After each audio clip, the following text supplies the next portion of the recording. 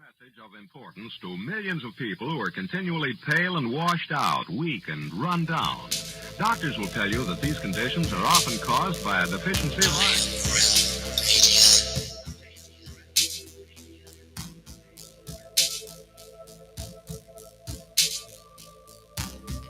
The iron you need to keep you physically fit and mentally alert.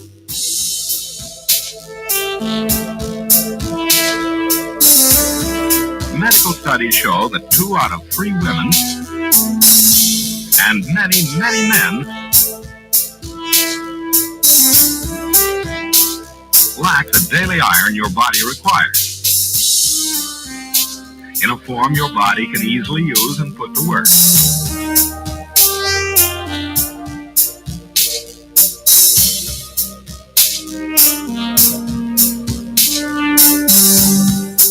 Every dose gives you more than your daily minimum iron requirement. We are awake, we are awake, we are not alone. We are striving for more. So if you're not getting the iron your body needs,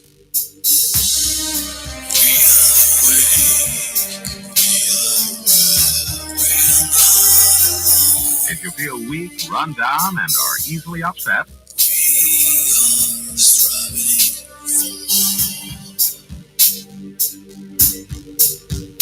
start taking iron today.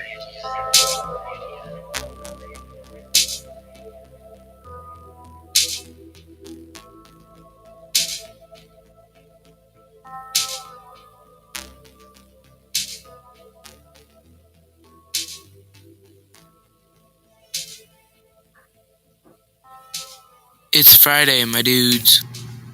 And a happy Friday to you all, TGIF. Welcome to Have No Sphere, right here on the Iron Rail Media YouTube channel, simulcast across the plane. Facebook, maybe. Twitter, maybe. I know D-Live's out there. I know Odyssey is out there. I know we're out there. But welcome. We have got an exciting show planned. I'm so excited Lucas did this. Totally out of left field. Wasn't expecting it at all. So let's just jump right in and say hello to the gang. Let's start off with Mr. Walter Johnson, because I'm pretty sure he wasn't expecting me to go to him first. He's got a channel called Flat Earth Head here on YouTube. Walter, how are you doing, sir? Well, I'm fine, and you are correct, sir. I am definitely not expecting you to go to me first, but that's fine. I'm ready to go, sir. I'm here. It's Friday. We have an amazing guest. You guys hear me yip yap all the time. We had an amazing show this morning. If you guys missed Josh's song debut, hopefully we'll have that a bit later. And a great video from Tommy and the Kakalaki crew. You'll definitely be seeing that a bit later. But thank you all for being here. I see some new folks in the chat. Welcome. Glad to have you all as well. Hopefully, I'll shut up in a minute and let you go ahead and introduce everybody else. Look, I'm going to do it right now. Awesome. Well, let's say hello to Mr. Zachary Zabala, the Nomad. Mr. Too Nice for Rice himself. He's got a channel here on YouTube called Good Times for All. Happy Friday, Zach. How the hell are you doing? Hey, everybody. Yeah, not too bad of a day. It's been warm here. I talked to a lady at the grocery store today. She said this is not usual. It's definitely been a lot hotter and a lot less rain than they normally get. So kind of a relief. I was thinking I was moving to, another crazy place, but nope, this isn't normal. So yeah, I'm super excited about the show. I've been waiting for her to get back for a while now, almost a year now. She's taken a nice little hiatus, and it's going to be so wonderful to have her back. So yeah, I'm really excited to get the show going tonight. Me too. Well, let's say hello to someone who is the epitome of stubbornness, the picture of patience. This is Cami Nodell. How are you doing, my dear? Oh, I am hot and sweaty in Carolina and so happy to be here for tonight and this guest. Things are getting warm and wonderful here. and I think it's time to move around and get on to our guest. Yes, let's. But first, let's say hello to the man that made this happen. Mr. Lucas King. He's got a tiny little channel here on YouTube called LC King, or Licking, or looking, or lacking, or there's all sorts of things you might mistake it for. But Lucas, happy Saturday morning. How are you doing? I'm doing well. I'm working my way into it, waking up. Had a big banana smoothie, so waiting for that to kick in. Does that taste any different than a smoothie made with several small bananas? No, I think it's pretty much the same. Just big or small, yeah. Big or small? Yeah. Huh. Yeah. I was just wondering why you felt the need to include it in the description of the smoothie. Used a big banana for a smoothie. Okay. Well, it's more the quantity of bananas rather than the size of the bananas. That makes sense. Quality the size of the banana. It's not, right, quality. Yeah, it's quality of it's not the size of banana that counts. Right. Well, at least you're putting it in a smoothie. I try eating them raw. People just give me funny looks. I found eye contact. Eye contact do it in is the slow key. motion. Eye contact and very slow and big bites. Take big bites slowly and always maintain eye contact. That's the key. Especially when you come to a light in a car. Just look over. That's it. I don't know. Or put it in a smoothie. Yeah, there you go. Well, let's jump right in and say hello to our tonight's guest. Lucas, why don't you do it since you're the one who made this happen? Well, everyone can welcome Patricia Steer. So, how you going? I'm doing great. Thanks for having me on, especially Lucas, you, because we were in a chat, kind of just, that's how it happened. And you asked me if I would come on, and I'm like, of course I would. I can't believe anybody remembered me. But yeah, I mean, I had a channel called, and of course the title of your show is a play on that, but my old Flat Earth channel that I started in 2015 was called Flat Earth and Other Hot Potatoes. And I deleted it, fit of rage, in 2019. So I had to. I was just at that point emotionally overwhelmed with all the false allegations, hatred, anger, misunderstandings, people just being dicks, that I just felt much better moving away. And I did. And I regretted it. Off and on, I've regretted it. But, with all this pandemic stuff that's happened, I felt very alone. And I really missed the people that I got to know over my time in Flat Earth who were awake. And I noticed, coincidentally, everybody who was a Flat Earther is awake to what's going on. And everybody who's a Flat Earther hasn't been sick or funny that received a poke in the arm either. Try explaining that to anybody who believes in all that stuff. And they'll say, well, I've heard this, they're probably sick or in hospital or getting the poke, but they're just lying about it to you because of their pride. And I say to that, although I have no proof because I'm not in every country meeting every person, no, they're just not sick. And the reason for that is because the number one way to catch it is to watch TV. So most of us don't. Exactly. Most of us don't, except for maybe occasionally for here, there, and everywhere. But we're not brainwashed by the news, so therefore we don't catch it. People do get colds and flus and all those other things, and I'm sure people that we know have had those things, but we're certainly not getting tested for anything. We just deal with it at home like we have since we were children, with some nice tea and some oranges and banana smoothies or whatever the case may be, and we're A-okay and fit and ready to go. So it's really no mystery. The only mystery is how come the world's gone completely and utterly mad. I mean, and we all know it's a plan. It's been in the works for perhaps decades, but the fact that people haven't looked around and awakened to it is shocking. I get how that's people, the biggest one. I get how people don't awaken to Flat Earth. I mean, we have, and we know people who have in the interim since we have, and we've been responsible for waking up people to a greater or lesser degree.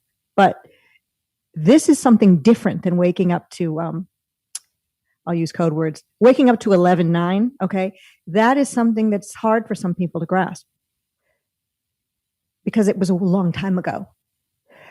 Waking up to flat Earth is hard for some people because they grew up with watching space stuff.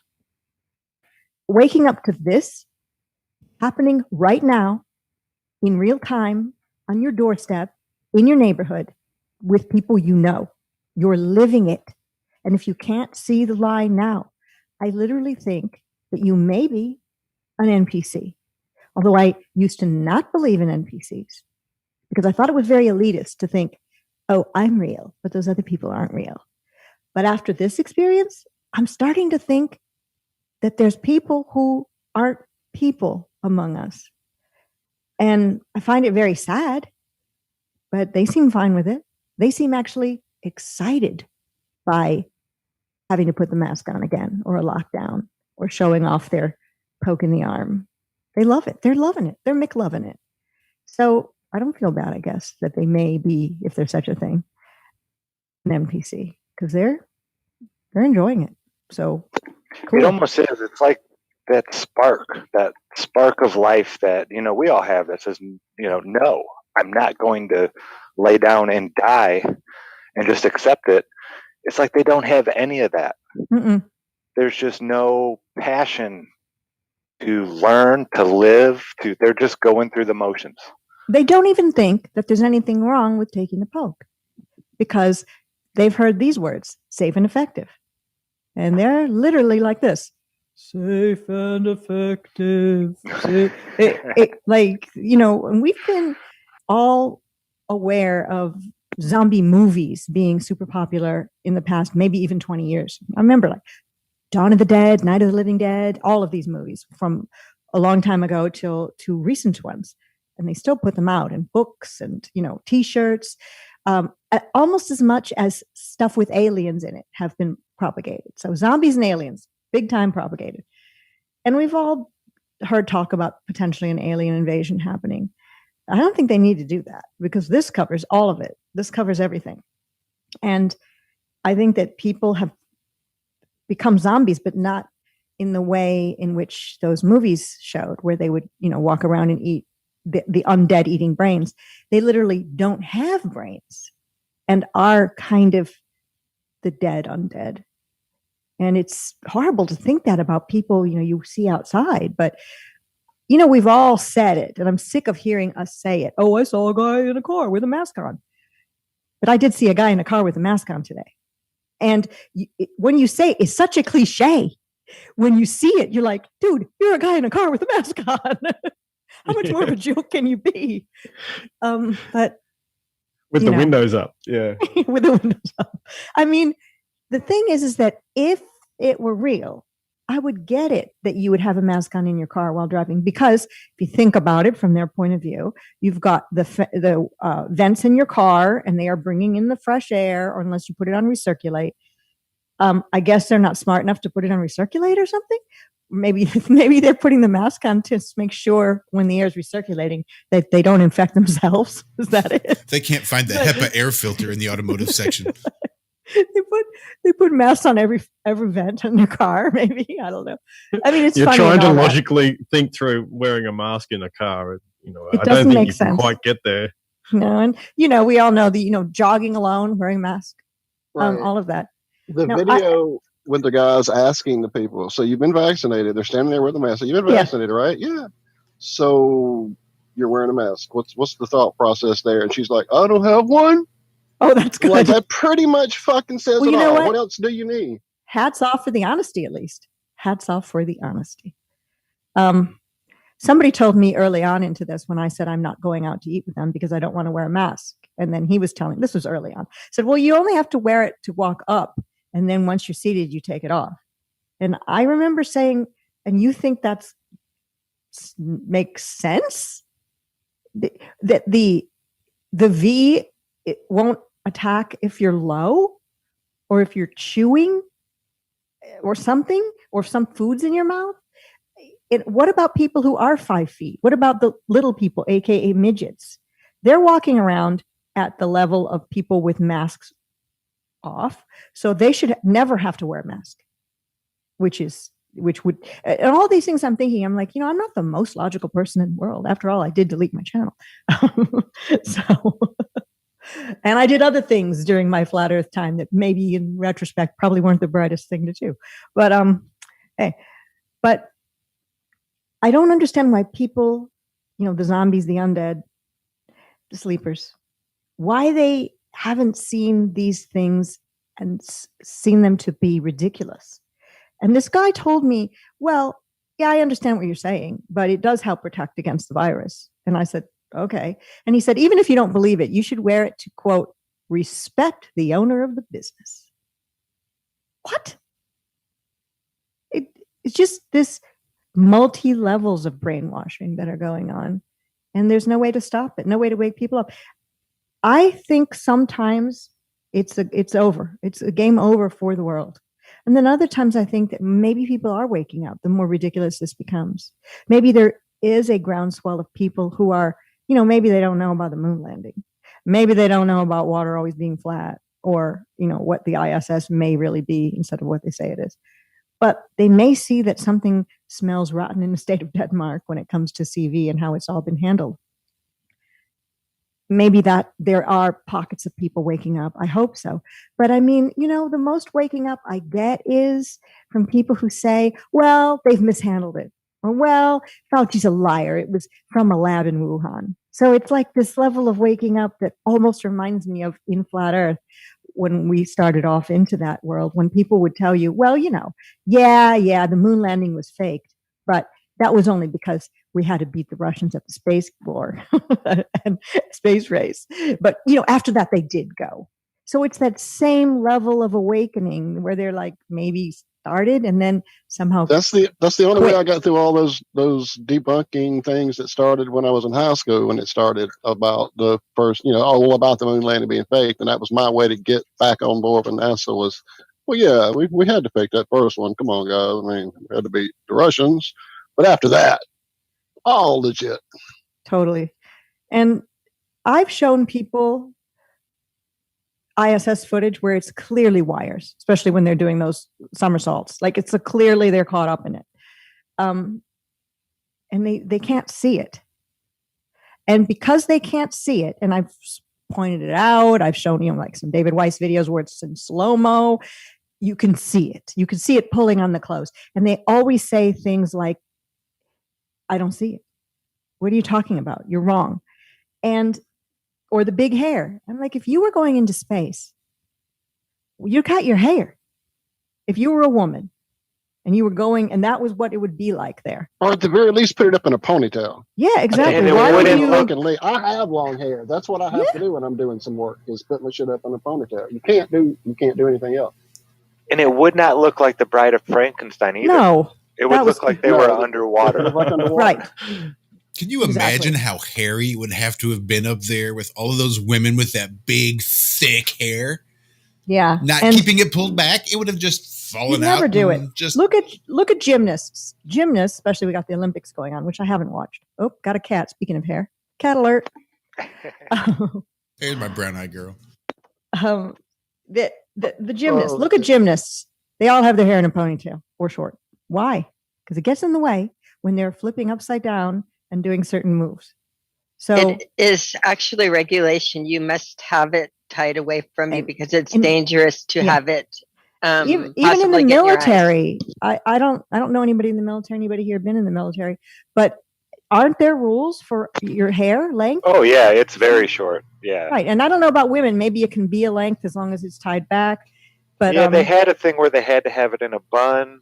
Yes, but I think they've above the collar, I believe. Yeah, right. It's above the collar now. I recently, during this, when my hair was pretty long, and I recently cut, I think 9 inches off my hair recently, which nobody would notice, but it was like below my waist because during this whole time, just let it grow, and it looked pretty cool, but it was getting in my way, and I'm not on an ISS doing scientific experiments. I'm just living a normal life, but I couldn't take it. It was so much in my way, even if I held it back. But people don't see it. They don't see the obvious harnesses. They don't see the fallacies of the whole mask thing and how they don't see it. And I don't know when they ever will see it. you have to say they won't. Let 'em Apparently go. they're not at this point. I mean, we're what, a year plus, year and a half, what into this shit? Seems like it's been But- going way longer. We count from in the U.S. from March when the government first started. No, talking it was about like to me, it was like the November, December. Yes, area when it November, kinda started December. kicking off with little inklings of things. Yeah, from And China, those right fake before videos. that, right, and right before that, the whole world was out in the streets protesting. Does anyone remember that? Every country had That's hundreds right. of thousands of motherfuckers in the street protesting, and then suddenly that all went away. Right. Actually, I have to ask you a real quick question before this gets too far away. When Yeah. you had the longer hair, Yes. any change to your like feeling about the world or the feeling No, about people because around you or sensitivity that's what about they say. things? That's I just what they wondered say. because mine stops here. This is it. This is my hair length. It Right. doesn't go any longer. So I know people have a length they are there. It's I could their be hair Crystal length. Gale. I bet mine Apparently could you're grow all the way Rapunzel, right? if I let it. No difference. When I first started Flat Earth in 2015, my hair was shorter than this, and I woke up to Flat Earth after seeing Mark Sargent's Flat Earth Clues and then seeing a bunch of other stuff. And Flat Earth Clues didn't have a lot of science in it, to be honest. It was more like a concept and an idea, which worked with me because I'm not the science experiment person, but it worked for me to get me thinking. And then I looked at all these other videos, et cetera, et cetera. But yeah, and so my short hair didn't make me non-sensitive to what was going on. So me cutting my hair now, I'm still the same. I cut my hair actually recently, I would say maybe about 3 weeks ago, to freshen up my mindset. Women do that with their hair. Oftentimes, if they are ending a relationship, it's famous to quote, "Wash that man right out of my hair," an old song. But you just like get your hair cut really short if you're a woman, or change your hair color. I'm never changing my hair color, but I had a buddy of mine who almost every time we would get ready to go to a concert, he would shave his head and he would tell me that, dude, I'm getting ready. I'm freshening up for the concert. And I'm like, I don't think I'm going to shave my head today, Mike. Shout out Trippy McGee. But yeah, It's like, for me, it was, I was thinking about getting back into the fray with Flat Earth, not just Flat Earth, everything. Just going back and starting to make videos again with people, without people. I don't think I'm going to interview people like my old show. I'm not going to revive the Flat Earth and other hot potatoes thing because I think it's a time and place and that's over. Because I don't have all those old videos and it's over. Well, yeah, you hit it right at the right time, right when it had started and nobody knew who any of these people were, none of their backstories, and you gave that to us. Well, I mean, I think I helped other people give it to everybody, if that makes sense. Well, yeah. But without you, they wouldn't have had that platform. I remember David Weiss told me that he saw me do my first video. I didn't know him then. And he sent the video to maybe Mark Sargent or someone else and said, "Who is this person? What the hell?" Because it was new then to see people with their face. Mm-hmm. And I was talking to a guy, I can't remember his name. His name was Michael somebody or other. Disappeared from the scene, getting a lot of hassles. Wow, I can't even remember his name, but I did 2 videos with him. And then my next video was with Mark Sargent. And because he'd... Stars or Souls? Stars or Souls, thank you! Stars or Souls. Yes, and the only reason I did my first video with Stars or Souls is I wasn't even planning on really doing videos. I was in Flat Earth and posting on my Facebook, and being vegan, he was vegan. So we kind of connected on Facebook, and, he was posting Flat Earth stuff and doing videos, and I subscribed to his channel. Or I didn't even subscribe. I watched his channel, so I didn't even have a channel to subscribe. And he contacted me knowing I was a Flat Earther because I share videos on my Facebook. He said, "I'm doing a documentary. Would you be on it and talk about veganism and Flat Earth?" I'm like, "Sure." So I didn't even know, how do you go on a documentary? What do you do? And he sent me a link. I think it was Skype. I don't even remember. I had no idea how to do any of it. And of course, I didn't have a channel, and I'm very non-technical. So he and I talked, and he said it would just be like a 5-minute piece. And he and I talked. I think we talked for 2 hours. And at the end of the 2 hours, I said, "I'm going to start a channel next week. Do you want to be my first guest?" Now, it was almost like it came out. It just came out of me. Like, what, I really want to start a channel? I mean, I'd thought about it before, starting a channel, because I'd seen all these people or heard of these people doing videos and wanted to know, who they were and what they were about, how they woke up and stuff. And I thought, well, it would be cool if somebody would ask them and they'd do shows on it. And then I thought, well, you could ask him. Then I thought, who's going to agree to be on a show with you? You don't have a channel. You're nobody. They don't know you.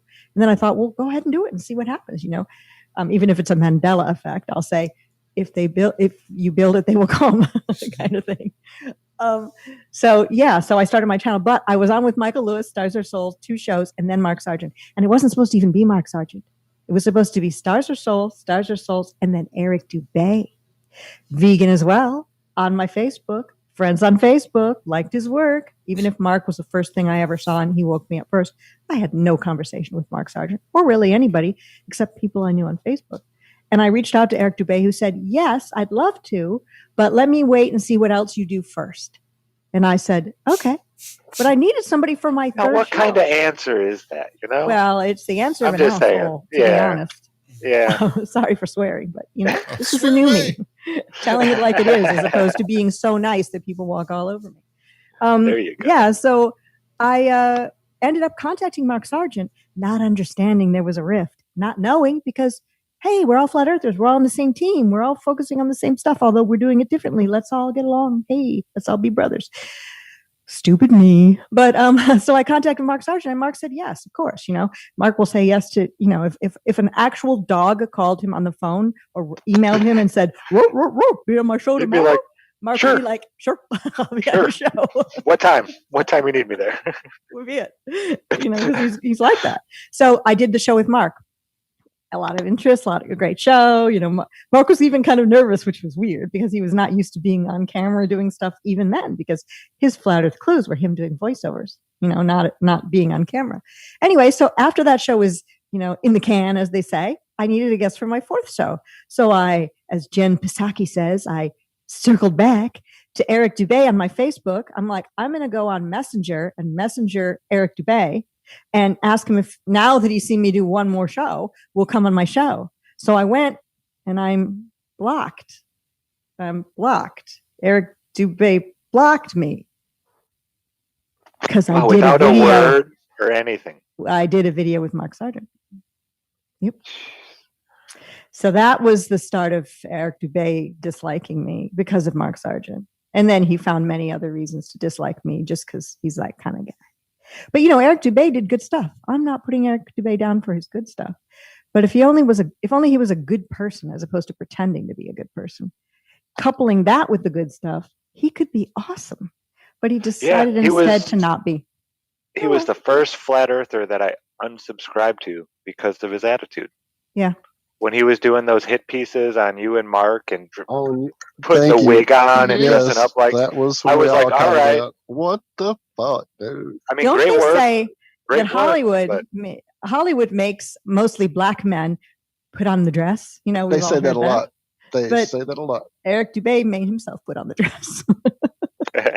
And then I thought, instead of being aghast and shocked and sad that he did that, I should have been proud. Because if I didn't matter, he wouldn't have done a parody of me. Exactly. Somehow, something about me bothered him.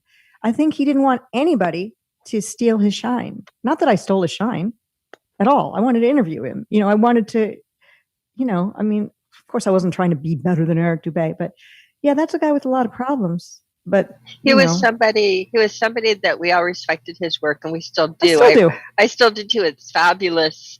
Yeah. And I still watch his videos. I do too. His stuff, his work is excellent, and his proofs are excellent, and all of that stuff. And we wanted so much to like him and be friends and that. And he made hit pieces on us. So yeah, exactly. Because we wouldn't what? That's I the don't thing. know. I never know. knew. I mean, if Eric had only given me right. the rule book of how I was supposed to operate my channel, that's what I was about to say. Oh, yeah. Is if only these people would let us know how we're supposed to act for them individually, because we're just who we are. But that sometimes doesn't work out. Yeah, but if they do give us the rule book, I know what. How I would be like, tearing it up. It would have saved a lot of grief, though. It would be like, okay. Okay, I'm not supposed to smile and have fun when talking about this horrible situation of lies we're under. Well, guess what? If we don't have fun and become friends with one another and bond and have fun sometimes, we will go absolutely insane.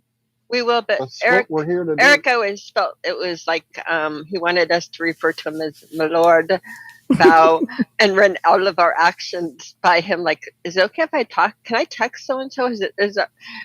I mean, Who can I be friends with? Who can I be friends with? Okay. Well, yeah, the guy even put out a list of people that you aren't allowed to be friends with if you want to be his friend. Yeah, that's cool. Messed up. Just saying.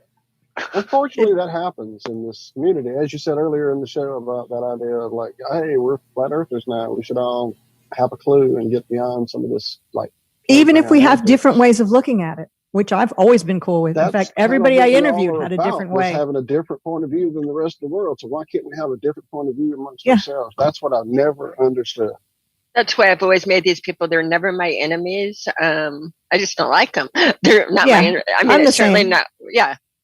I've never, I never lashed out at anybody. I never struck back at anybody.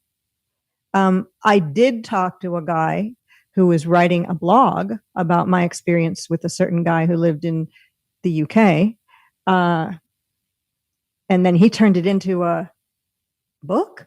And then he turned it into a video along with Karen V and David Weiss that she voiced and put out there, which gave a lot of people some idea of like stuff that happened to me and whatever. Maybe it wasn't the best thing for me to talk to him, but it was actually amazing. It was almost like I felt so much time had elapsed that I felt like all the pain of what had happened to me was like in me and eating me up. And like, I don't live around lots of flat earthers, like Cammie, where you live now and where you lived before. I mean, a lot of people have friends and family members or husbands and wives or children, at least, who are on the same page. I don't really. So it's what keeps you sane. You have to have it. I got to let it out and it helped me. And I didn't know it was going to be made into a video and put on YouTube. I kind of thought he'd put it on his blog, which was a fringe Christian blog. And nobody would ever see it, but just venting it would make me feel better. And then next, he's like, "Oh, it's a book on Amazon." I'm not that tons of people are reading that. And then Karen B voiced it. Anything Karen B voices is like beautiful. Just to listen to it. It was powerful. It was powerful and affected the people on this show, this panel, quite a lot. In fact, we had a show right afterward where we were all pretty emotional about the whole situation.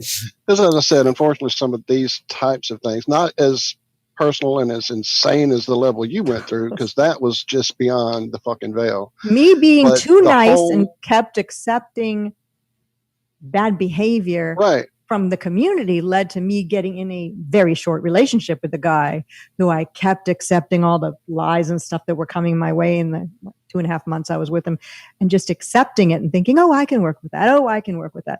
I'm like, why, who am I? What happened to me? Just to be with somebody who is a flat earther and on the same page. I mean, this guy, like, what do you wake up? I should have shook myself.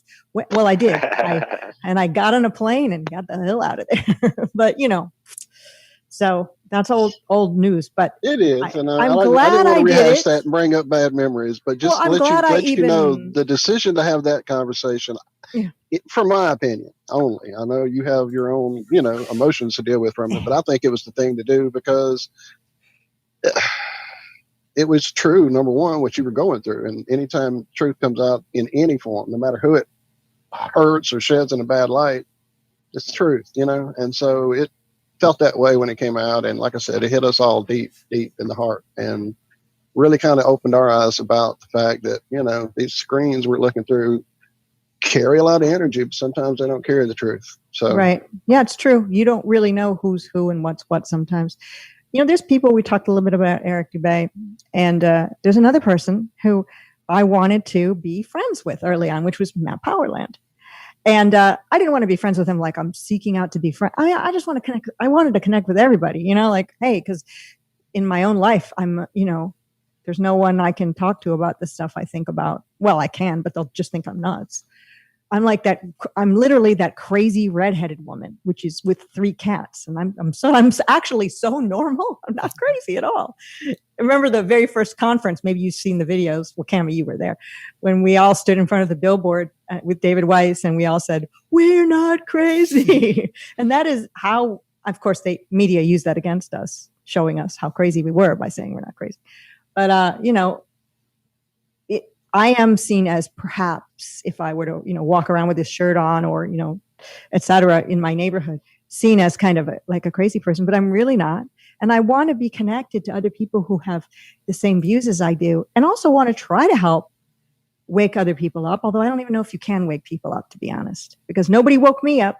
I found flat earth clues on my own. No one directed me to it. No one's explained step by step this or that. No one said, okay, so what about satellites? How does that work? Let me find a video on that. Well, I don't know if I believe that guy. Let me find another video. So, but I did find Matt Powerland, and something about his personality kind of rubbed me the wrong way, but not everybody's going to be your cup of tea. So I thought, that guy, I'm going to try to interview that guy. I saw a lot of ego, but you know what? A lot of cockiness and a lot of ego can come with a pretty cool person. It can. Just like a shy person can be super awesome. You just have to scratch the surface. A cocky person is just the same as a shy person. They've just developed a cocky attitude to cover the fact that maybe they don't love themselves, or maybe they're actually shy inside. So knowing that, I, reached out to Matt. We had a bunch of long phone conversations in which I could tell he was recording me. Like, I thought that was weird. Like, I'm not going to, I don't know. Okay, yellow 27-9. Right. And then that early on, we all weren't sure what the etiquette really was in those situations. Yeah, like he was expecting me to be saying code words to the CIA while I was on the phone with him, or I don't know what he was expecting.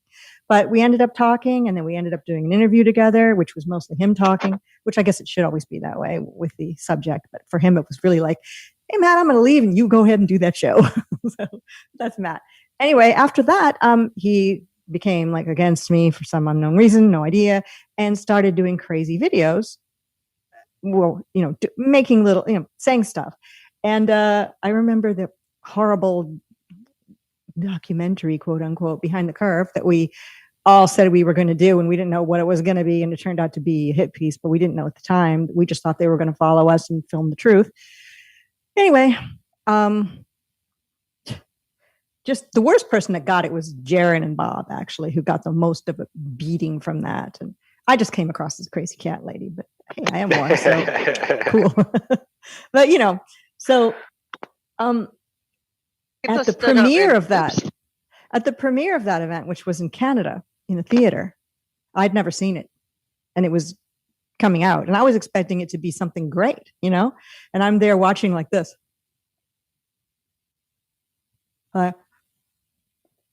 Just in sort of shock and horror. And it was nice to see everybody on screen. That part was cool. But the part of where they cut it and spun it and what they chose to focus on was that was brilliant.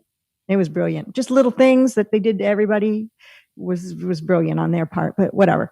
In the theater afterwards, I was sitting in the theater with Mark Sargent, actually.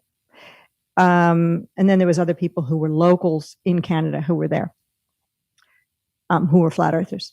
And they turned the lights up and they asked the guys on stage who made the film, said, are there any questions? And a couple of people yelled out questions from the balcony, and you could hear them. And they gave Mark and I mics so we could answer them if we wanted to, because we were the only two that were there that were in the thing. And one of the questions was, what about the guy with the ship, Matt? What do you think about him? And I'm like, guy with a ship? That doesn't have a ship. And so I said, I knew what they meant, because he was always saying he was going to, take a bunch of ships and go to Antarctica. And this is what I said in that theater, which was pretty crowded, and it got caught on video. I said, Matt Powerland is never going to Antarctica. Mic drop. I didn't drop the mic, but I should have. And you know what? Matt got that and made a ton of hit piece videos on me after that. Weirdly making videos with the cover of the actual Disney cartoon character Cruella de Vil. Do I look like Cruella de Vil? Actually, the original Cruella de Vil looked kind of cool. Not at all. But like black and white hair and like yeah, body, and I think she smoked for the cigarette holder and like killed puppies to make coats. I mean, I'm vegan. I have cats. I mean, it doesn't even make any sense. But he made a bunch of hit piece videos on him because his pride was so wounded by what I said.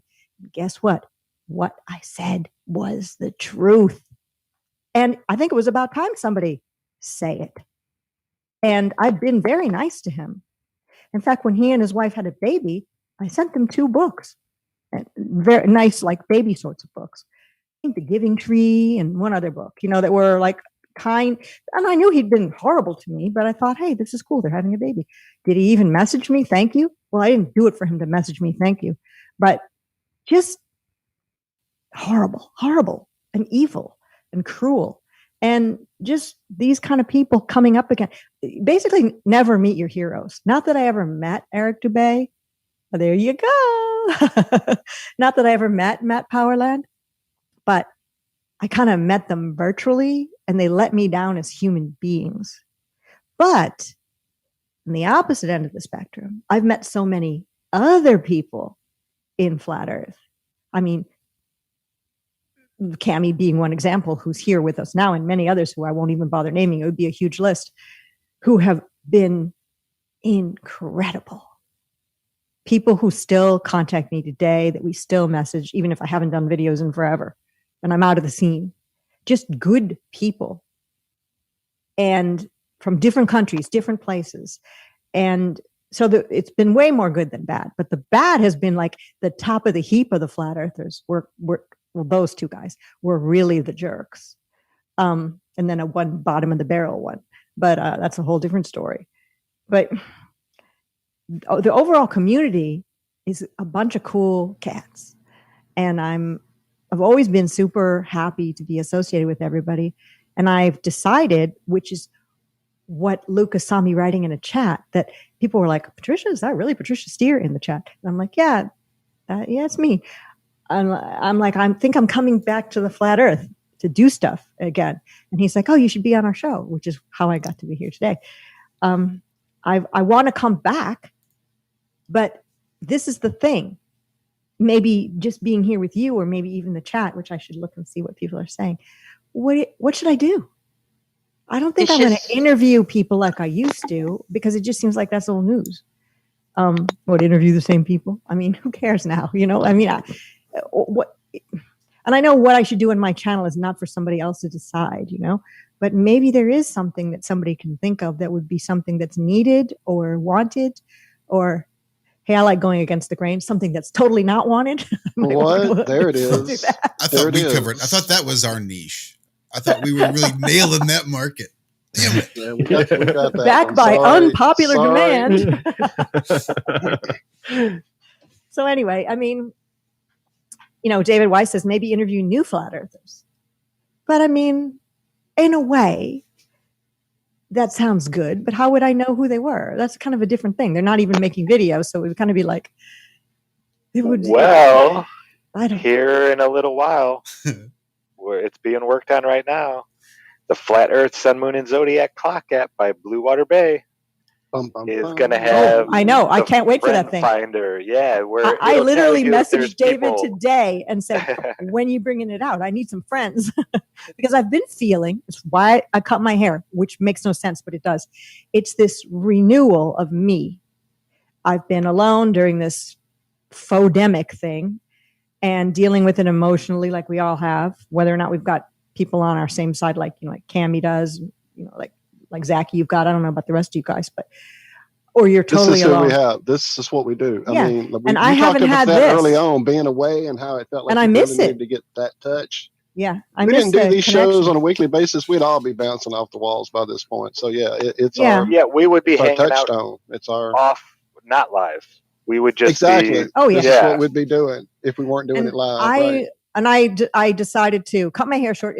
Not because I need shorter hair, because it was a change, a visual change that was like it doesn't even make sense, but like a thing that reflecting my. Well, yeah, it's like a refresh. It's like hitting the refresh. It's just a refresh. I hit the refresh button on my hair. Anyway, that and deciding to go to Flattoberfest. Nice. So I bought my ticket to Flattoberfest. Now Walt and Josh, you guys have to go. Come. We have to go. Yeah, we haven't made it out there yet. We haven't. So. I didn't go to the last one. I didn't go to the very last Flat Earth conference either. Because I was in my, not being involved in Flat Earth mode. I didn't want to be one of those people who quit and then comes back. You know what I mean? How wussy is that? It's like those people on Facebook who post things like, I'm going to delete my Facebook. By Well, the just delete your bullshit. Facebook. You don't need to post it. Or going back to Right. an old girlfriend for sure. Yeah. Yeah, exactly. It's like, yeah, it didn't work the first time. Probably not going to work the second Yeah, time. it's never going But to I work. was, you know, I was thinking about, you know, what you could do, and it's like you don't have to limit yourself to flat Earth. Even Oh no, like, I can't. for us, we've been sort of diving into, you know, the mud flood stuff, electric universe sort of things. You know, all the stuff we're interested in, and think about exactly when the camera's off. That's what. I mean, I have a channel that I created a while ago, and I've done a couple of videos. I've deleted them because they got old. Like they had a shelf life. They were talking about the beginning of CV. I could have left it, but I don't have very many subscribers, so it wasn't like my old channel was. It's kind of just the channel is there, but there's 2 videos. That's it now. But I mean, it's called Patricia Steer because hey, that's my name. It's not that much of a catchy name title, like Good Times for All or something. It doesn't have. It's not a name. It's my name, you know. Or licking. I always thought it was Lock King. Lock King. I would think lock. Why lock? Title locked. I mean, licking is going to stick.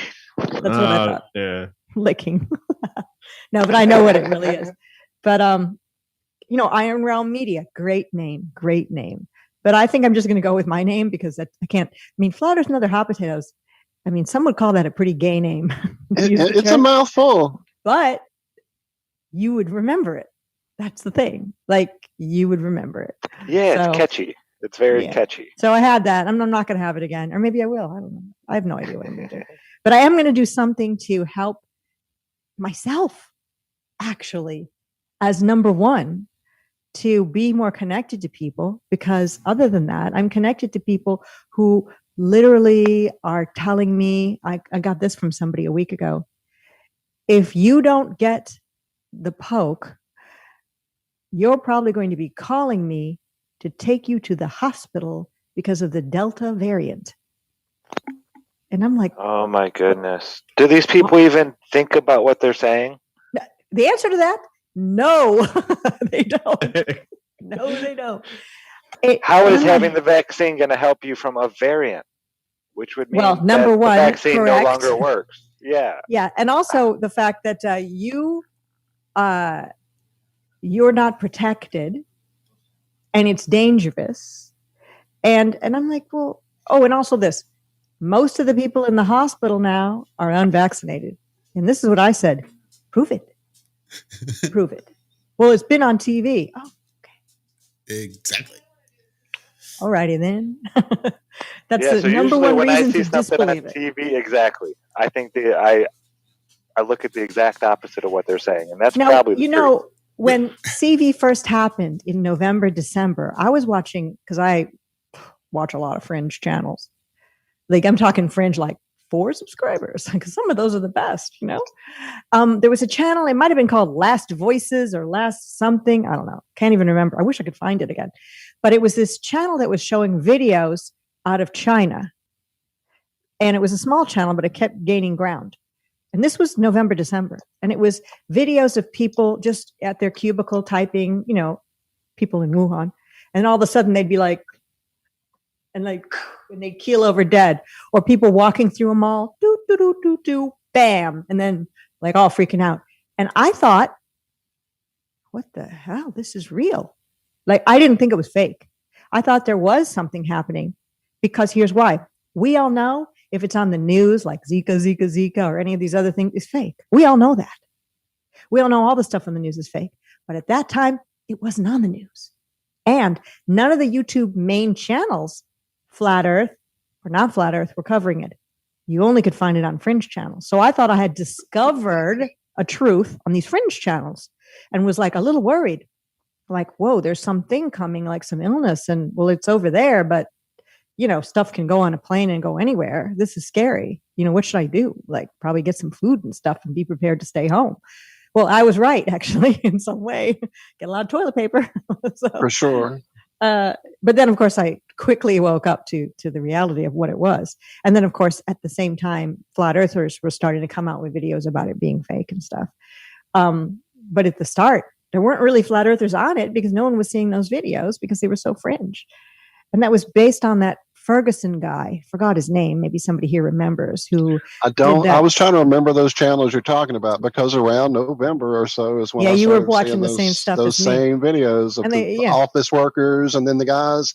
Those same channels were the first one showing all the like guys coming through with the big sprayers and shit too. Remember, with and it's some like, white stuff coming out. It was kind of like, spraying? this is a little weird. But What's it didn't going look on? fake. I was getting the Didn't same look fake. little like, is this Like, it? Really? and Finally, the locking people down in buildings and bringing them food, and people screaming while their husband was being drug away. And now, in retrospect, there's the movie called Contagion with Gwyneth Paltrow.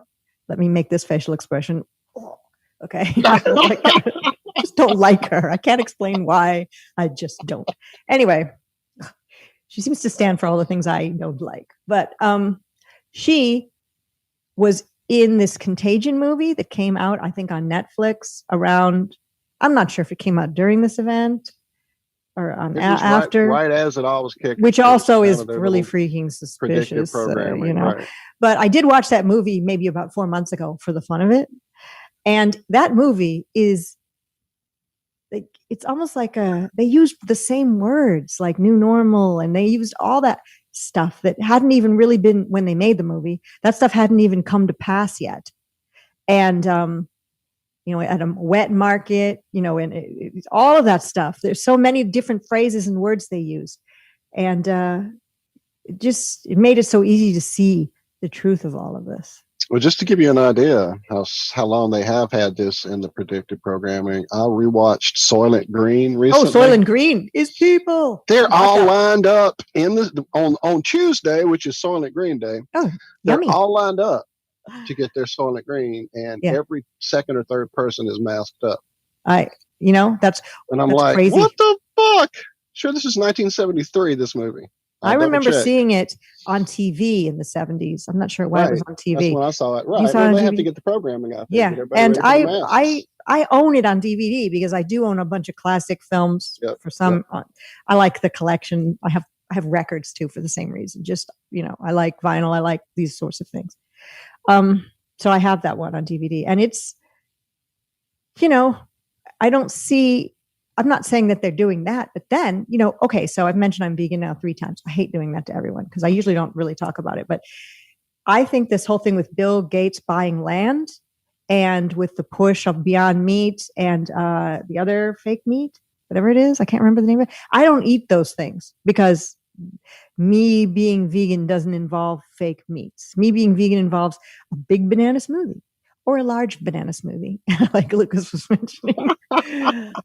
Generally try to stay with fruits as the number one, because I see that as being the best like energy source just for me, and I've been vegan since first day of 2013, actually. I was vegetarian before that. I didn't even know vegan existed before that. I don't know. So, but the whole thing about Soylent Green, I don't see that as being the thing that's going to happen. But I wonder sometimes if what's in these Beyond Meat products and what's in the other one, I can't remember the other one's name. There's two main ones. If there isn't some element of a Soylent Green or people or aborted fetal tissue, that's probably a key word on YouTube. Sorry. Well, they saw everybody drinking their banana smoothies. Yeah. The large banana smoothies, and they decided to make it a drink. Yeah. They just bypassed the whole cracker thing and went straight to a drink. Just to let you know, if you think you've never eaten human before, 4% is allowed in meat of human. But why? What, was somebody's finger cut off when they're butchering? 4% seems like a whole lot to me. I mean, you know what? That's gross. That is, that's gross. A lot. Well, I know that there's a percentage of insect parts. I get why that would be, because they're flying around. But if I look at, I think redheads, for example, natural redheads like me, I think it's 2% of the world population. Now, unless you're in like Scotland, Ireland, England, you don't see a ton of redheads around you. Maybe in certain parts of the U.S., there's more than other parts. It's because we know your secrets. We know you're all out to get us. Well, the thing is I know the percentage of what it looks like to live in a world where you're the minority as a redhead. But to think about 4% of redheads, I'd probably be seeing a whole lot more. And if 4% in your food can be human, that's crazy. They also use something. They have a name for it that you have to really look into it and then look again, deep, deep, deep, deep, to find out that in certain skin creams, expensive skin creams for women to keep you youthful, they use either aborted fetal tissue or they use foreskin tissue. And they call it some other name, like, and then you look up what that name is. I wish I could remember it right now. And then it says it's special tissue used, but they don't, like, yeah, but tell me where it's from. You keep having to go again and again and again. And then I found finally what it was, but they're not telling you that up front, especially not on the product labels. So there's a lot of stuff where we've been probably eating children, foreskins, aborted babies. I mean, I know that sounds like not so conspiracy stuff, but hey, I'm Patricia Steer. Pleased to meet you. No, it doesn't sound nuts at all. Right.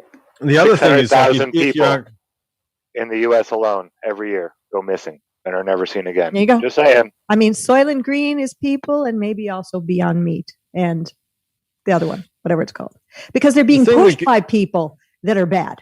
They're being pushed by Bill Gates. They're being pushed by, I can't think of the other people, but we could look it up here. We all know.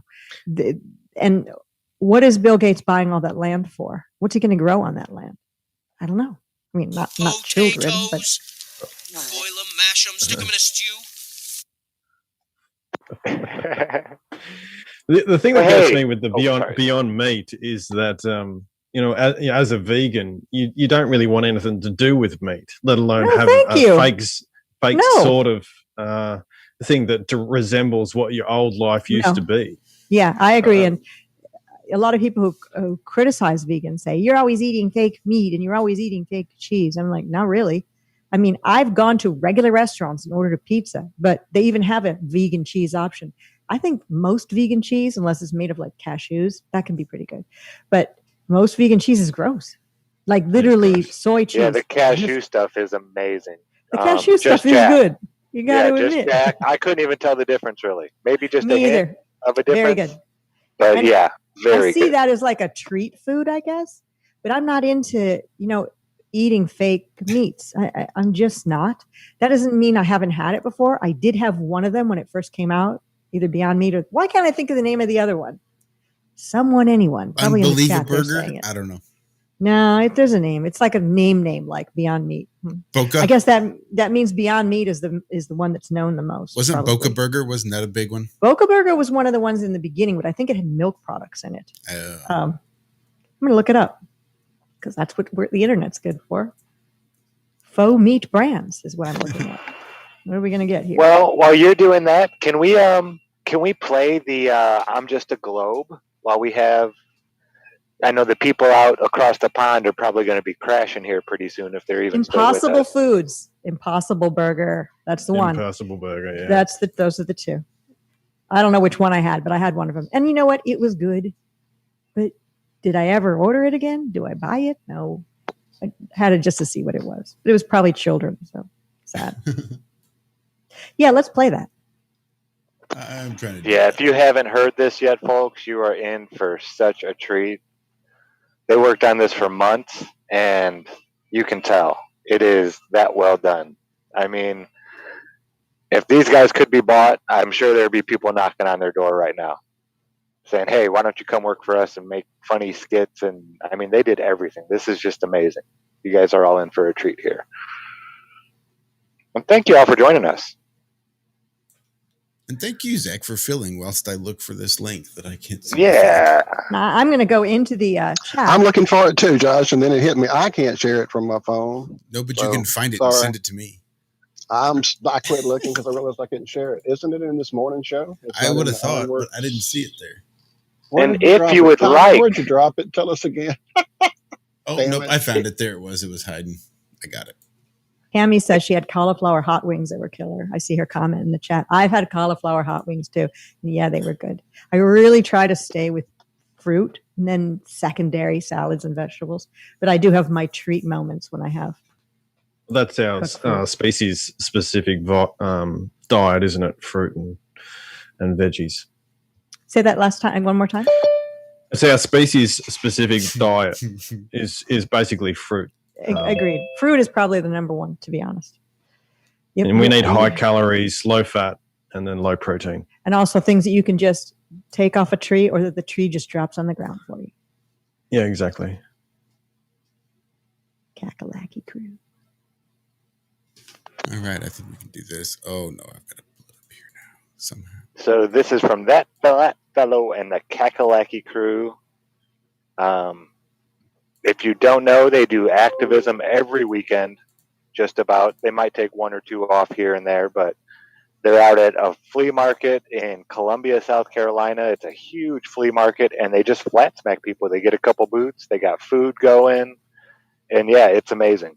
Austin's been out there, Just Jack and his family. They have it's probably 20 people usually that go out there and just hang out and flat smack people. It's very cool.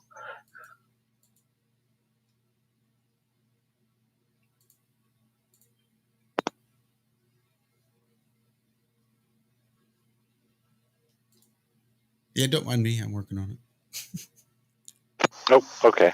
Sorry about that. No, I didn't know if I was over talking it or I just jumped back into the Zoom. I should be able to let you know. I don't know why it's not helping me out here. I thought this would be a lot easier to just do. All right. You know what? There's more than one way to skin a cat. There's a funny comment I have to read that says, "What's in McDonald's plant-based PLT? People, lettuce, tomato." That's from Debbie Dew in the chat. Yeah, that's good.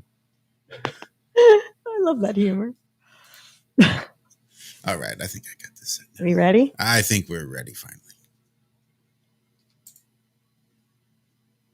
I say that and cross my fingers for audio.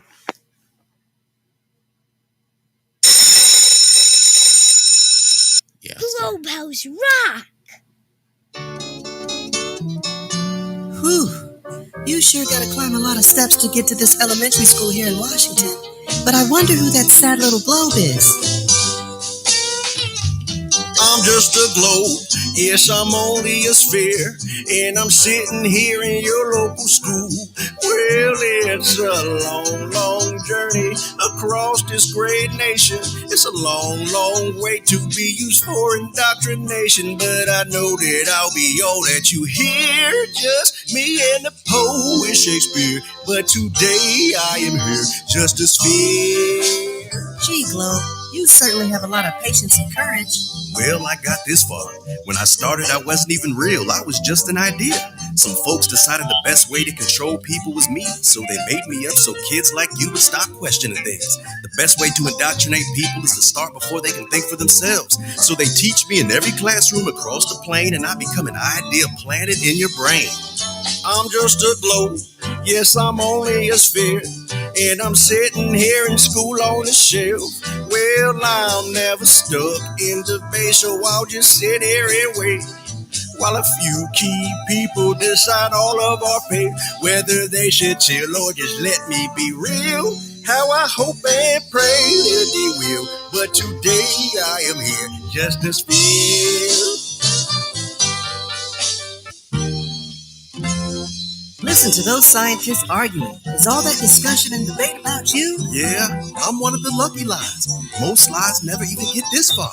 I hope they decide I'm a big enough important lie, otherwise I may die. Die? Yeah, die in debate. Oh, it looks like I'm gonna live. Now I go to the education system and they write about me. If they do, what happens? Then I go to the schools and I wait on this shelf and the whole thing starts all over again. Oh no! Oh yeah! I'm just a globe. Yes, I'm only a sphere. And if the scientists can't think for themselves, well then I'm off to this shelf where I'll be put in a book. Put there by the crooks for the teachers to preach. If they teach me unclear, the facts disappear. And I hope and pray that they will. But today I am here just a sphere. You mean even if the whole world says you aren't real, the education system and scientists can just make you up? Yes, that's called indoctrination. If the schools teach me, I'll be in every mind of every kid and they'll teach me again and again. And by that time, you're so old that you won't question anything they say. You will take it as fact. It's not easy to become a lie, is it? Yes, but I hope I stay true to myself. And I'm not just a globe on a shelf. They rejected your indoctrination. Now you're free, Globe. You're a Gleason's man. Oh, yeah!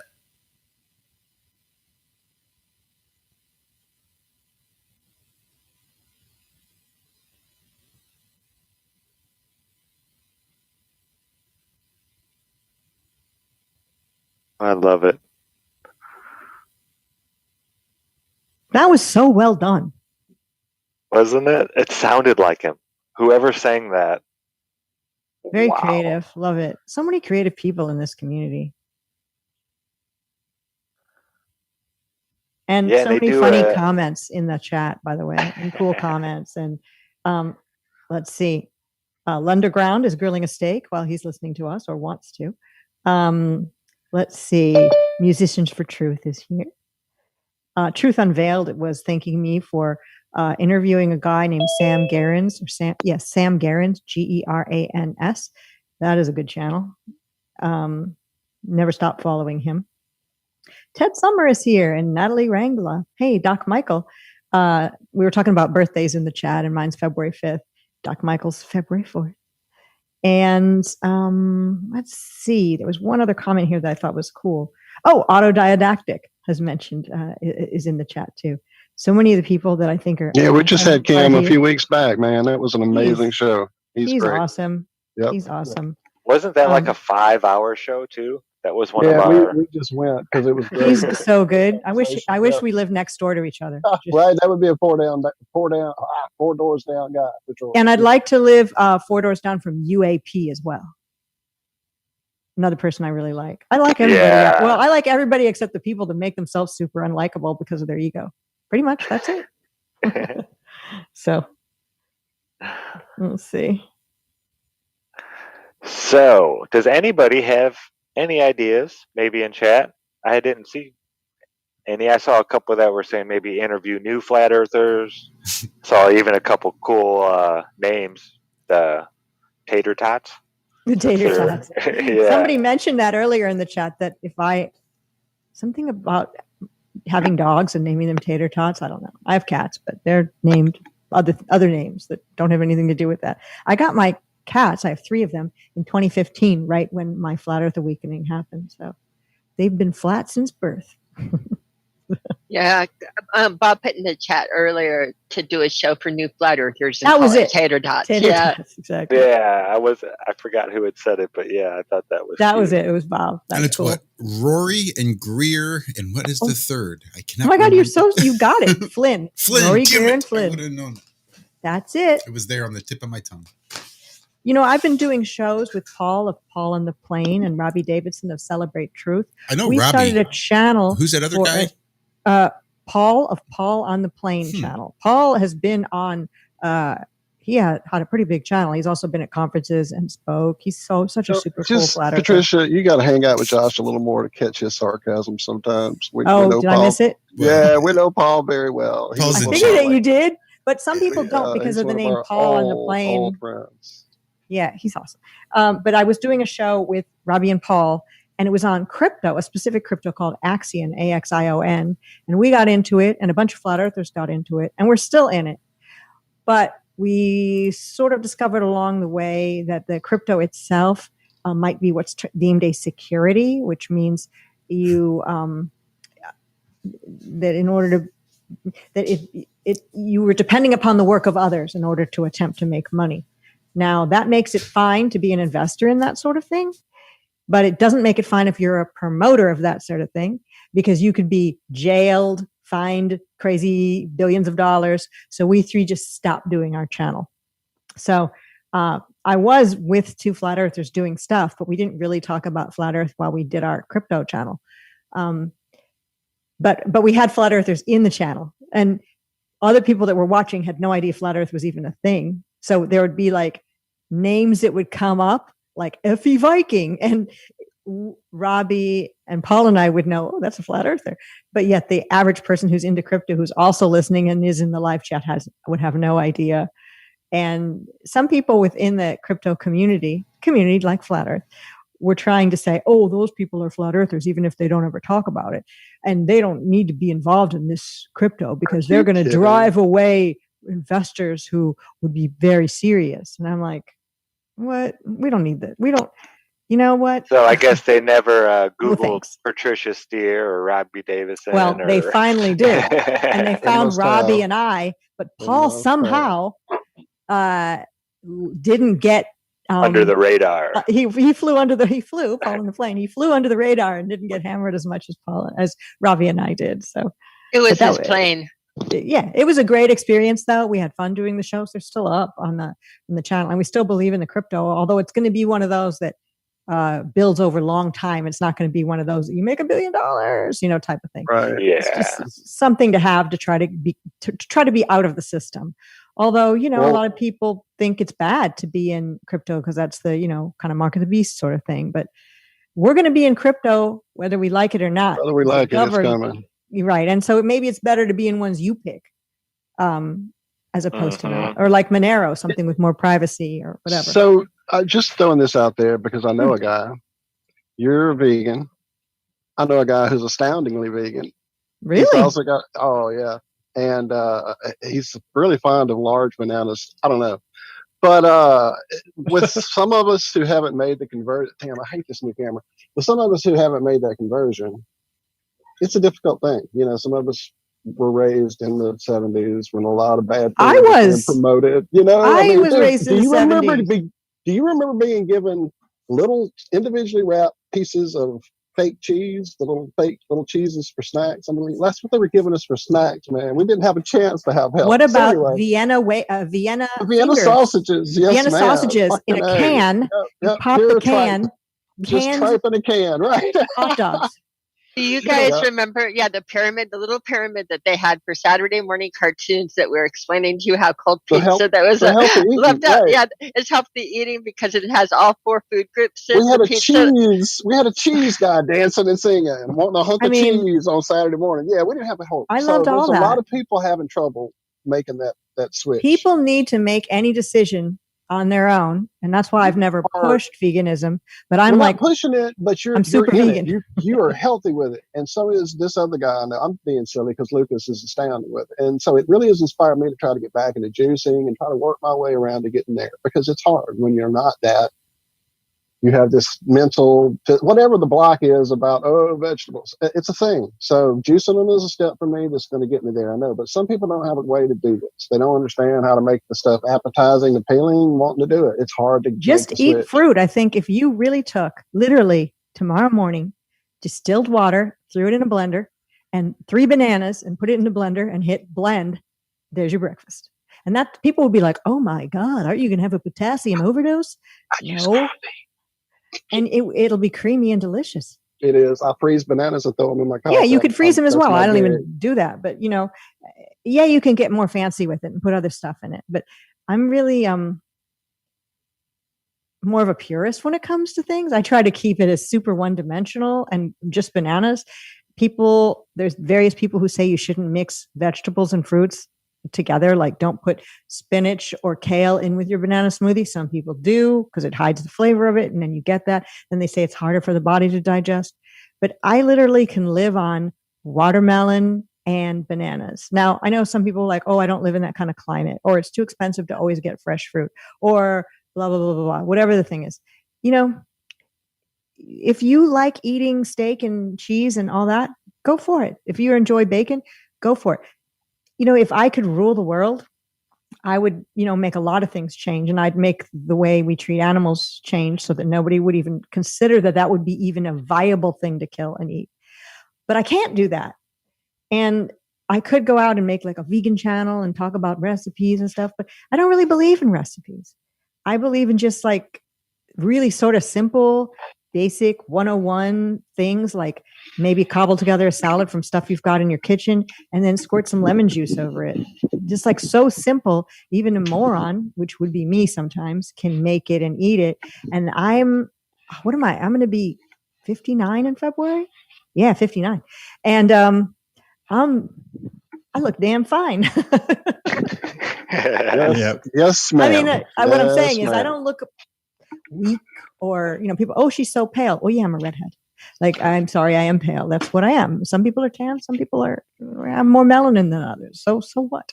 So some of us are almost clear. Yeah, exactly.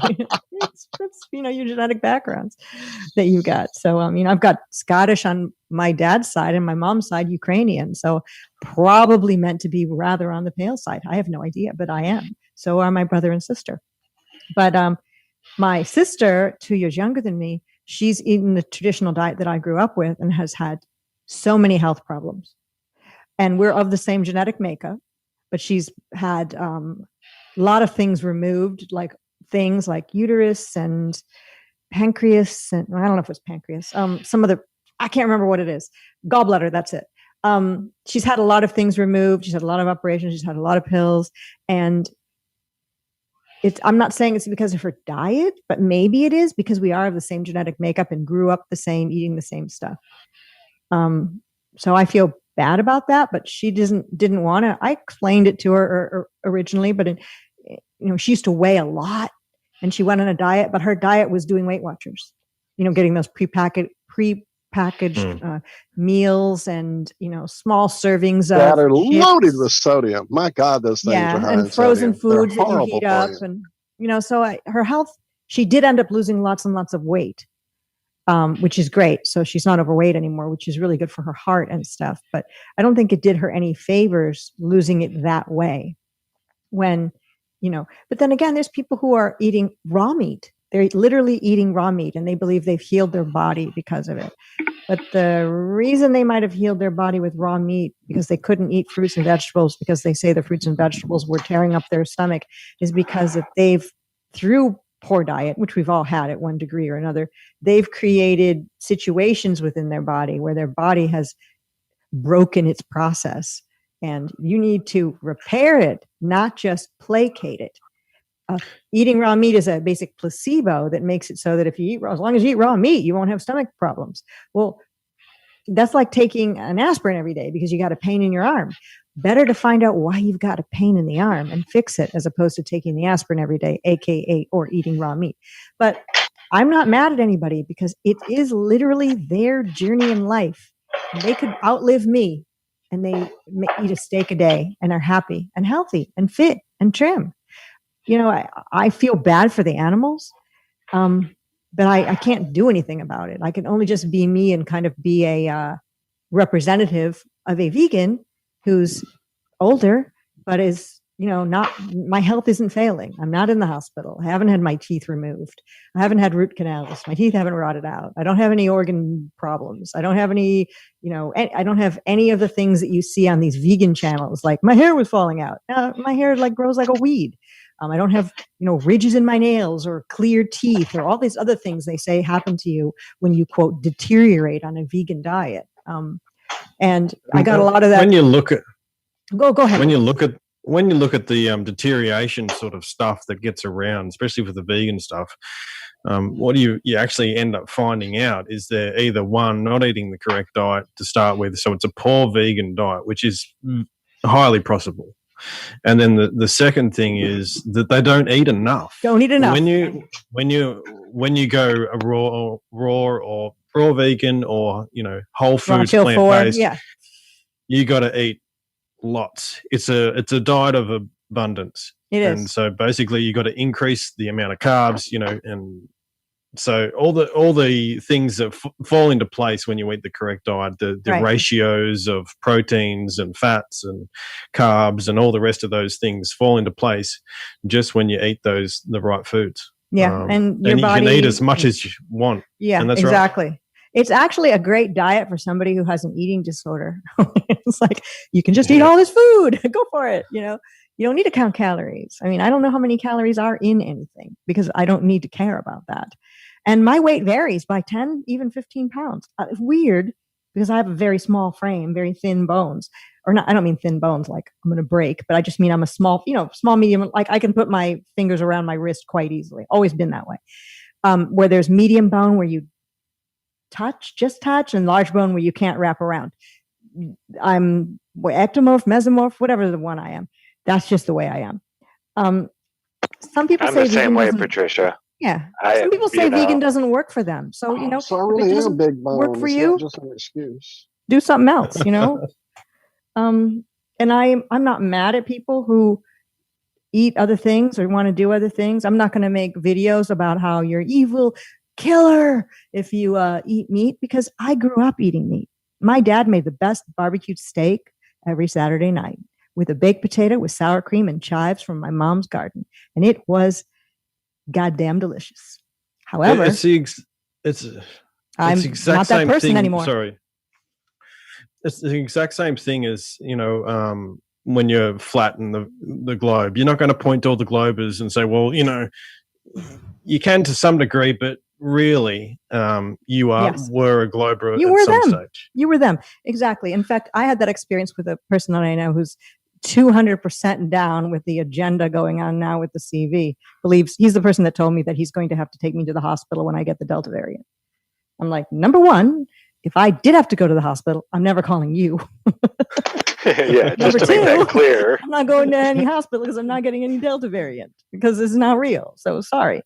But he told me this was after they lifted the mask mandate in Texas. And he'd been wearing one the whole time, of course. Everything that they said to do, he did without question. Because he never even thought to question. Even if I told him stuff, he just sort of like, I think me speaking or writing him a text was like the sound of wind blowing in the air. It was just, and it never like made any impact on him. So he told me after the mask mandate was lifted, I was walking somewhere with him and he saw people wearing masks. It had just been lifted like by a day. And he just stopped wearing a mask. And he said, what's wrong with people still wearing masks? This is crazy.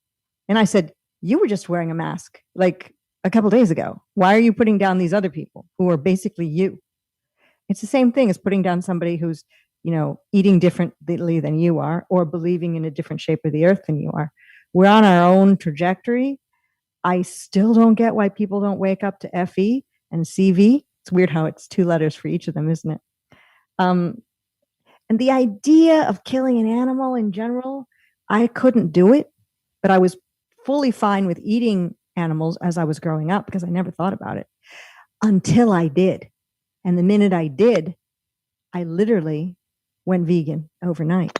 2012, I went vegan, turning into 2013 because I saw a post on Facebook and somebody posted baby chickens being ground up alive for the egg industry. And I didn't believe it was real. Just like you look at CV stuff originally and you're like, wait a minute, it can't be fake. It's got to be real because the government says it's real. Or you look at the globe, you're like, wait a minute, it has to be a globe because I was taught that in school. I couldn't believe that actually these animals were killed like that. These baby chicks were ground up alive who weren't actually the female chicks who can grow up and lay eggs, and they were ground up in the egg industry. And I went down a rabbit hole, like all other truths, a massive rabbit hole that took me all the way through 2012 to 2013 New Year's Eve. I didn't end up going out with my friends that night. I was in tears in my apartment at the time, just Googling up a storm, watching videos, crying some more, hating myself, going through my closet and pulling out leather jackets. I mean, I had a wardrobe because I owned a clothing store. Plus, I just always That's epic. clothes. I was about to say, I know that's epic for you. Oh my God, boots and designer stuff and handbags and just you name the thing. The excessive cashmere, suede, gorgeous hats, all of it. Massive piles in my house. And then I was tackling the refrigerator, throwing out all the stuff into a garbage bag. And I owned a clothing store around 3 a.m. I mean, my store was closed. I drove over there and, I could see police driving outside on the street that I Magazine Street in New Orleans, if anyone knows it, wondering why that store is open with the lights on at 3 a.m. And that was me going through my store, grabbing this thing that had feathered trim on it, a hat with feather trim. Just like all the stuff is in the bag and all of it gets donated. I mean, maybe I should have buried it, not donated it, but I'm not going to profit from it. I'm going to get rid of all this stuff. And the next day, I started life as a vegan and I didn't know what to eat other than plants. So that's what I did. And I've been fine with no problems ever since. But it was an emotional experience for me that changed my life. And you know what else changed my life emotionally? FE in the same way. And even CV changed me because I was fooled by it. Fool me once, shame on you. Fool me twice, won't be fooled again. But I mean, I was fooled originally by that thing in November and December or whenever I saw those niche videos on YouTube. I thought it might be real. And I have no shame in my game. I will admit that I didn't know right away. Just like 11/9. When I saw that happen, I thought it was real. I was mad at friends of mine who were putting down Muslims, saying, oh, come on, it's only some Muslims, not all Muslims. I'm like, how about it's no Muslims? How about it's your own country? Like, what? Yeah. So, and then I went into no planes, and we have the same trajectory we all went through, of course. But I can't hate the person I was. I actually wouldn't be friends with the person I was. I would try to wake up the person I was with all of the CV or the FE or the, all the other stuff. But I don't think I could have been awakened, because I don't think you can wake anybody up. I think that there's a time that arrives in a person's life when it's supposed to. Things align. Yep. I remember my brother, when I used to live in New Orleans, told me that he liked this girl, a girl I knew. I knew her slightly. He said, I think so-and-so's hot. I said, yeah, she is attractive, but she's a weirdo. I heard she's vegan. I remember saying those exact words. And like later, I'm a vegan. Isn't that weird? But, it's so crazy. So my idea and the things I said don't match with the person I am today. But I am still that same person. But don't they say, although, of course, anything in science is, I don't know whether to believe it or not, but every 7 years, all the cells in your body regenerate and they're new, something like that. We're all different people than we were back in whatever year it was before we woke up to FE. I'm a different person than I was in 2019, end of 2019 into early 2020, when I saw those CV videos and thought it might be real. I am a different person. We are, it's like we've got a empty backpack when we start off on this world, on a sort of hike through the world, and we keep filling that backpack up with the new stuff we learn and then taking stuff out of the backpack. So the backpack's never too heavy for us to carry on with, but we're removing and we're replacing as we go with the new concepts and new ideas and new thoughts. The cool thing is that what will we be carrying in that backpack tomorrow? What new stuff will we learn? Right. What's funny, what's kind of sad, I guess, too, is the fact that no matter how awake, I hope you hear those air quotes, you are in your path, at whatever point they hit you with the big current whatever agenda planned event, they still find a fucking way. Because as you said, in November, you and I were both watching those videos going, oh my God, is this really it? They finally have fucked up and something has gotten out of somewhere. Because I've read all the books and all the things where seen all the movies. Where there's a plague that kills everyone. Yeah. So, but when you said the 11 planey thing, I was well on my path at that point when that went down. In fact, the night before I woke up to that event, there was this big story on Art Bell about I used to watch Art Bell. I mean, listen to Art Bell too. Love listening. Love it. And it was a story about they had found a crop circle out in the field next to Arecibo telescope that was kind of an answer to our Voyager plate that we had sent out with the picture of us and our DNA code and all that, but it had been changed. This all sounds laughable now. Alien head. Right, exactly. But for me, it was like, holy shit, they answered. Yeah. Tomorrow, the world will know. And so I woke up to my girlfriend shaking me going, you got to see what's on the news. And I woke up, I'm getting chills.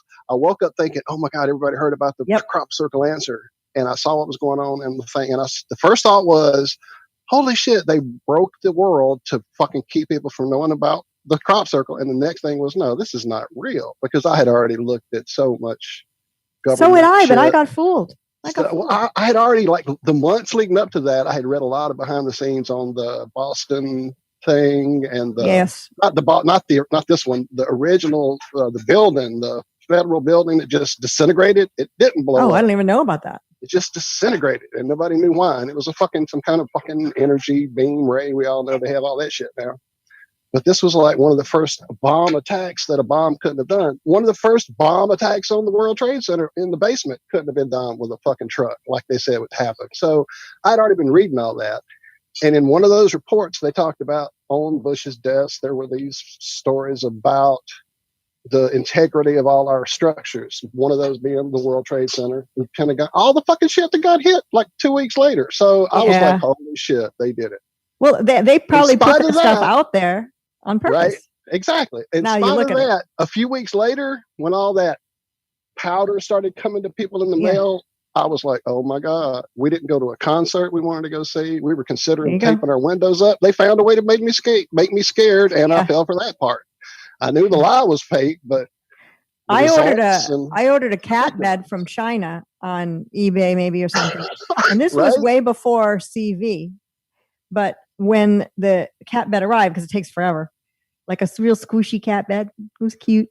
When it arrived, that's when I was a believer in November CV, excuse me, not CD.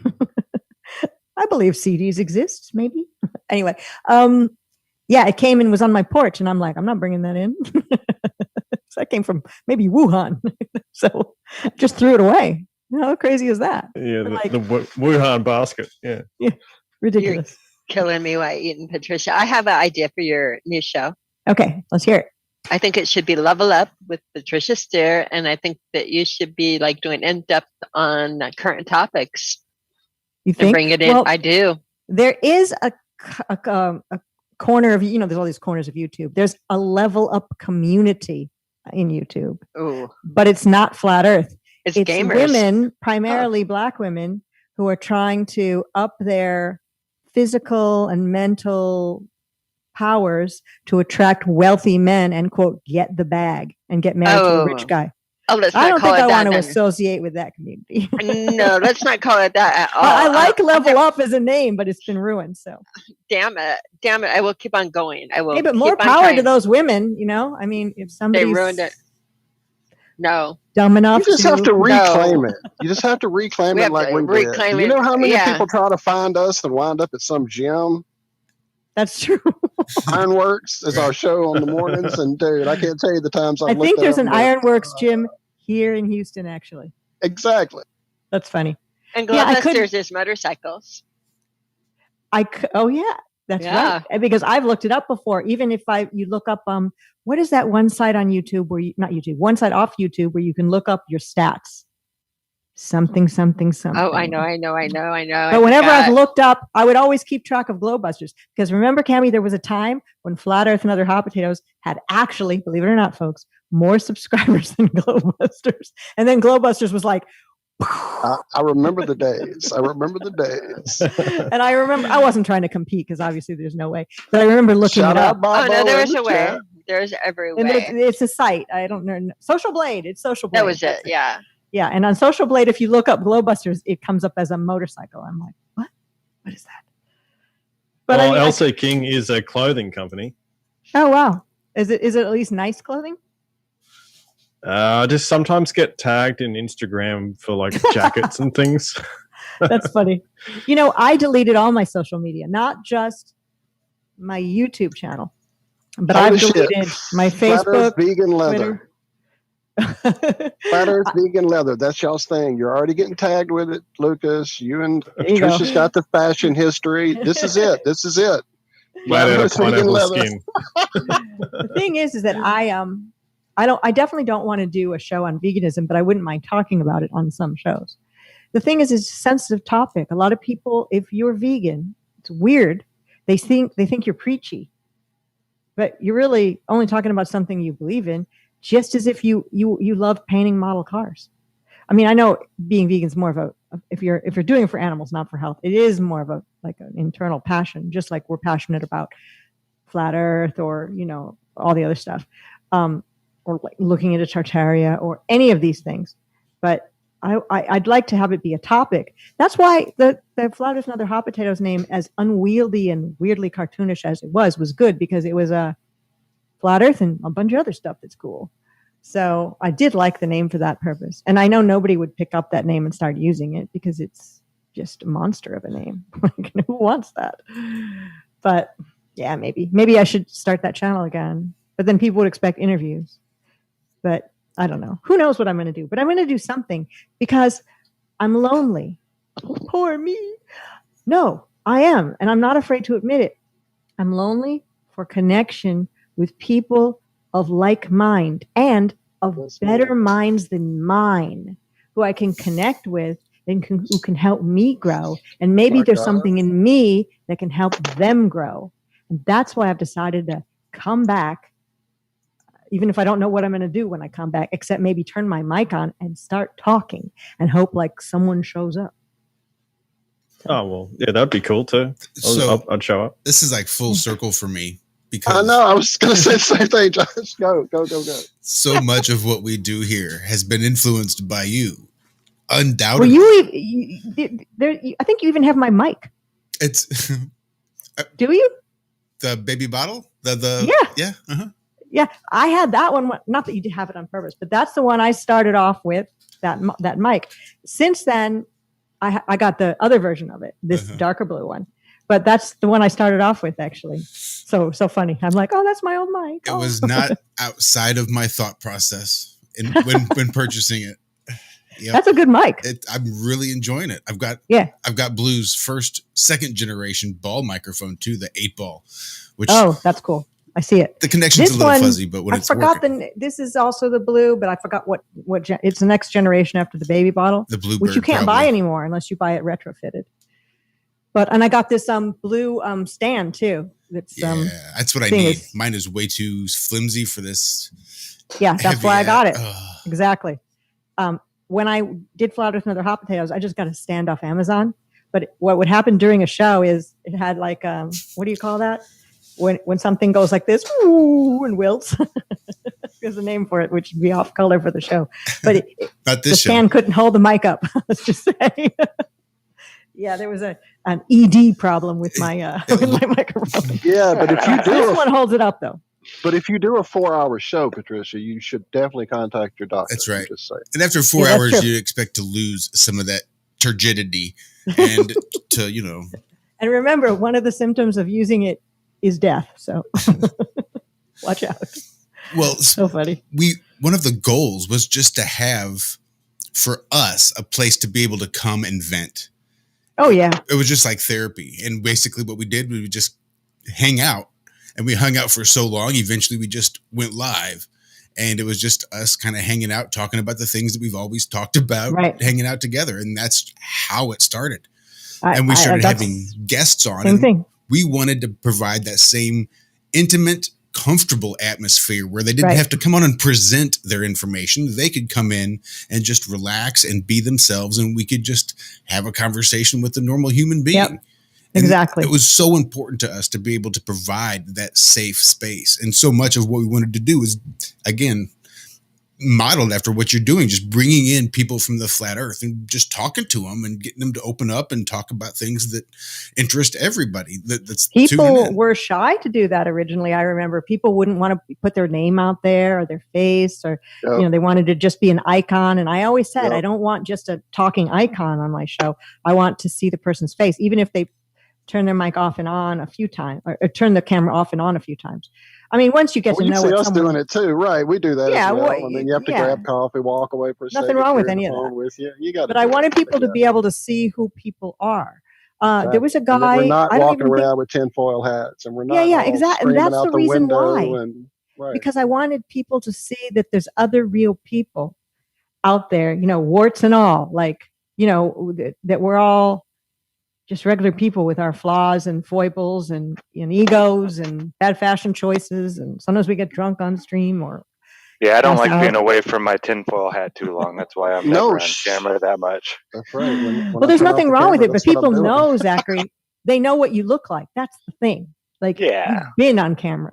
My very first video I made was me sitting in a chair saying, hey, I think the earth might be flat, and I'm going to start testing it, and this is why. And why you came on camera as opposed to just a screen with your name is because you wanted to be, hey, this is me, real person, me. And that's really the thing I wanted to do with the show, was have other real people out there doing that sort of thing. And, I thought it was cool at the time, but man, there was a bunch of people who hated it. Well, there were some people who hated it. And if we don't get our 2 thumbs down per show, I feel very bad. Oh man, some shows would get 600 thumbs down. Right, 600 thumbs down. Of course, it was like, what are we doing to offend anybody sitting here talking? It was like who does she think she is? I'd see some comments like, me? Like, why is she wearing that? Because I felt like it. It was in my closet. I remember one show. And the shit people would give you for the cats, man. I'm like, hey, I've got my cat right here. Shut the fuck up. Nothing I can do about a cat jumping out. That's what they do. People's dogs do too. And I love seeing people's animals. I love seeing people's, like, your background is so rich with detail. I love that. I love seeing stuff, things that are, if you were at that person's house, like when we had Cammie earlier, you could see the beautiful background where she is, and the outdoors, and just to see the person and the real things about that person. And I like when people's like husband or wife or girlfriend or boyfriend or whatever comes in and says hi. You're like, oh my God, that's who they're with. Oh, cool. Like I remember. Oh, go ahead. Oh, I remember seeing Jaron, and then when I interviewed him, and then Missa popped in for a split second. I'm like, man, she's pretty. What's she doing with him? No. Right. I didn't really say that, but it was like just nice to see all of this, and I love it. But what's been awesome is as it's developed over time and become like a place where people that first show up, like bring in a presentation or feeling that they have to present a show or a speech or whatever, and they get here and it turns into like a 4-hour show, and they've revealed shit they never would have said on their own show, or they've come out as a flat earther for the first time. That's cool. Yeah, that kind of Crow, great, man. Mark Devlin, Rose. Yeah, Crow so was cool. just so at home. He was like, okay, I can give you guys like 45 minutes to an hour when we started. And then he went and got a drink. Beers and and it was like 5 hours later. 5 hours later. This is awesome. Rob Skiba came out finally as a flat earther on one of my shows. Yes.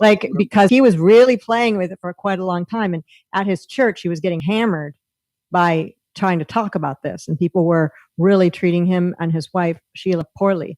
And finally, he just said, you know what? I'm a flat earther. And those moments that I experienced with these people, I'll never forget. Because it's easy now for us to say, oh, they came out as a flat earther. What?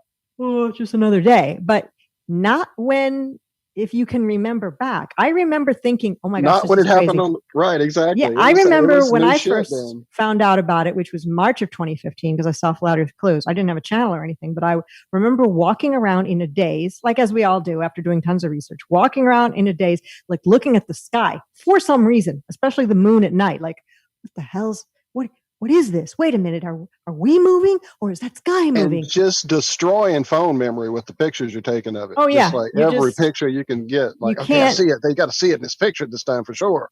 Just trying to look at it. And I remember thinking, okay, I've heard about targeted individuals. Maybe I've been targeted, like they've shot some kind of gun through my apartment wall to make my brain freak out so that I believe now the earth is flat. Like I literally thought that. I thought the same thing. And then I thought, no. Go look at the moon landing now with your new eyes. That's fake. Nobody shot a gun through your wall and fried your brain. It's fake. Look at the ISS. Look at this. Look at that. It's fake. It's right there, and it's always been right there, but you never saw it till now. And that's really what waking up is. It's literally like eyes that are opened, kind of like reopen. You have like another level of eye that opens up. And each new thing that we figure out, like Tartaria, I remember seeing buildings with the lower part buried. And I always remember walking around in cities like Chicago or Detroit, because I grew up partially in Michigan, and thinking, why is that? And asking people like, oh, well, that was just remodeling. And I'd be like, okay, do. And never. Right. Growing up in churches, seeing the building, the bottom layer with the windows getting shorter, or seeing more ground as you look back, and like, who built there must be a reason. And the reason is other smarter people than you know what the reason is. It doesn't matter. Just like stuff about the globe and how certain things don't make sense even when you're a child. But you default to authority because if you ask, you're dumb. And there's got to be a smart reason for it that you're just not sophisticated and smart enough to know. And that's how they've got us on CV. That's how they got us on FE. That's how they got us on 11.9. That's how they got us on fill in the blank. That authority knows, you don't. So shut up and believe. And we do. That's what it's all about. That's pretty much any conspiracy that you want to throw at me. I can probably boil it down to that statement right there. I mean, I've been fooled by certain things, although I don't know exactly how they've done anything. Nothing they've done, I cannot tell you exactly how they've done it. I just know they've done it. And it's brilliant every time, especially the CV. Oh my God, how brilliant. Oh my God, wow. Like, really, hats off to them. Salute, because this thing is worldwide. And I think the mistakes are all on purpose too. It's all of it's on purpose, I think. Maybe not. But I don't think that I would want to be born in any other time than to have all of these sacred cows, come tumbling down in my lifetime. Even if we have to go through what's about to happen to those of us who don't want the Pokemon in the arm, what's about to happen will be perhaps we won't even be able to freaking stand on our own front porch. Like who knows? I mean, who knows what we'll be allowed to do? And the fact that someone's going to allow me to do something really makes me mad. Nobody can allow or disallow me to do anything. I'm free. I was born free, free as the wind blows, like that song from the movie Born Free. That's we all right. were. This is there's our nobody world. that allows you Nope. to practice your freedoms. No, exactly. It's when the minute you're born, probably even before that, and that it irks me to no end. And to see people around me willingly give up their freedom for security, and obviously as that expression or that saying goes, they'll have neither, and not even notice. They think it's fine.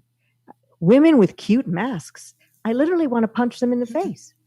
I want to punch them in the face. It's just a great target. That's all that is. It's like a cute mask. Like you've made a mask. You've purchased a mask that matches your top. Like you need to really burn in hell because you're the reason. You've made this into a fashion show when it's literally a joke on society. Whoever has masterminded this, the powers that should not be, they're laughing at us. They're slapping each other on the back because this went way better than they ever thought it would. And I'm not sure who they are. None of us do. We don't know how they've pulled it all off and how they're going to continue to. But it's very...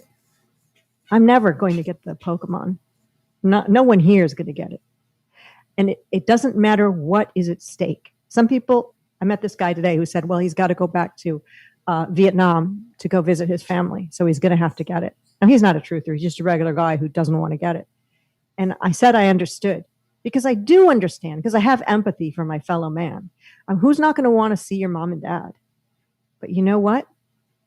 If my mom and dad were still alive, and I actually thank God they're not, because I would hate to see the humiliation of my mom and dad living in fear wearing masks. And I know they would be. Oh, it's so watch hard, TV. Patricia. It's so hard. I would not go visit them and tell them I love you. I will visit with you other ways, but I'm not going to take a vax in order to go see you because I can't. You as my parents who love me wouldn't want me to do something like that. Even if they didn't understand, it wouldn't matter. I'd still stand firm on my principles. And it's going to be very hard for many of us. It's going to be so hard with people who have joint custody with children and the one party, the husband took it and the wife doesn't, and they want the child to get it. Just all the scenarios you could ever imagine. Maybe some who are watching right now are going through it right now themselves. Even the whole thing about, is there shedding? Is there not shedding? We have no idea. But like, what if your wife got it and you didn't, and you guys are going to now have sex? And it's just this is such a mess. This is such a mess. And it's meant to be a mess. And I think it will end though, because they've done this before. Hope. Yeah, back in, 1917 during the Spanish flu epidemic. Yeah, exactly. It was probably the same exact thing that we're seeing right now. Aspirin. Yeah. People were dying from aspirin overdose.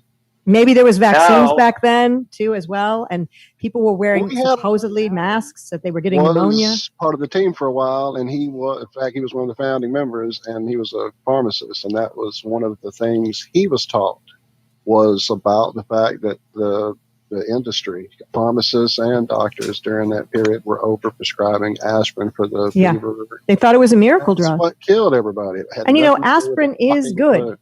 It does kill pain. If I had a massive headache, Lucas knows, we were messaging.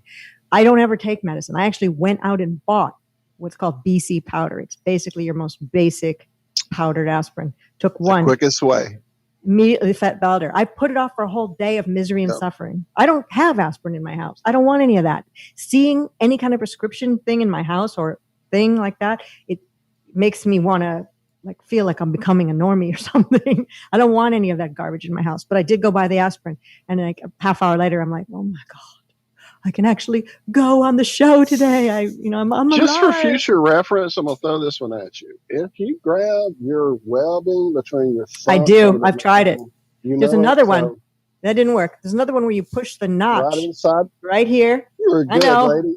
But Lucas sent me something which I haven't really looked into yet, which is some stuff on the back of your calf. Maybe I'll have to try those. See, I don't know that probably one, acupressure points. Yeah, let me know about that one. I don't know that one. I used to get at least one massive 2 to 3 day headache a month. Probably a female thing. That would be my only symptom of that. But I don't have that. I don't get my period anymore. So now I just occasionally get a headache. And it's weird. I've never been able to put the correlation together. What did I eat the night before or 2 nights before? It's never anything out of the ordinary. What was I thinking? What stuff was I around? Was I outside near some certain plants or some kind of chemicals? It's never anything. It's just at 3 a.m. or so, I'll wake up and I'll feel like a headache over my left eye. And I'll be like, oh no, there it is. Oh my God. Oh my gosh. Oh, it'll go away. And I'll go back to sleep and I'll wake up with literally Thor's hammer in my eyeball. So it's just like that. And there's never been anything I could make it. A long time ago when I was... Yeah, that's what it is. Yeah. A long time ago when I was...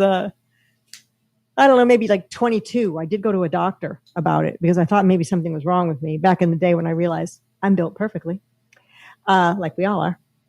I did go and get an MRI, actually. And they found I had a brain, which was also some really good news. But they didn't find any like growths or any problems that I had. And since then, I've never done any sort of MRI things or any of that kind of thing. So you said that about waking up with that left eye thing over the brow, and I thought, well, that's where it usually starts for me, but that's just a coincidence. Now our buddy Enlightened Dawn, shout out Dawn, in chat says she has that actual symptom as well.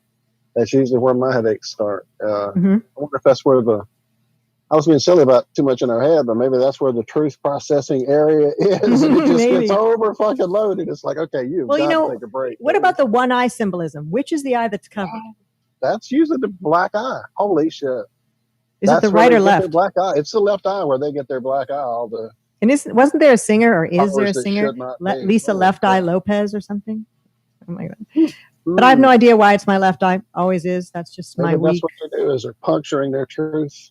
No idea. And then there's that stuff about cloning, which I'm not a believer in, by the way, but it's cool. It could be. You never know. The Vril. Supposed to like go into your eye and like suck out your soul. Man, you've done some research. And I'm like, you know what? It's probably not any of those things. It's probably just something about your collection of blood vessels there that swell up and create some pressure on your sinuses. And whatever that is a thing I wish I could. I wonder if it's that right brain, left brain thing. If you're maybe a right person in the left brain. I mean, left brain, right brain. I mean, they say that those are responsible for different methods of thinking. However, how are we ever going to believe them on that? Ever? How are we ever going to believe them on anything? And that's why I said I got an MRI once, but I would never do it now. I have had one mammogram in my life back when I was first, like quite young, when I was just told by my doctor. I went to get an OBGYN exam because that's what you do. And then they said, go get a mammogram. And I was like, yes, I will, like a zombie, and got a mammogram. And then later I woke up. I mean, this was me waking up before FE or any of this. This was waking up in my 20s. So like, wait a minute, irradiating my breasts. Maybe that could cause cancer. Maybe this is a self-perpetuating industry. And I never did it again. But, all these things that we do, you just wonder if these are all just methods to keep, well, you don't even wonder. They are methods to keep you locked into the pharmaceutical industry and continue that you're a paying client for life. Yes. Just like getting x-rays on your teeth. If they heal you can't be a fucking patient. I mean, yeah, exactly. So, but Patricia, what's really great is when we figure it out that we can do it. That not only can we do it for each other, we can do it for ourselves. I don't know if you know a gentleman in the community at the moment named, his channel is Unintended Circumstances, but he goes by Baldini. Oh, yeah, the great Baldini. I don't know him personally. I know of him. I figured you're going to meet him. Unintended consequences. Oh, good. Yep, you're about to meet him. But last week he was dealing with some amazing pain, and I can't remember the name. Somebody in chat helped me out. But it's something that when most people get this pain, they start contemplating ending it in very extreme ways. And so he just kind of said that in chat, and we've done a thing over the last few months where it was kind of inspired by Mark Devlin's little day of silence on June 6th of this year, trying to reach out to some of this craziness and just take control of the manifestation of what we want to have happen. I hope he does another one soon. We need it. He has. He's done a couple. He did one on 7/7 as well. So one coming up on 8/8. Doing that. You can check out his channel. I missed all that. And so we've started doing that on our shows, taking about 30 seconds of just quiet time. And so for that show, we decided to focus it and send it out our way to send it on our way to our buddy Aldini. And within like no time in the chat, he was like, the pain's gone. And he was blown away. He talked about it on the shows over the weekend. That is so cool. Called us on our Tuesday show and just brought us all to tears with the experience. It was great. It was amazing. It was, and like he said, it's something we all talk about, that we have it, we can do it. But when it's actually brought to you or given to you, it's definitely a life changer. It's amazing. And you tell most people that, the normie people of the world, they'll be like, oh my God, that's just so impossible. He needs to go to see a doctor immediately and get something burned out or cut out. And people don't really understand the Rockefellers and the oil and gas industry and the pharmaceutical industry and how big pharma, all that stuff's made of oil and gas industry stuff, and how this is also self-perpetuating. And just all of it is it's such a tangle. It's such a nasty mess. And all we want to do, us people of Earth, is be allowed to live freely. Just that's all. We don't want to be involved in any of these games, these reindeer games. We don't want to be lied to. We don't want to be fooled. We don't want to be placated. We don't want to have things poked into our arms or into our children's arms. We don't want to have to cover our faces or live in fear. We just want to live. And they keep wanting to stop us from living. Now, the thing that people have been saying for the past 6 months or so is the people that have had the Pokemon in the arm are all going to drop dead in 1 year to like 3 years. Now, the thing is the dark part of me says, I hope so, because serves them right, because they've been the ones perpetuating this by pushing all the mask wearing and getting, believing and doing stupidly. But because a lot of these people can't comprehend things because they're still at a state in their life where they're unable to step up and see the truth. God knows why, but they are. And I know we were all there before ourselves. Like we were saying, we were there with the globe before, we were there with other stuff. You can't put yourself up on a higher pedestal and look down at people who haven't come to where you are, because there's always people higher than you. They're looking at you and saying, Patricia, you're such a fool. So I don't really think that all the people are going to drop within 3 years or so of various things, because that's killing the customers of the pharmaceutical industry. That's one thing that wouldn't make sense in this puzzle. But then we've got the Georgia Guidestones that say about, and the Deagle report, which is a mystery. Yet, is the Georgia Guidestones something real, or is it one of those red herrings that have been put out there to, take us off down a rabbit hole where we lose focus an art and installation. lose track? Come on, you're being very paranoid, Patricia. Yeah, I know. Just an art installation. But Deagle report. What Those is things Deagle on report? Who is Deagle? And what's that report about? And how is it? And is it going to be the fact that we are going to have an earth change, Tartaria mudflood event? Is that what that's about? But how does Deagle report know that? Or is it about? At first, when I heard about CV, I thought, oh, so all the people are going to die because of CV, and that's going to go into what the Deagle report says. And then I thought, oh, it's going to be because of the Pokemon in the arm that people are taking. So I have a secret theory about what's going to happen. And here it is. Nothing's going to happen. Nothing's going to happen. Like every time they stir up all this fear and shit, you mean? Yeah. I'm thinking, and I'm hoping that we, maybe with one of your, moments of silence, can kind of focus on, I mean, nothing happening is pretty low ball, because we should probably shoot for something higher than that. Like burn all these bastards. Or something, but and I don't want to go back to normal. That's not a plan either. No, that was fucking madness. No, it was, and we all were expecting something. All the truth community, we were all expecting. We all were saying things like, "Oh, it's just like not CV, pre-CV." We were saying like, "Oh, it's getting to be like 1984, a brave new world." We all were saying those words because we could see all these things happening, especially with technology, but we never knew that it was going to be this fully. Kind of like, although we all know it wasn't planes into buildings, just like how planes into buildings was like, what? Who would have thought of that before? Actually, I believe George Bush mentioned it in some speech years earlier. But, these things they come up with are kind of mind-blowing in their complexity and sort of simple base stupidity. The thing about the lab leak of the Wuhan thing, why would they need to do that when they can just fake the whole thing and use the power of the brain waves, the the delta and the gamma and the theta and the lambda, which they're going to name all of these to like brainwash people into believing what they believe, and then label every illness people go to the hospital for and die of as CV. It's so easy. Even a child could have maybe planned it out. Just fake it till you make it. We joke about one of our buddies and his small hat magic. I'm looking at you, Dave, but it's not a joke sometimes. Some of the things that it seems like, okay, why do they need all these different fucking webs? They've got a big web they've got everybody in. Isn't that enough? Why do we have to have all these little individual places that people get wrapped up into all the bullshit that keeps their minds trapped and their soul energy? Just to keep your mind away from our true goal as a human being, our true reason for being here. For each person, it might be something different, but we're supposed to find out who we are. Not like it's all different. I'm a doctor. I'm sure it meshes together a whole lot better than this shit that they've got us strapped in now. I'm sure it all kind of is harmonious and interplays well, and almost works like nature does, kind of like in sync with each other, and like they could keep it in control and still have all that power and things be good. But there's something else out there that is almost willing these people to act in a certain way, like they're being possessed in a way almost. Yes. That's why when people have spoke of the archons, I'm not really a believer in that, but I kind of am, that there is something that celebrates and fosters our negative vibes.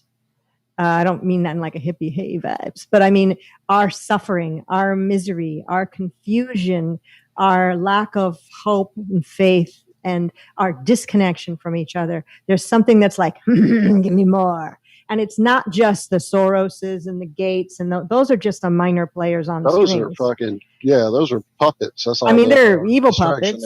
They're evil as fuck, but they're the face on it. But there's something above that. And what is that thing? I have no idea, but I know that there's more than just them. We had a gentleman on. Have you ever had Matt from Quantum of Conscience on? He talks about how this world isn't real a lot. And I really do enjoy his channel. He can't really define what it is, but the way things... Man, I don't think we have. I know. You should have him on. Yeah, we should. He might not agree to it because he's very public about talking about his life, but he's also sort of private and not trusting. Because we can reach out. You can reach out. Who wouldn't be? Wink, wink. But yeah, we are always talking. Yeah, Matt, Quantum of Conscious. He's written a book. Who's behind the shit? Who is it? But I don't think it's names like we would know. I don't think it's like that. We had a guy named Jerry Marzinski about a year and a half ago. Wait, I think who you know him? He used to be a psychiatrist. No, go ahead. Worked with schizophrenic people and I think it started out in a prison. Help me out, Zach, because I know he started out at a state institute. It was an institute. It wasn't a prison. Okay, I knew where he wasn't. Yeah, it wasn't just people coming to see him. It was a controlled environment. Oh, he had a lot of overseers, so he wasn't allowed to really, because he wanted to know what the voices were saying. He wanted to break down the voices and try to understand that. Whereas you're taught in psychiatry, the voices are not real. You don't even bring them up. You don't even interact with them at all. Well, a homeless person babbling in the street might have more truth than you ever will. They might be in touch with something that you can't get to. And there may be something to that. There may be something to like psychic vampires or like a high level of narcissist. I've dealt with a narcissist in a personal relationship, and that's a human who all of a sudden you see them the wrong way, and you can see they're not human. Obviously, if you cut them, they bleed. They're human, but there's something else there. Yeah, Jerry, and that something else I think has infected some level of people, or I don't know. Then maybe they just become less of people. In fact, that's what Matt of Quantum of Conscience has said. Yeah, they infect all of us. Yeah, it's like everyone. They take away. Fishing. Yeah, they take away you give yourself away.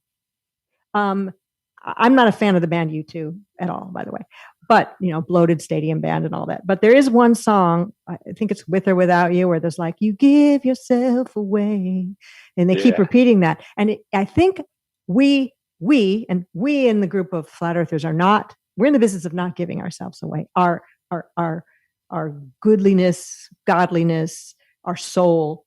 But other people have sold their soul, and perhaps they've not done it willingly, like, yes, let me sign here, Satan. Not like that, but they've given themselves away through atrophy or something in order to not always by choice, but just lack of choice sometimes. Yeah, right? Lack of choice, because they don't even know there is a choice to climb if you ladders. Choose to not to decide, things. You're still making a choice, right? Choice. Yes. Well, that's what the monetary system does represent. Is that upside down? It is the theft, constant theft. It is that drawing in. So that pure constant pyramid scheme. So the more you go up into that system and give yourself away to it. Yeah. And that's what, a lot of us, flat earthers and things like that, we always sort of tend to go towards, nature-based things, community living, or whatever it is, that opposite where you're building abundance with yourself and with the others around you. And which is completely different to the system that I've set up around us. Yeah. And whenever I look at even like the CV stuff and everything that's going on, it's always got that monetary element to it. It's always got that keeping that system in play, whether it's big pharma or big oil or whatever it is, they're always in play and playing into that monetary system. And they're tied together too. Right. I think it's also keyed into us being who we are, in this plane. The energy beings, we have free choice to do what we want to do, or what we know we should do, or what we know we shouldn't do, or we have that free choice. And that's something. Oh, holy shit! Look, Cam, the strongest power is creativity. The parasites don't have it, so they try to steal ours. There you go. They want our beauty, our soul, our energy. They don't have that. They weren't created with that. They didn't arrive here with that. Wherever they are from, they don't have it, and they fucking envy it in us immensely. How many times have we seen that story in the fucking movies? They want it. They I don't think that they know they want it or that they envy it. I think that they come from a place of thinking that they are doing the right thing. They are the best. They also think that they are great givers. I don't think Bill Gates, when he's home alone, thinks of himself as being a horrible person. Well, no, they're just as lost in the fucking schemes as we are. Think about that scene. I see your shirt. I just noticed what they live. I'm there too. Think about that scene in They Live where he puts the glasses on his newsstand and the guy is buying the paper. The paper that guy's right, that thing, the alien, whatever he is, the paper he's buying has the fucking propaganda.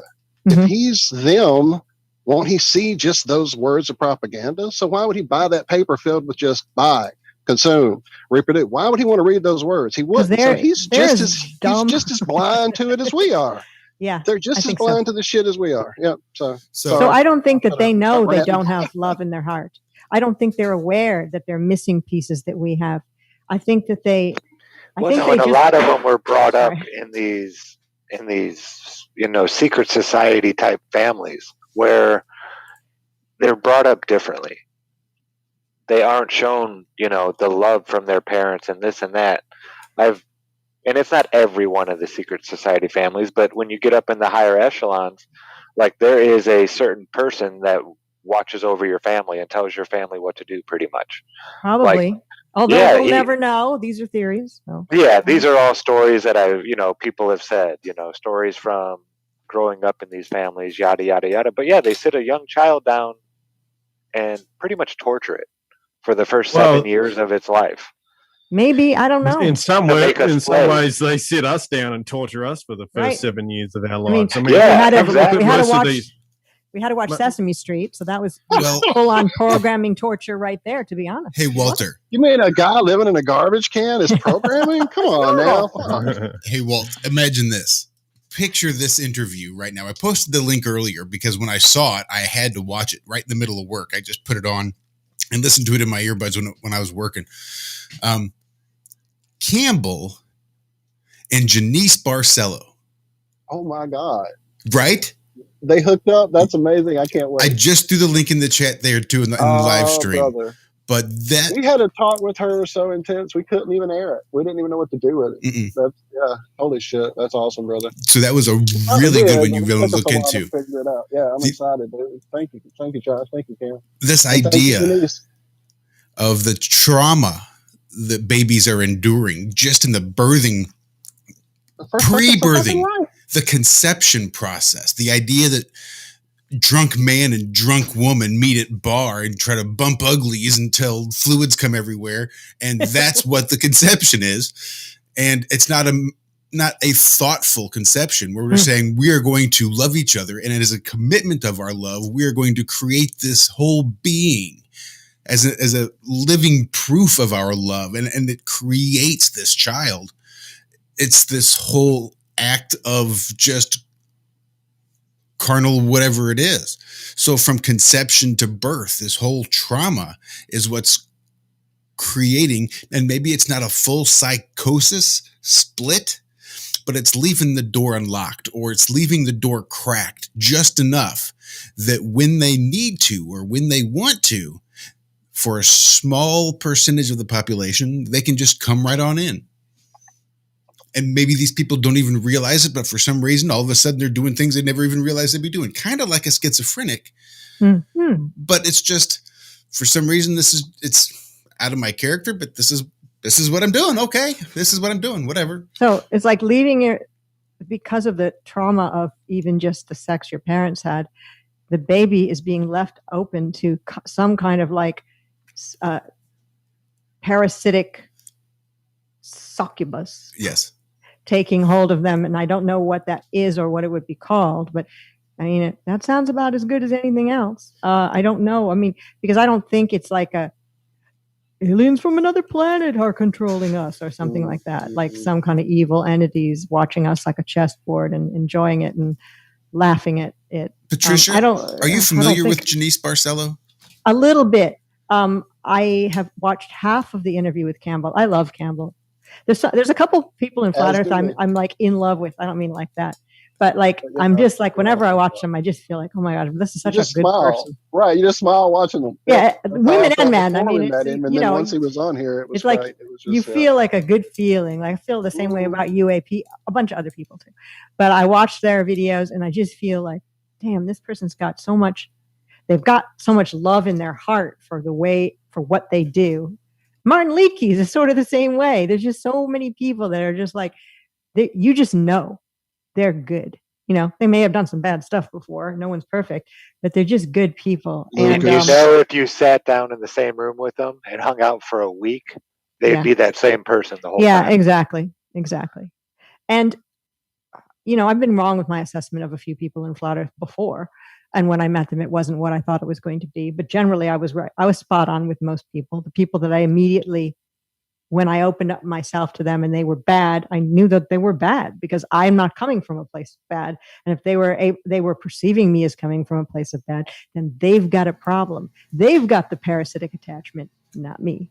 So, you know, what are you going to do? You can't do anything about it. But it is sad that our world right now is, I don't know what the percentages are, but I think there's a lot more people that are under some kind of spiritual attack. I'm just going to use the word spiritual attack, that are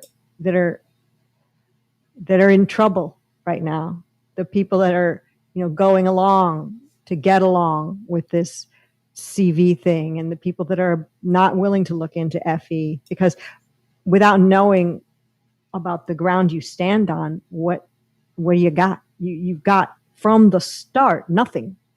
Everything from the ground up is going to be lies, and they're not willing to look at it. They don't even you can literally send them 15 videos or one simple video, and they'll never look at it. If you can force them and hold their head, they'll look at it, but they'll see nothing. It's weird. It's the weirdest thing. I fear for the world because of that. When I was a child growing up in the 60s and 70s, I would fear for the world because I was brainwashed about things like the ozone hole getting bigger, stop using hairspray, and all these other things, the pollution, and the icebergs melt, all these other things that we've been told. I would fear for all of these things. I would fear for obviously a meteorite or an asteroid hitting the Earth. Becoming involved in FE has taken away so many fears, but now my fears are not about an outside attack. They're fears about an attack from within by fellow human beings, not the bad ones at the tippy top of the pyramid who are the ones, puppeteering Bill Gates, but the ones below that we can see. The stampeding cattle. The stampeding cattle, the ones with the masks on, the ones that are going to down the street, right? I'm worried about those people. Those are the ones that will be perhaps physically attacking any of us who aren't willing to get the Pokemon jab, because we're the ones that are spreading the whatever the heck variant it will be du jour at that moment, because of the news media saying that's who's in the hospital dying are the ones that already got the poke, but who got the CV from the unpoked.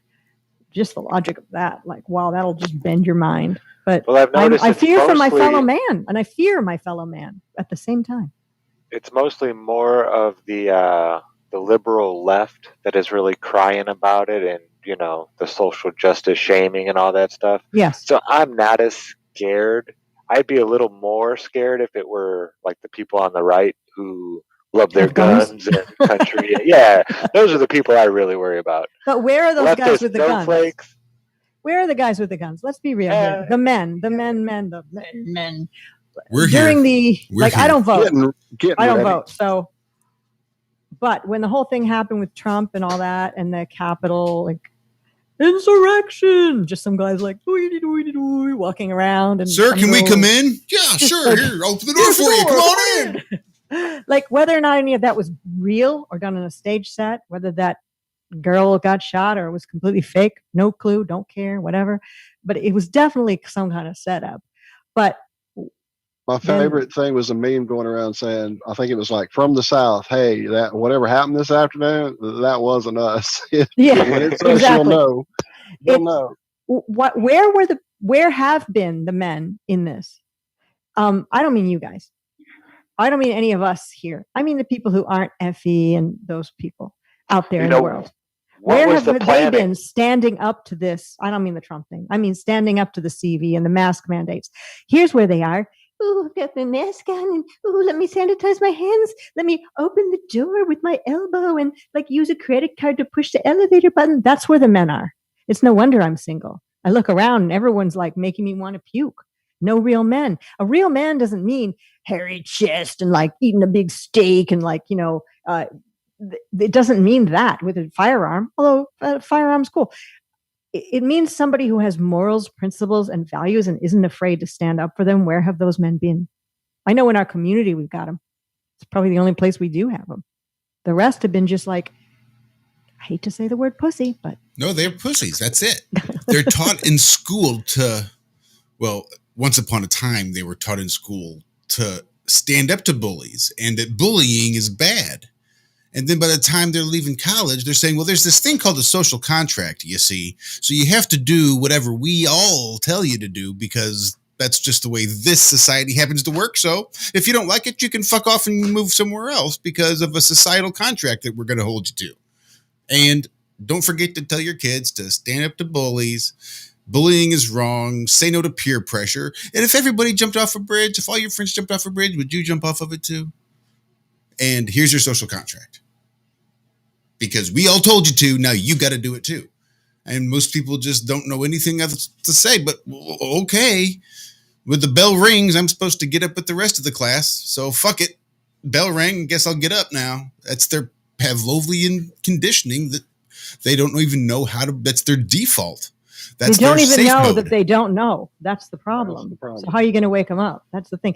I was in 2015 very aware that I didn't really know how fast the earth spins or the tilt or anything. I knew I didn't know any of that. Once I looked into FE, I said, geez, I didn't know anything about the model on which I always thought I lived all my life and would have probably fought somebody over had they told me the earth was flat, till that very weird window opened where I saw videos and went, whoa, and changed my entire life.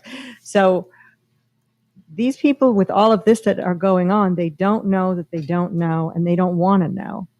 And it's the people who could be the strongest among us in that group who have decided to just, basically take their brain out and throw it in a sink with some soap and leave it there to soak forever. And that's who we have to live with. And those are the people that are going to be doing stuff to us.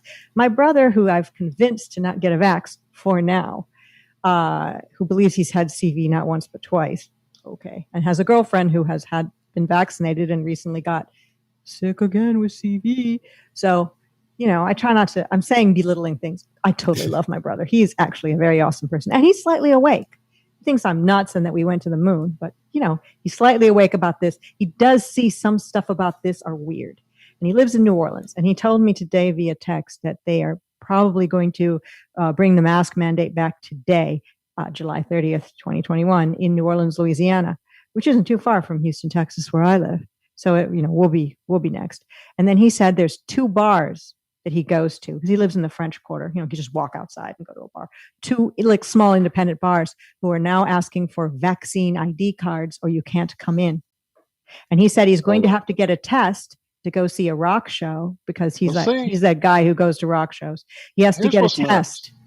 And I'm like, just don't go. And he can't decide like we have. If that's what it takes to live in that world, I don't want to live in that world. I won't go to that rock show or go on that trip. So here's what happened last weekend. There was 2 big events going on. My family is actually the people who my family-in-law put on this event called MechaCon, which is this huge anime convention every year in New Orleans over the last 5-6 years. And this was their last year, and they couldn't do it last year. So they did it. Last year was going to be their last year at their whatever anniversary. So they had to do it this year, and they ended it all. So right as that day got there, or the day before, was when the governor made their announcement here about not a mandate, but what's the other one? Advisory. Oh, yeah. And so because of that, the hotel kind of flipped their wig and caused some issues for them. And so either people had to have their vans or their vax cards, or it became a big thing because of all the crap that it requires to put on a huge convention. As most people have experienced, it can be quite hectic being there, let alone putting it on. That same night, the Friday this all began, my stepson went to see 3 Doors Down in New Orleans and sent video of nobody in the whole place having a mask on. So there's definitely still this whole double standard going on, even right here in our state, which you're only one state over. I think you're in Texas. Is that what you said? Well, Yes. Yeah, so. But the thing is that the people... That there's still people that'll just say, fuck it, I'm going to go party and have fun. And there's other people who just suck. Yeah. At what price your soul? Like Lucas said, fuck it. I'm not going to that event or that thing. At all. No, thank you. Now, I'm a little worried about going to the Flatoberfest in South Carolina coming up in October, in that what will the state of the world be at that point? Will I be allowed to fly? I'm sure I'm going to have to wear a mask on that plane for sure. But it's going to be a mask I bought on the David Weiss Flat Earth podcast site that says, wake up pandemic or something. And I'll keep that thing on hardly ever and just eat on the plane and get exceedingly fat because I'll just be eating the whole entire time or drinking water. It's just because I'm willing to put the mask on to go to that event and be around fellow people, which is weird. And some would say, I would never wear a mask on a plane. I would never do that. You're such a sellout, Patricia. But it's this weird quandary that I want to go to that event. I guess I could drive. It's worth it. Pretty far away. So I'm a sellout too. But I don't know if wearing a mask is as much of being a sellout as getting a vax to go to a rock concert. I think that's 2 different things. Yeah. That's 2 different worlds. But it's acceptable. We'll accept it. I still hate myself a little bit for it. But yeah. I had to mask up a couple times in Oregon when I was there with my mom when she was passing. There's certain times that I've had to do it as well, but I've never done it to have a pleasure of life. Like I just want to. No, not at all. It was strictly to go to get my mom her medicine. I mean, I was getting my medicine too, but still, it was doing what I had to do. And I guess somebody would say, me putting it on to fly on a plane to go to the Flatoberfest is a pleasure of life, but not really. That's almost like essential to life for me at this point because I'm so alone right now. It's crazy. I've probably been hogging this conversation. I'm sorry because I feel so. Well, look, we said this to you last time you were here. We said this last time you were here, and we'll say it to you like we do to every guest that's on the show. You're a family here now, lady, and you are never alone in this fucking. You guys, the Unreal Media channel, everybody has been so nice to me during just reach out. All stuff. You guys never like some other channels turned on me and started saying I was a dude or that I was an agent from the CIA. You just were like, oh, that's a person just like us. Because obviously you're normal people. You are, and you're welcome to reach out. Truly, you have connections. You can get our. It's easy. Unrealmedia@gmail, and you can get to us. It may take a minute to reach us, but we're on Skype with you. We were. I don't know if you're still there anymore, but we were at one point. I think I am on Skype. That's the only. But I did cut off all my social media. Like I don't have anything anymore except the YouTube channel. Just know this is family. It truly is. That's we nice. say that all the time, and anybody who's come and gone here knows it is true. I mean, we have so many people that we are concerned about what's going on with them. Our buddy in South Africa, I haven't heard from him in a day or 5.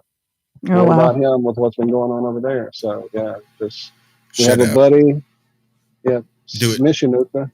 Ungaleko. I don't know if you're able to hear us right now, but if you are, just hop into chat, give us the thumbs up, let us know everything's okay. I know things were getting and tense. Nachiketa has been out of Missing in Action as well. We've been worried about our buddy Nachiketa quite a bit. So sending lots of love and concern his way. So definitely reach out to us, lady. You are family. Oh, thank you. That's nice. But I do appreciate you guys never believing the weird lies and stuff about me.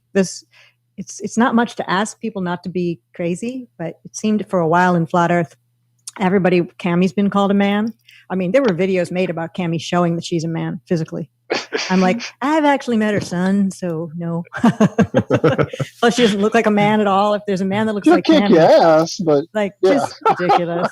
So I don't even give a shit if you are a Oh, by the way, I would have had a massively popular channel if I came out and told people. Holy shit! Would you not have? You'd have blown up.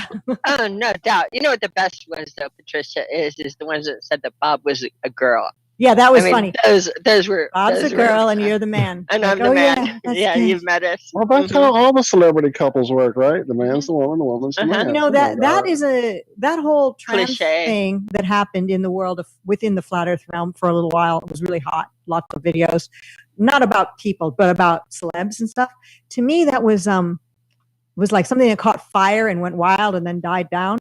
I mean, I'm sure maybe there are, but I don't.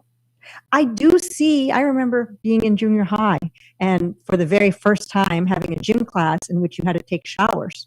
And I was like shy, like all the girls were like in that development of the womanly body mode where they were like either a stick figure with no breasts or getting breasts and hips. So everyone kind of looked different because of our age ranges. And I remember seeing every female body type you could ever imagine, like big boobs, small boobs, short, fat, big ass, small ass, everything, no waist, very tiny waist, everything, every female body part. Like, I mean, not that I was staring at chicks, but you're in the shower, you see, and you realize how many different types that there are, that everyone doesn't look really just like you.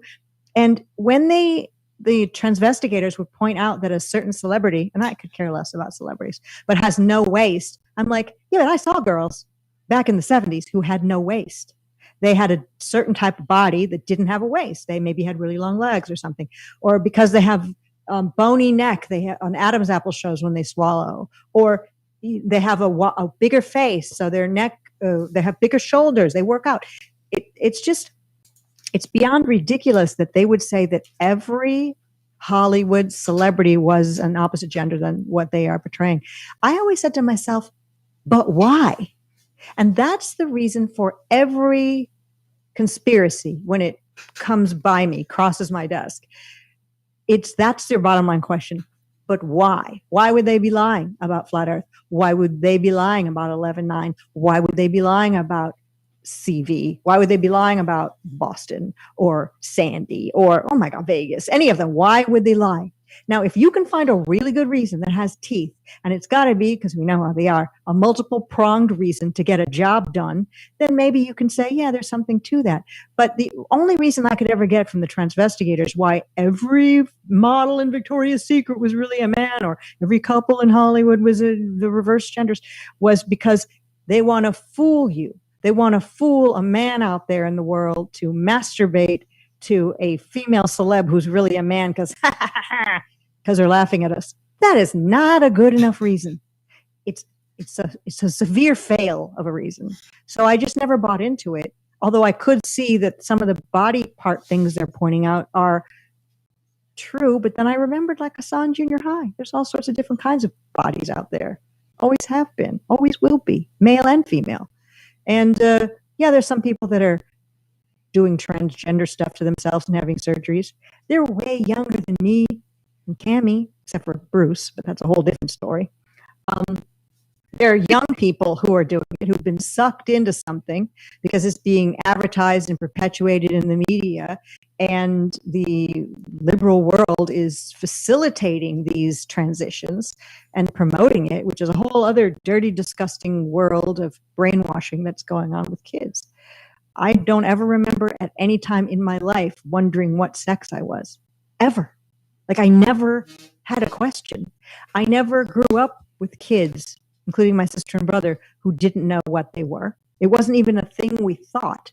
Like, it wasn't even a thought of a thought of a thought. And so I think it wasn't on the radar. It's not even, no. And also, I probably sound bad to some people, but I graduated high school in 81.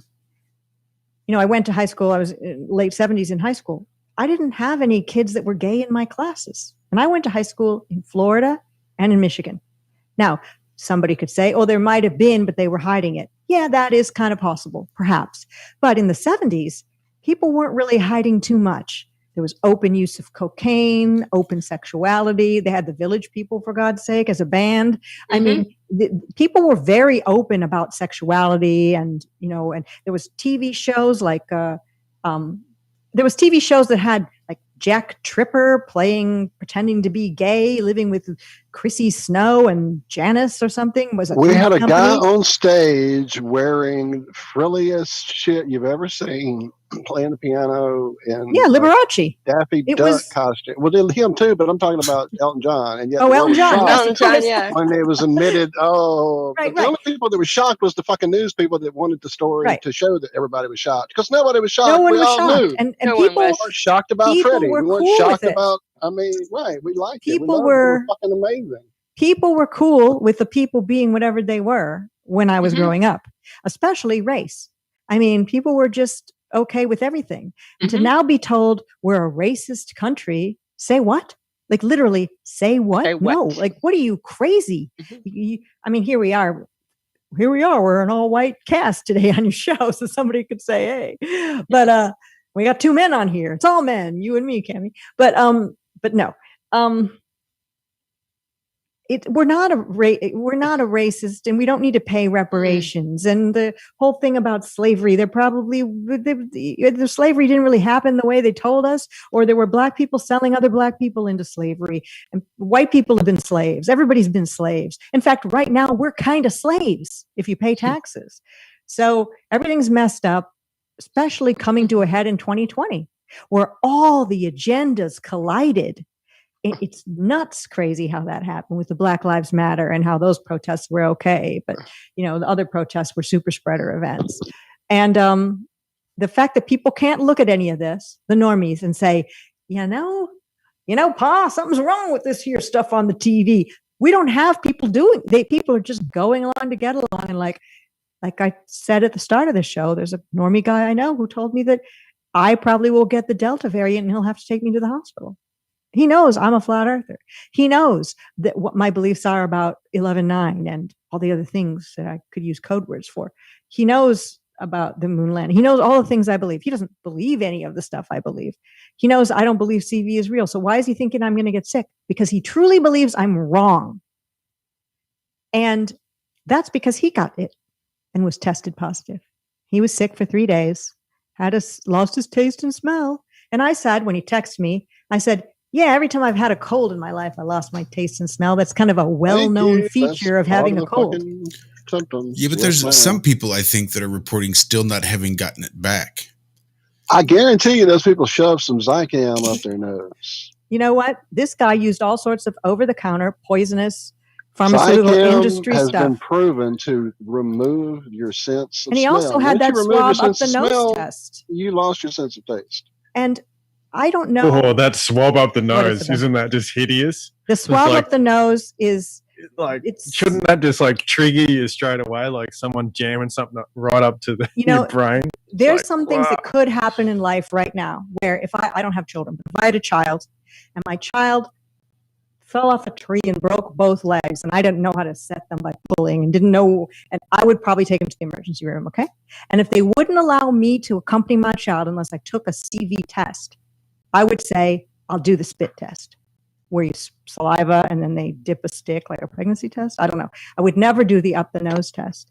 I would what I'm saying is there are these moments where I would do what they say to get a job done, like get my child's broken leg set, or if my kid put his eye out with a bottle rocket, or if I had kids, they'd probably be doing all of those things, I'm sure. But I would never really do those. I don't want to ever do those things. I don't want to have, even the spit test, they've got your DNA. Well, maybe they've got my DNA from other routes. I don't trust these bastards. What about 23andMe? And remember how that was a big thing, especially on YouTube? Like a couple of years ago, all of these YouTube people were coming out talking about, oh, my heritage is 1% sub-Saharan African and 25% Scottish. And they're all talking about, they did the 23andMe. They probably got it free from the 23andMe company and these other gene testing things. What are they doing with those results? I bet Bill Gates or other nefarious guys own stock in that, or I bet if we traced it back, it's someone not so good who owns that stuff. And why do they want our genes? What's that about? Like, what is happening here? That's a good question. It's more what is happening here? I think it's the bloodlines. I truly think that's maybe they're looking for something. Shit. They're looking for all their bastard children. They're keeping up with who's got certain bloodlines. They might be looking for something that they fear coming. Bingo. I'm not a religious person, but maybe they're looking for sort of like a Jesus Christ or some other figure to return, or something that they're looking for. And maybe this whole CV testing might be looking for some genetic match to some kind of people who are either really awesome or really horrible that they want to buddy up with. Or maybe a certain percentage of the population who have done the work and have changed their salts to the point that their blood now has become something that's either precious to these, whatever the fuck they are, or that they want to eliminate. And that might be one of the two. Looking and watching for all of us who are kind of keeping our eye on their One thing I do know, it's not what they've told us. Oh, no. None of these events and everything about this CV thing, it's not anything. You literally could watch TV and go, lie, lie, lie, lie, double lie, lie, lie, don't lie. I remember seeing videos of people sending in blank things or spit from their dog or whatever to these same genetic Coca-Cola, testing people and getting paw back fruit, that a they're goat, Cherokee and motor oil, all found positive Swiss for CV. or whatever. No, I'm talking about the genetic testing, the ancestry too, the same idea of sending in nothing and getting back that they have all this heritage. Probably. Yeah, so it's That's it's all interesting. bullshit. They may have gotten your DNA, but what they sent you back has been bullshit most of the time. Right. Again, to confuse you about who you are. What else would they do but confuse you about who you are? That's what they've tried to do. Wow, that's a very interesting. Now, I wanted to do it. I thought about doing it because I would like to know some stuff. I know some vague stuff, like we all do about our heritage, but most of us don't know super deep dive. I remember when you did the live stream. Yeah, I said I'm going to do it, and I never ended up doing it. You didn't read the directions first. Oh no, that was a different thing. That was a different thing. That was doing my blood type. Oh, that was the blood type. That's right. I did my blood type on a show, which was just you do the paper in your own house, so it's not going anywhere. But I didn't know my blood type, and people were, even Cammie was saying that I'm probably Rh negative since I'm a natural head, and I turned out to be A positive. So what boring as that is. I wish I was Rh negative because it's special, but I'm not special. Actually, I couldn't even prick my own finger. It's not because I was afraid of the pain. It's I guess my skin was too tough. I was using these pins and like stabbing myself on screen, stabbing myself, and no blood was coming out. And haters made videos about me doing a ritual bloodletting on her show. That's crazy. Oh my goodness. Yeah, no, but the 23andMe thing I toyed with doing, not on the air or anything, but I never did it because I thought the better of it. You don't want to just give them your DNA on a silver platter, although they probably already got it. Yeah, I think they have it from birth. They have you your were born print of in your a soul. hospital, yeah. Your soul of your foot. Isn't that interesting? Your soul. Your soul on paper. Wow. Yeah. Wow, I never even thought of that. That's crazy. And they have to put the print of your soul on that piece of paper before they will allow a foot to touch the ground. Some weird rule. Why? All this stuff is magic, like a kind of magic they believe in that might work. We can manifest things. So are they manifesting, this I think they are. magic? That's why we fall under their spell so I think all this CV panic and fear and the Delta variant and all the fear about it is manifesting people getting sick of the Delta variant. My brother told me he had a friend in New Orleans who's about 40 years old who just died of the Delta variant in the hospital. And I said, oh my gosh, 40, that's crazy. And he said, yeah, he was about 350 pounds. I said, sorry about your friend, but he didn't die of no Delta variant. Yeah, did he have type 2 diabetes and all this other and crap? Probably got a cold or a flu or pneumonia, and then that's all it takes, But people won't look at it that way. They know that guy died of the Delta variant. And the fear is perpetuated. Yeah, we got rid of the flu, so we don't have to worry about the flu. That's true, anymore. exactly. But this year, they're saying this fall the flu's coming back. How do they know that? The flu's coming back. Welcome back. It took a year off. The flu, it was it's hiding from the CV. Well, my brother was saying, they've got the mask mandates, like I said earlier, coming back in New Orleans as of today. And he said, also, bars are going to be closed at 12. And I texted him with a emoji of a vampire. And I said, yeah, because everyone knows COVID comes out after midnight. I mean, why would it even make sense to have a curfew at midnight? Like, if it were real, this whole event, nobody would be going out anywhere. Because all that would be outside would be bodies stacked like cordwood. But, I still don't know anybody who's dead. I wonder, how long if someone's hypnotized, how long can they be hypnotized for, and before you just have to reinforce it, and how much reinforcement does it actually need to, because obviously these people aren't using logic, but they've got their own they're taking bits and pieces. It's like they're sending out, different spells of different lines of thinking that they can, people can latch onto, and reinforcing those lines of thinking. And it's completely out of logic, obviously, but you just got to wonder if that, some of us just, because we've broken through some of the general lies that they've told us, that we're no longer hypnotizable in a sense. So I just wonder if it's not, like a spell like that, which is, right. Hypnotism seems to be more like a spell than anything else. Yes, anyway, and they can wake you up by like a keyword or like clapping 3 times. I wonder if there really is something that could wake everybody up, if we only knew what it was. Because, whenever they make a poison, they also make an antidote. When somebody makes a poison, a real poison, they also have an antidote for it. I don't mean a poison from a snake that is a naturally occurring thing. But when somebody makes something, they'll make an antidote because that thing could go wrong or get out of hand. So when it comes to hypnotizing the world using like brainwaves and the TV and putting everybody in a certain state and where they're receptive to the lies, there must be some way to spring them out of it. I know that I stopped watching TV several years before I started waking up. Yeah, exactly. So that it was probably one of the ways to stop. So we can walk around with like a certain frequency light and a few words, and boom, there you're free. We could free people. Wouldn't that be so cool?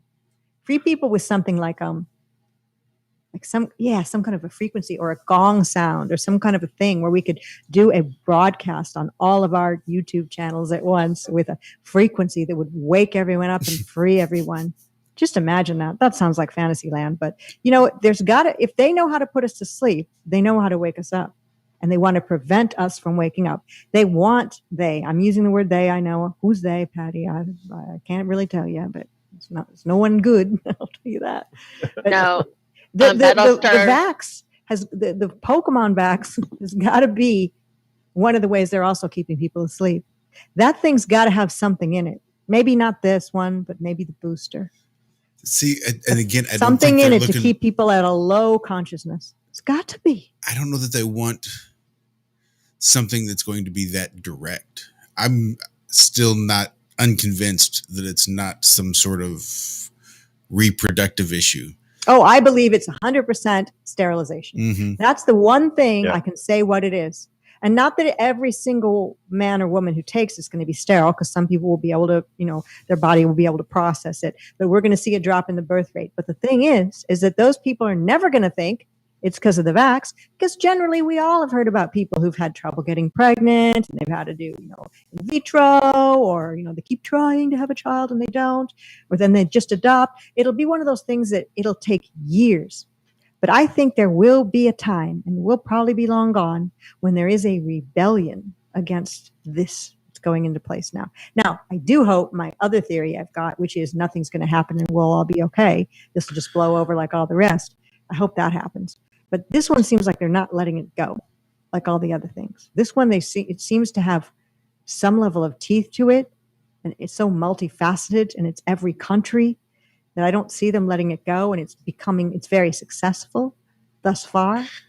So we may be screwed. Well, I've always, been aware that, they want to crash the economy at some stage. Yeah. Pull the rug out and sort of reset what they want to, their new monetary system, whatever it may be.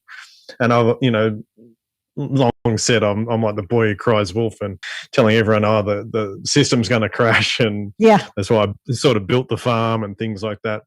But I think what may happen is that, if this thing starts becoming uneasy for them, it's really effective at the moment, but once if it starts to go the wrong way for them, they can just at any stage pull that plug of the financial support, because that's basically what the markets are doing now. They wait hand and fist for the Fed to come out and say, well, are you going to give us more money or not? And that's basically what the whole economy is running off. The whole world economy is running off the words of the Federal Reserve saying, yes, we'll support them by more money printing. So at any stage they can say, we're not doing that anymore, and then all of a sudden things just go pear-shaped. So that's still a play that they can make. And there would be that one, and the lack of food, the food shortages we've all heard about that would come as well with that, are things that they could do. But I don't know if that's what they want. Do they want the world to disintegrate into Mad Max? Because that's what would happen. Like say, they're going to cut the internet. We've heard that. I don't know if they're going to cut the internet. If they're going to cut the internet, they're going to cut off their number one programming tool. That seems dumb, like shooting themselves in the foot. I don't think they're going to do it. Maybe they'll cut it in certain places or something, but changing the monetary system is something they want to do. So they've got to get something to a certain point where they end up doing that. People were saying it's the cash shortage. Oh, that's the first sign they're going to do it. That they're saying, they don't have coins, no coins anymore, coin shortage. That's the way they're going to say, the money is dirty. Well, they haven't come out and said physical money is dirty and spreading CV. So that was sort of a red herring that we all chased down, those of us in the truth community. So what is it going to be that's going to get us to the digital system? I think it's the phones that we have and the digital passports that we'll have, whatever they want to call them. I think they're calling them sanitary passports. That sounds like sanitary pads, which is really creepy. But whatever they're going to call them, that now, like my brother in New Orleans said, they're asking for your Vax card, just your card, at bars in order to get it in New Orleans. So they're doing that. And that's what's going to come next. And the phone is going to be the one that they're going to want us to use our spending on. With the digital currency. It's all going to be about the phone. So are we going to be able to opt out simply by having a dumb phone? I think we all need to get rid of our smartphones then. Have dumb phones. So what they're doing here in Australia, for a lot of places, they'll either have a sign on the door with the QR code or a sign in. But then, I've heard that there's other people getting employed to actually check people to make sure that they're actually signing into the shop that they're going in. So, and people are doing it, free will, and they're happy to do it. And every time they go into a shop, they're holding up their phone to the QR code. And, never, just never, right? Don't we all say never? I saw Max Egan talking about that. And although he's not FE and very well should be FE. Anyway, it's another story. Same as David Icke, who I also like, but not happening. But anyway, Max Egan was saying he's never going to use a QR code in Australia to get in anywhere. He's just never going to do it. He's just going to walk right on in. And good, more power to him. But that's the setup, like you were saying. That's the setup for passport to get into some place or whatever it is. So they're just getting people used to it right now. Mm-hmm. Used to obeying. Yeah. And we've all had to obey to a certain degree. I mean, I have a driving license. I have a passport. I go through the security checkpoint at the airport, which, of course, is all just a function of 11.9 and all that garbage that never went away. The residual, they talk about the residuals in the Mandela effect. We've got the residual of all the lies of 11.9 that people who go to the airport don't even understand why they have to take the shoes off. Well, I'll tell you why. Because of that event and the quote-unquote shoe bomber, just a bunch of fake lies that have changed our life forever. And we might be saddled with masks and multiple booster vaxes for the rest of our lives. I mean, I know we aren't, but it's going to be a part of life. Are they really going to make it so that we, the un-Pokemon, are going to be cut out of society 100%? Like we can't go to a grocery store. We can't pay our light bill. We can't buy a farm or property. We can't renew our car insurance. I don't see It'll all how. be denied. Is that what they're going to do? I can't. It seems like economically not smart. But how small are we as a group? What weight do we carry? That's the thing. I think they would need to have like at least 70-75% of the people on board, and even their own numbers. They're saying that the government employees, they'll tell you it's under 40%, when it's really like 12 to 15%. But they'll just say under 40. And yeah, they need the numbers if they're going to do something like that, or else it would never work. And I don't think they're getting the numbers. I mean, the people who haven't got the Pokemon yet aren't getting the Pokemon. But here's an exception, I've thought. The FDA is going to approve that thing. We all know it. Mm-hmm. It's already been approved. I mean, it's just not even I really dislike when truthers, and we've all thought it or said it, like, why would you inject an unapproved vaccine? Well, why would you inject a vaccine? But, when we know it's going to be approved and your argument will fade in a month or two, like they're going to approve it because it's part of this agenda. It's always been meant to be approved. There's no one looking at what that is with a microscope at the FDA and trying to determine whether it's, quote, safe and effective. They said it's safe and effective already, but from day one right out of the chute. So obviously the thing is going to be approved. It's already basically approved. So because of that, there will be a slice of the public who's been hesitant, quote unquote, vaccine hesitant, which all of us are known to them as vaccine hesitant, where we're more like vaccine hell no, like we're never. But there are those people who, once it's FDA cleared, who don't understand what's really going on, are going to get it. So the numbers will rise when that happens. But I think that's it. It'll cap at that point, because all that will have awakened already, I don't think. I mean, do any of us think that there's a person out there we could sit down and have a heart-to-heart with, who we could wake up out of a deep slumber right now? Could we? About this event? I think it's too. That's what I've thought too. Like, I think it's too long. Yeah, too long. You should have picked up on this. A year ago? Yeah.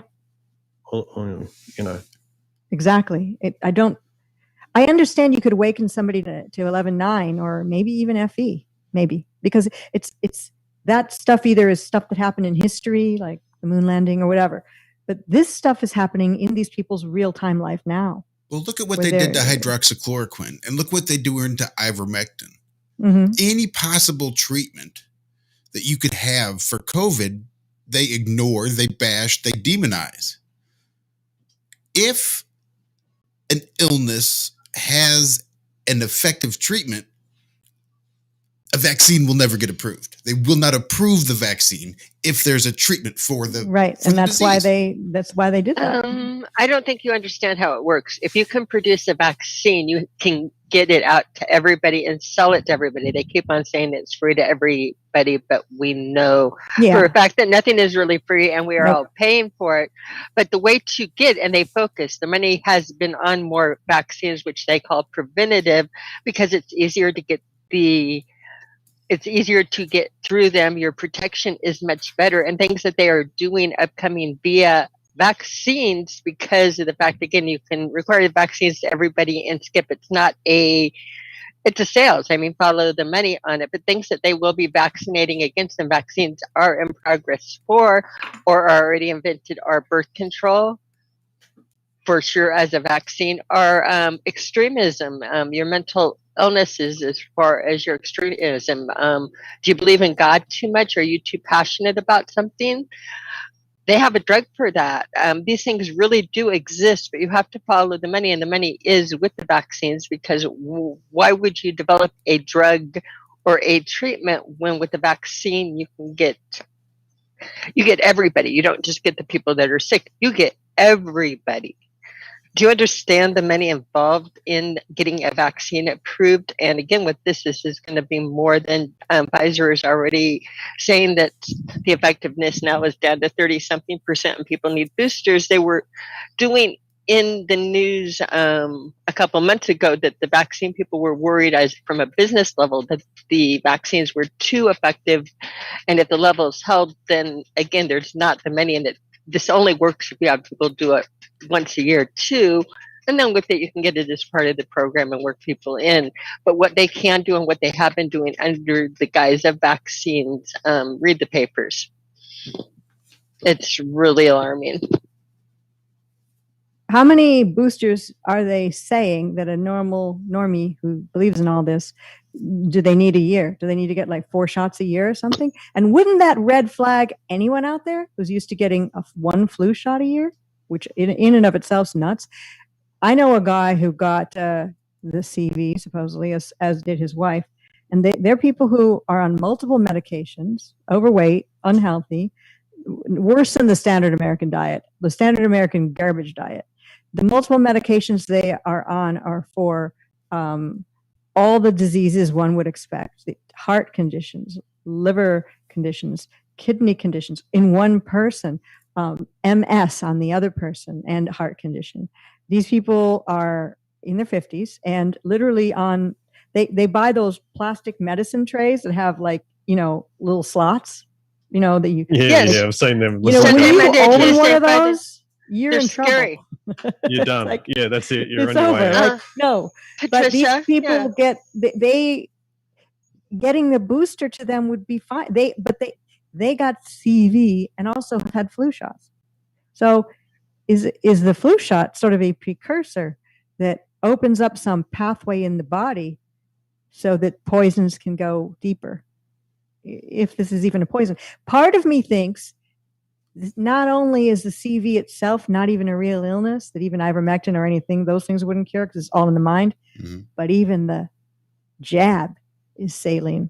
There's even that thought process. I did see a clip the other day where they were talking about, it was in a parliament of, I think it was in the UK or somewhere, but it was basically this guy slipped up and he said, we've given out both, the real ones and the placebo. Exactly. And that's what I thought. You can't have it basically a hard kill. I agree.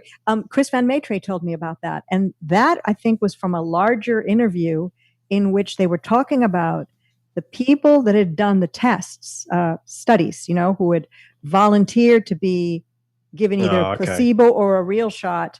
And then after that, we'll see how you do and we'll monitor you and, see to get the FDA approval or whatever approval it is. And so what I thought was funny about that is they're willing to let, let's say 50% of the people in the test case got a placebo. They're willing to just straight up give those people vaccine passports. But wait a minute, isn't COVID a deadly disease?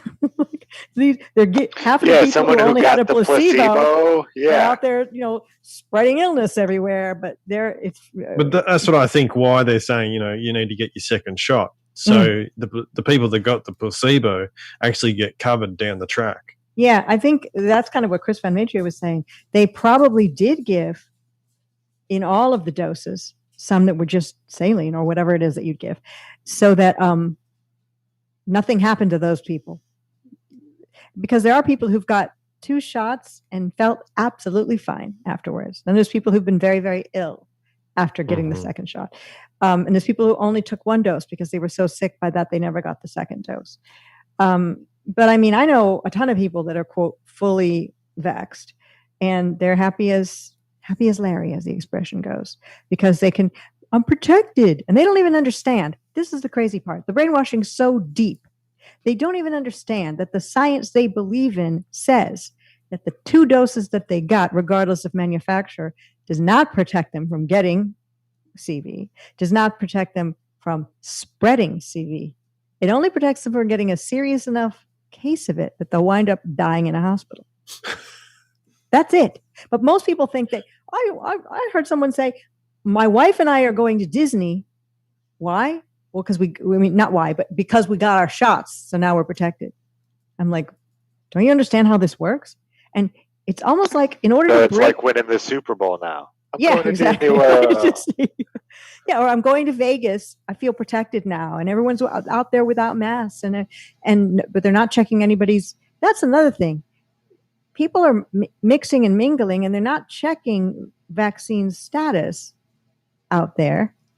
It's like I've said from the beginning. If this were real, the government was here to protect our health, would have given everybody masks. You could go to a place and get free masks, like N95s.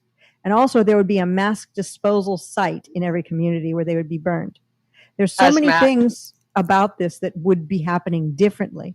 I mean, we have like people in the government telling us, oh, you could just make a mask out of a bandana. It's just as effective. So we're getting so many different messages about what this is that it clearly isn't what they say it is, because even what they say it is varies by which way the wind blows. Well, I've always thought that Fauci started off saying that, you don't need to wear a mask. It wouldn't protect you anyway. And then he had to backtrack and saying, well, we just said that so people didn't go crazy and buy all of them because we needed them for our medical workers. Yeah. And that's like, really? So you're lying on purpose? Yeah. Because people don't buy, okay, if I wanted to buy an N95 on Amazon, that's not where a hospital's getting masks from Amazon. So me buying 500 masks on Amazon is not going to touch what a hospital needs in its supply. So it's not removing them from frontline workers. I actually hate frontline workers. That's another problem I've got. I hate the fact that, quote unquote, frontline workers have been made heroes, because those people who aren't speaking out, they know their hospitals were very close to empty with 1 or 2 patients in there. But they're such good dancers, Patricia. Right. They know they're liars. There's so many liars that they're basking in the glory of being, yay, applauded for doing their job and getting this respect that they probably never got before in their life for doing something that they're not really doing. How can almost any of the people involved with this, on a greater or a very lesser degree, live with themselves?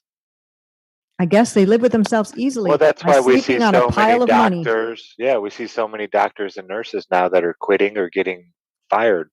Yeah, for talking about it.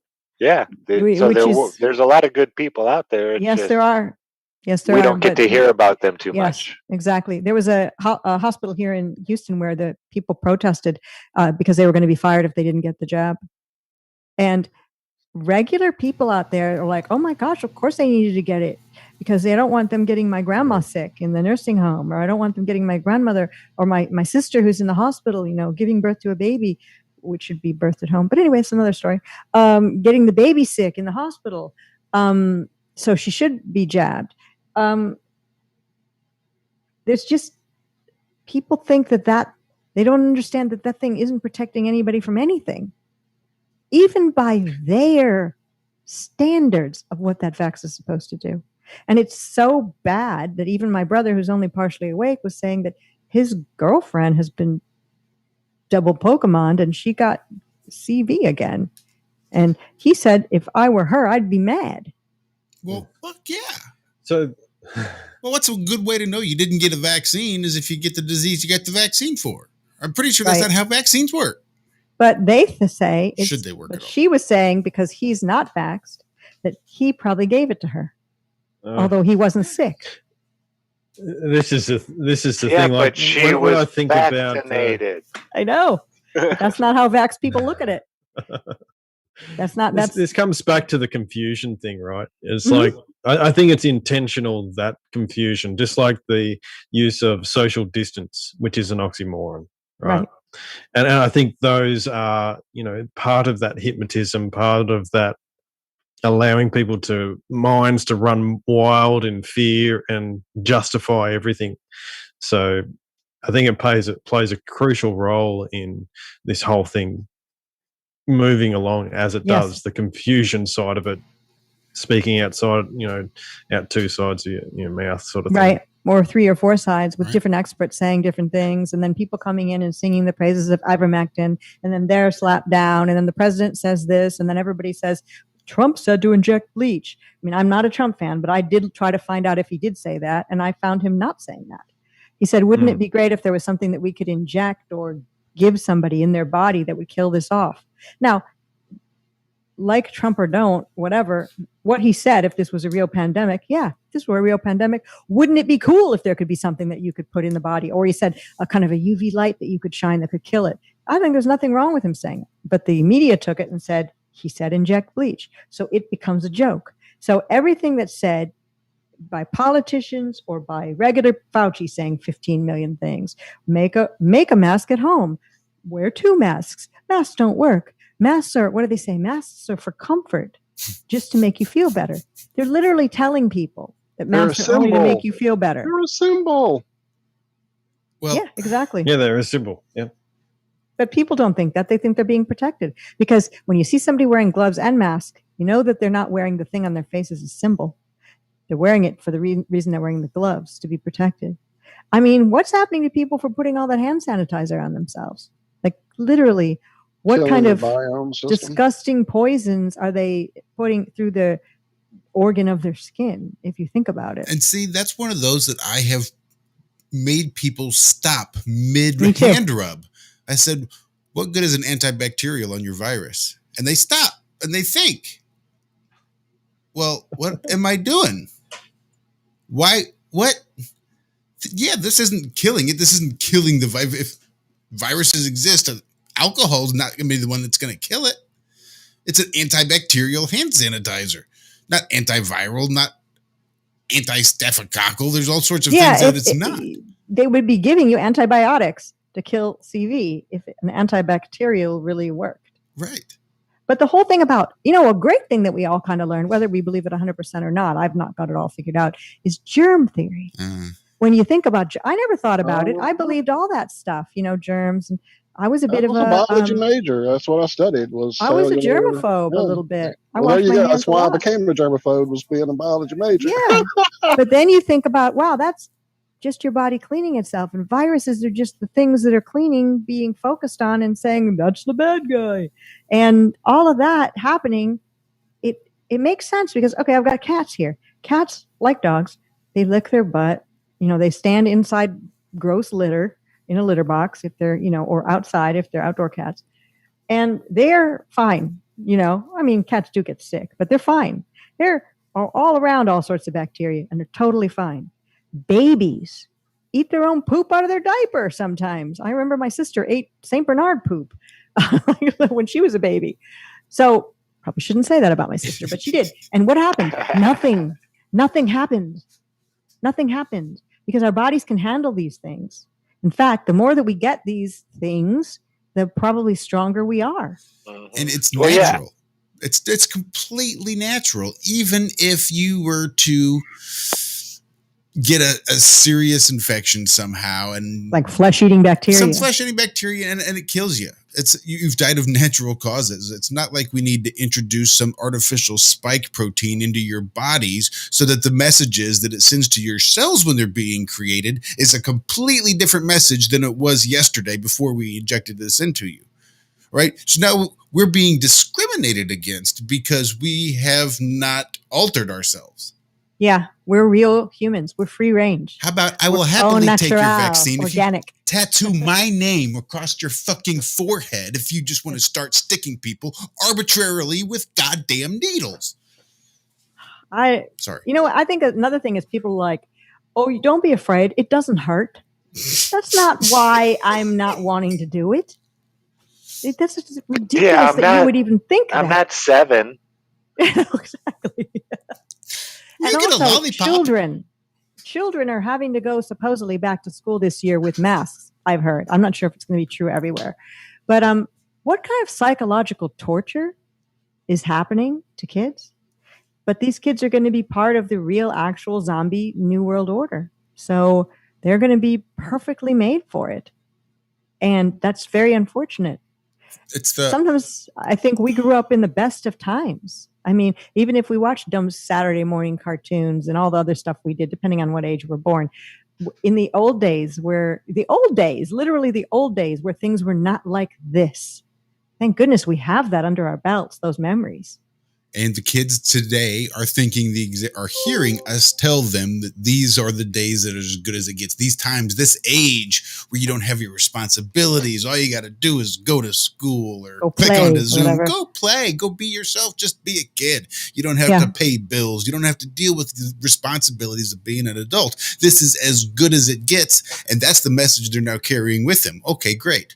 This depression and suicidal thoughts that I've had for the last year, this is as good as it motherfucking gets. Yeah. So it's all downhill from here. So like a teenage boy who is having to wear a mask in class and is developing acne. How's he going to even be like confident enough to talk to a girl? And how's the girl going to talk to him when she's like, "Hi, my name is Susan." You know, like what kind of life is this? 6 feet apart and and 6 feet apart as well. Yeah. It's like a, I don't know. This almost seems like it's not real what's going on. Mm-hmm. Doesn't it? Pure evil. That's what it is to do it to kids. It is pure evil. And I think whatever is in charge of this, whatever it may be, people, entities, Satan, vampires, narcissists, we can, whatever you want to call it, pure evil is its description. Campbell had mentioned earlier about these entities feeding off sort of that imagination energy. And then we have all of these, whether it's the globe model or germ theory or the exact proper way we should handle a pandemic that's all over Earth. But these obscurantists that are making things intentionally vague and leaving things intentionally open-ended for us to fill in the blanks ourselves. It's forcing us, based on the fear that they've already created, to now use our imagination in this fear-based way to fill in the blanks they've created by obscuring and making things convoluted for no fucking apparent reason. We have to use our imagination. We don't know what's going on. Well, maybe the mask works. I'll just wear it. I'll take the jab. Does it work? I don't know. I took 2. I still got it. So you must have given it to me because my body's not just going to create these crazy things that make me feel like shit all by itself. It's got to be some foreign invader. I don't know. Fuck it. I'll just do what I'm told, do what I was taught. Because I don't know. I just have to use my imagination and just be scared of everything. So it's just creating this energy for them to feed off of. If they are, in fact, using that imagination energy, what a great way to That's interesting force that it into overdrive. That way. I always thought, similar to Campbell, my theory was that they were just feeding off our negative energy and our pain and our suffering and our tribulations, just down to the point of little things, like if you're late, every light's red. Now, I know that sounds ridiculous, that there would be an entity that would feed off that, but you know what? We've all been there, and sometimes you're like, how could this be happening? Every light. And it's not only that they feed off of, Patricia. It's when you do what they tell you. You know, when you're driving down the road and you get that crazy feeling in your head, hey, I'm going to go drive off the road and run into that sign. Oh, you know what? This is That's a crazy them. thing. I've That is never, them. ever, I don't have these thoughts, okay? But I was holding a knife, slicing fruit. My cats jump up on the counter. And I thought, a crazy person could just cut the leg off a cat. And the fact that I had that thought, I didn't have the thought that I need to cut the leg off of the cat. Nothing like that. But what the hell did that thought come from? Yeah, I love my cats. That's them fishing. Yeah, I have it it is. about Hank every once in a while too. It's like a crazy person I could take this saw that I'm using right now and I could just cut Hank's head off. Shit, and it's y'all. like, where did that come from? That's them. Okay, I recently got my cat, and then after I got my cat, she had kittens. So I've recently cut the legs off. Okay, and I cut all their fucking legs off, and And so all of a sudden, I'm like playing with the cats, got my little dangly, whatever toy, and just like, I'm like, okay, well, if they run up this edge, they're going to fall off the back. Why would I ever even think to run them up this edge and fall them off the back? I love my cat, Where are those thoughts coming from? And I never thought about this idea that Josh is having where they feed off these certain things. So maybe this new thing has now come into my life that's fishing for the hurt the cat stuff. Because, dude, I never would hurt an animal, Well, it's probably the same thing that tells people to kill themselves. It's probably that same thing that the voice in your head, or whatever you want to call it, that says, just take that wallet on the ground. Or that girl at work, even if you're married, have an affair with her. Or the thing that's telling us to do stuff. I think somebody was saying, maybe Walt, you were saying it earlier, where like, this isn't me, but here I am doing it. Or, right. Or, maybe it's that thing. It's, that's who the homeless people on the street are yelling at because they're sick of hearing it. They're done. And it's who cats are staring at when they're just like staring off in the distance. Dude, oh my God, that's the thing. I forgot about that when my cat's staring over my shoulder and won't quit. I'm like, okay, they're Rizzo, looking at the got entity. to stop that shit. My cats sometimes make this noise. Maybe anyone who has cats will know this noise. It's not a normal cat meow or purr, or it's like a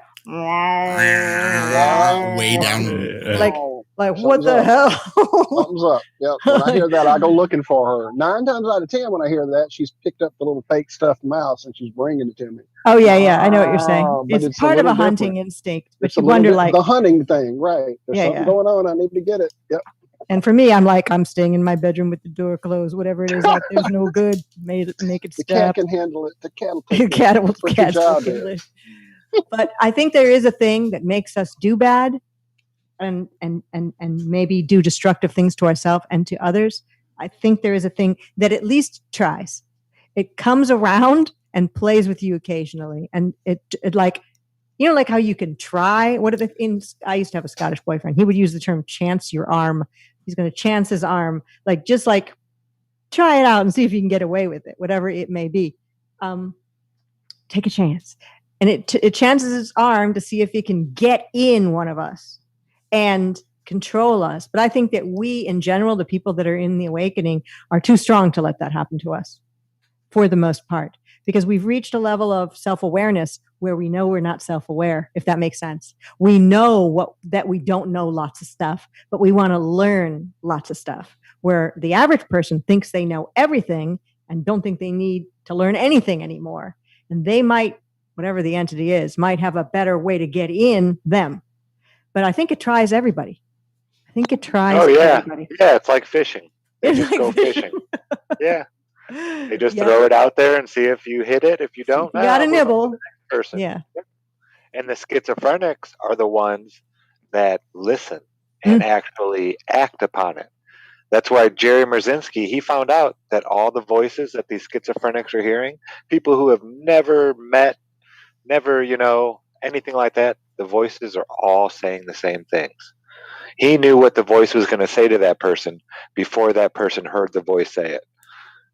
What are they saying? For those who didn't see that interview. What was that old saying? Everyone's got a wolf inside. It's just a matter of, which one you feed or something like that. Oh, yes. I've heard that.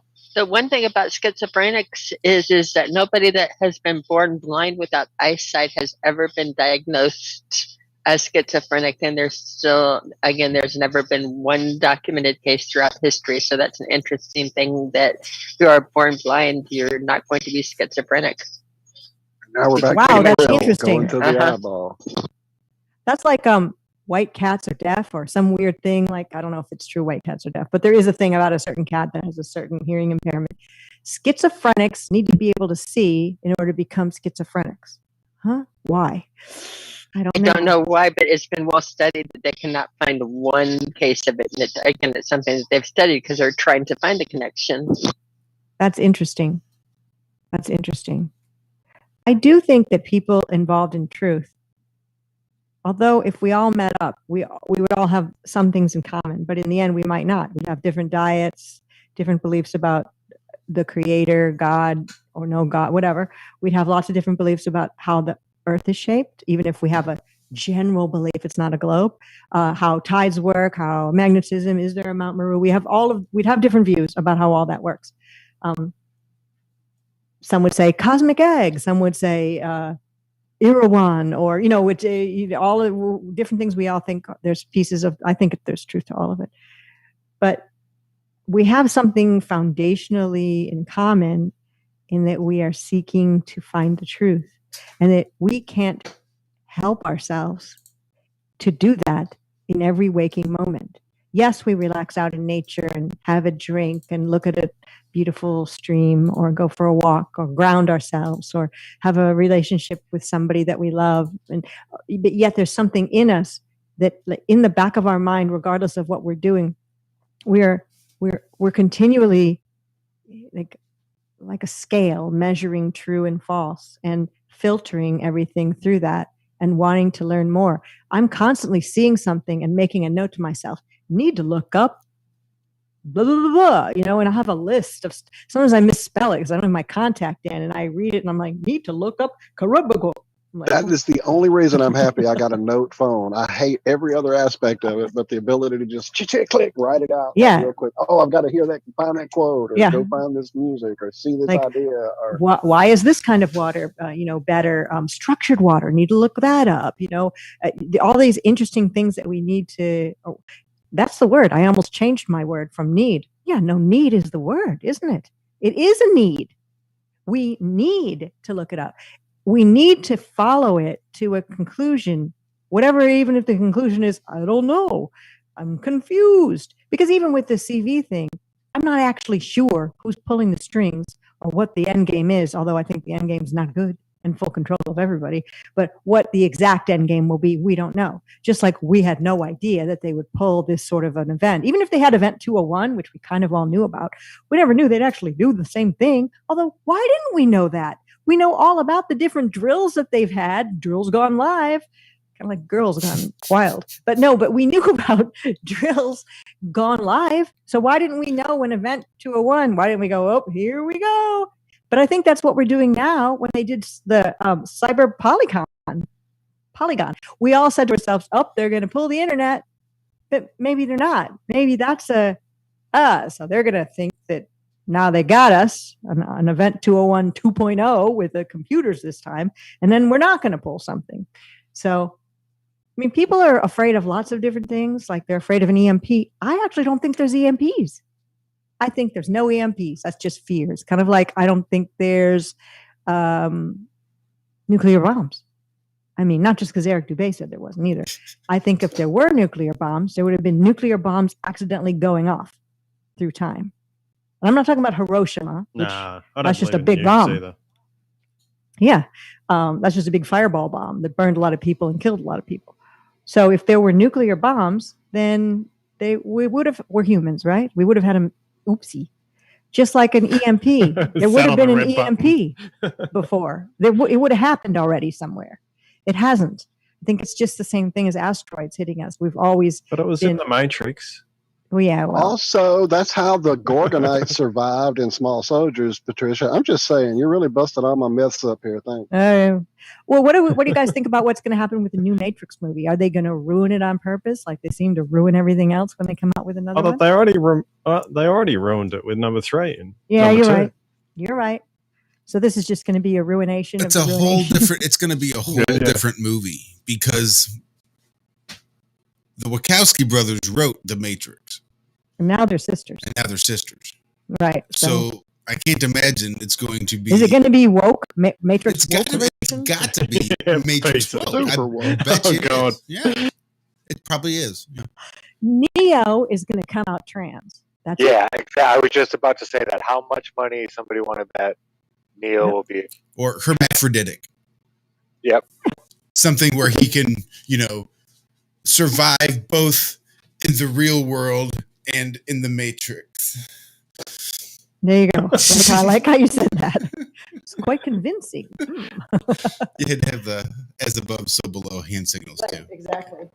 It would explain why. What's her name? Carrie? No, in the real world, it's a man, but while they're in the Matrix, he believes he's a woman. There you go. And do you guys think that Bruce Jenner, Caitlyn Jenner, is going to become mayor of California? Why not? I think it's going to happen. It would fit. Yeah, I think it's going to happen. I think it's going to happen. This world really is the upside down. Like that movie or series called Stranger Things. They use the term the upside down. It's full on upside down. Yeah, it's upside down. So the most bizarre stuff is going to happen, which is why I'm hoping that maybe through the power of our collective energy, maybe through blind, dumb luck, nothing's going to happen with this. We're not going to be not able to go to a grocery store or go ever have a meetup again or fly after dust is settled. I'm hoping it'll be okay, because that's literally what the upside down world would be. We're all thinking doomsday straight ahead. Everything's pointing toward vaccine passports and maybe soldiers coming to your house and dragging you out and jabbing a needle in your arm, etc.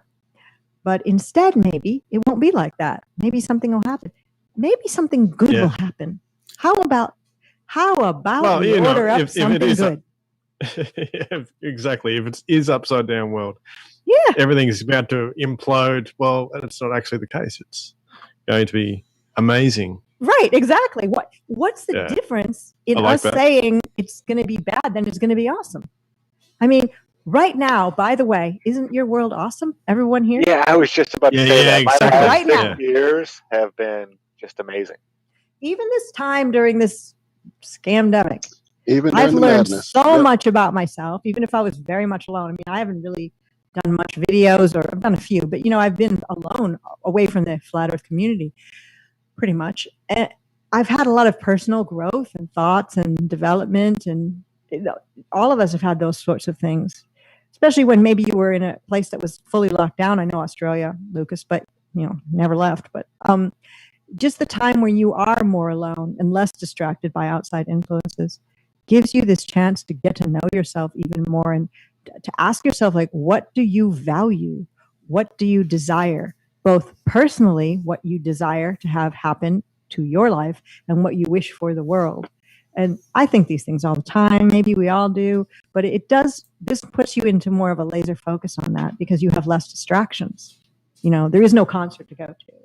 There is no party down the street as much, I mean, some of us are blessed to live in areas like maybe like Cammie and Zach, you live in, which really free with no mask mandates. But many of us have not lived in those areas. And we have had more hardcore situations happen. And some of us who are watching this have had more hardcore situations where, you've gone to protests and seen people beaten and drug away, like weak women beaten and drug away, with men just standing back and let it happen by police during this event when they went out to protest lockdowns. So we've had time to reflect and think about it, and what you value. And I value that I am happy right now, even if things are kind of miserable, right? But right now, all of us, just this collection of people here talking, I feel pretty good. I feel happy. I feel pretty connected. I feel pretty whole. I feel like we're doing the right thing, even if we're not like actually doing anything. Maybe us collectively gathering, even on this hangout and in the chats, even using their tools. Yeah, even using their tools against them. Maybe hypocritical, some would say, but hey, use it while you got it. Smoke them if you got them. Smoke them if you got them. Exactly. Yeah, well, like for me personally, I've been able to connect to, and make friends, which I've never really done before. So it's been, through all this time, it's been pretty amazing, really, for me. And I'm still going on the same trajectory I was well before this even began, still doing the farm thing, still trying to be independent, self-sufficient. All those sort of things haven't stopped. I love all that. But my realization that I don't have to put my energy into people that aren't going to wake up. So that's been sort of a relief as well. It's like, I don't have to spend, huge amounts of time trying to wake people up. If they don't get it by now, they're not going to.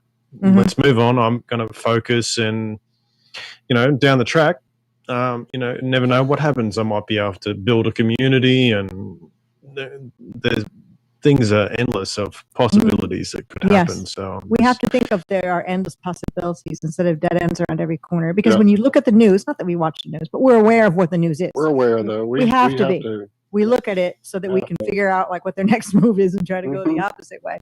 But there are more endless possibilities than there are the dead ends that they're putting.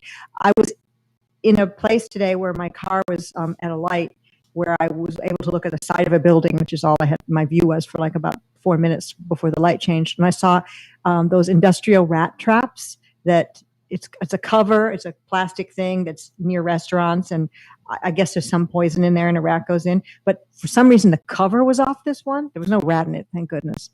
But I saw the thing, and I saw the one door in and then a dead area, like an area where it would die. And I thought, that's where they think they've got us. That's where they think that they've got us.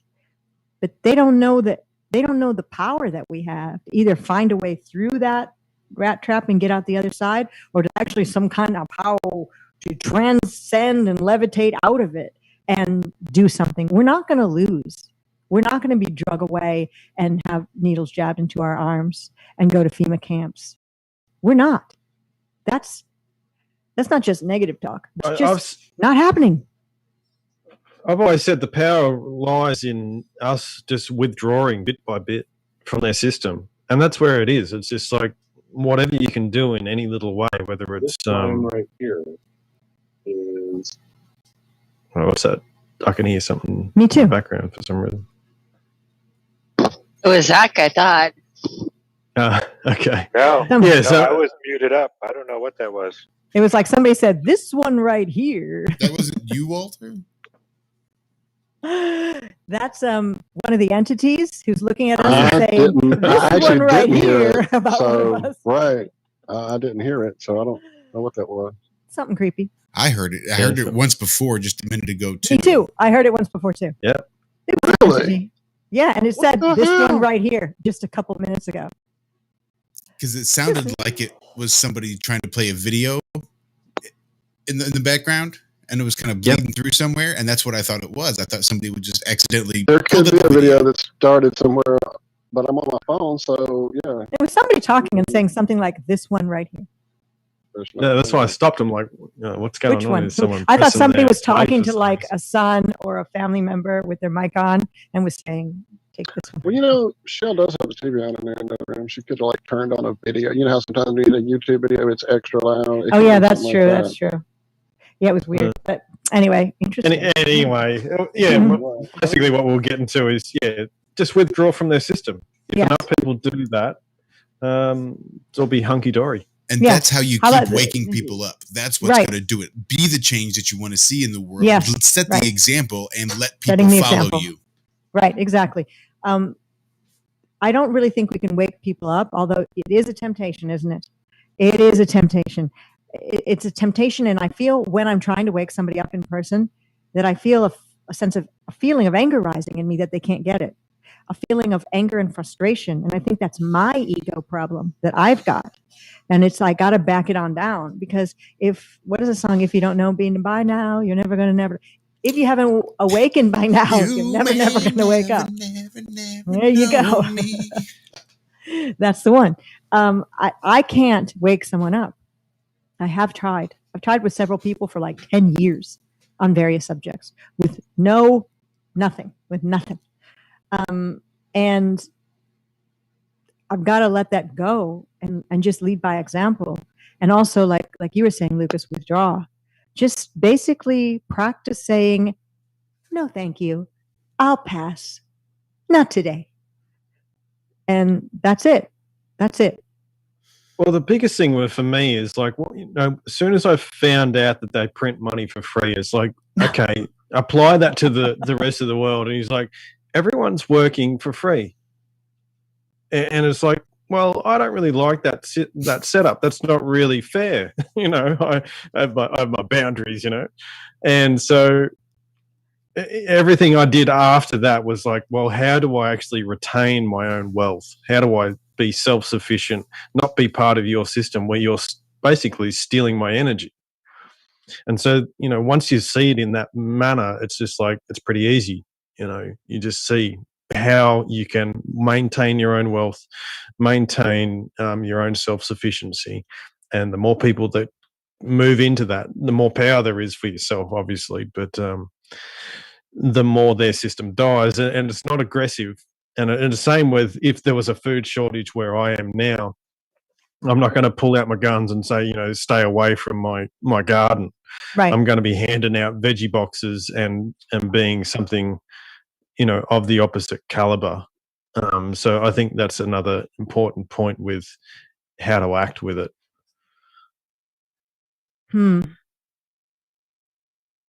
Yeah.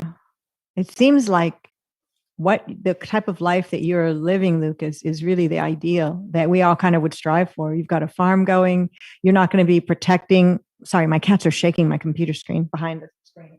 I figured that's when I saw your camera start going. I'm like, yeah, she's got a cat on the table because I'm starting to get used to that here. There's two on the table and then one over here. Whenever I talk and they come in this room, and they come running. Yeah, that's surround because they know when I talk. It's when I talk to them. They feel the energy because you feel the energy. They feel your energy. I like them being here, but I don't like when they go behind the screen and like try to knock over the monitor because that would be not so good. But you are definitely correct with Lucas being an inspiration. I've said definitely. That here I wish I know you think I'm being a dick next door, Lucas. But truly, your life I really is wish what I aspire to. It's amazing. Yeah. The music, the gardening, the way I see you be with your family. You're a great dude, man. So, that's cool. Even Zach. Thanks. Zach is one of those other ones that.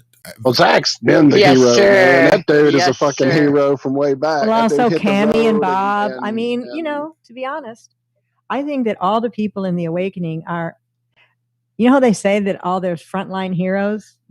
Those aren't the heroes. Those are the zeros. The people that are involved with the awakening process and at least have been trying to wake people up.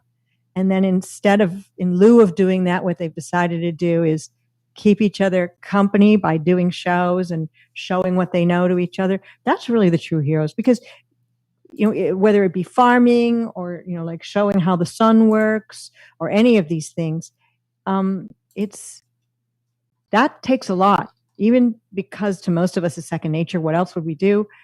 It really does take a lot to step outside of the box we were put into when we were born and when they took the footprint of our soul, basically, and put like a silver nitrate in our eyes. Just crazy stuff right from the first few seconds of birth, unless you were fortunate enough to be born at home.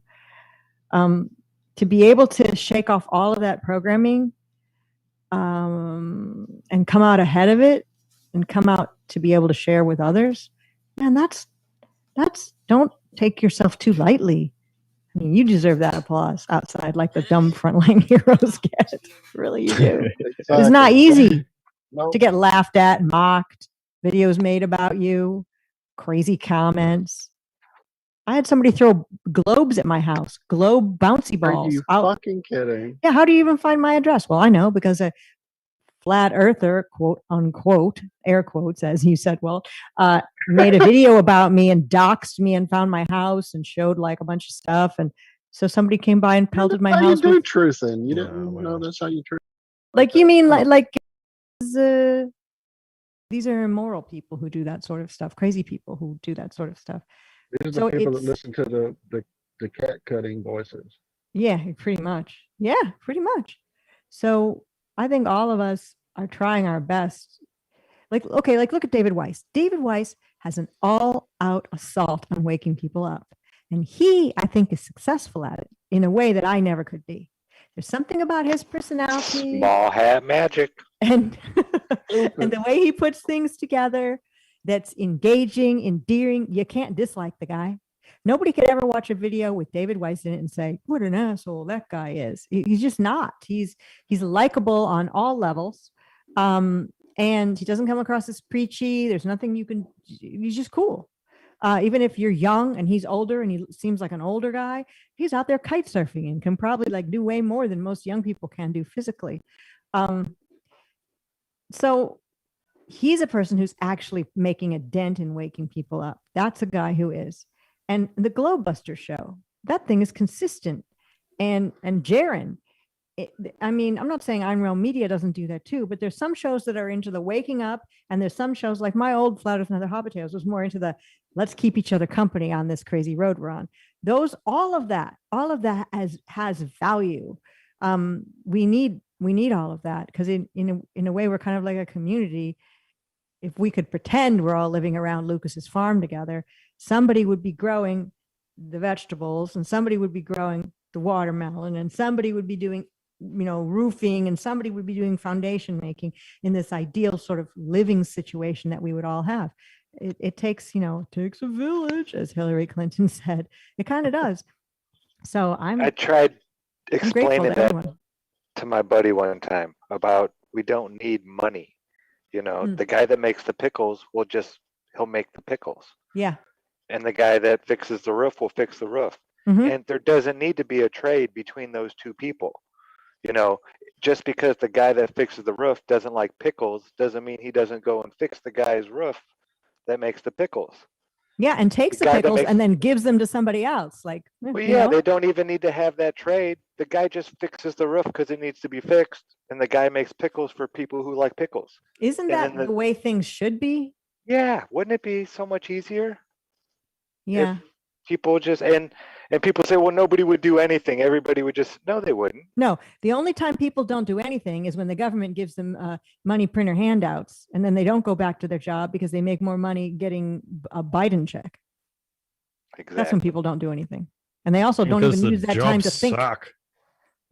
Jobs do suck. Most of the jobs out there suck and are boring. Yeah, that's true. It's not like you're hanging out in doing farming together or in a community or working together on a project. It's completely different. Even people who own like an independent coffee house, that group activity, way cooler and better than a job in a cubicle that somebody's not going back to because they're getting a government handout.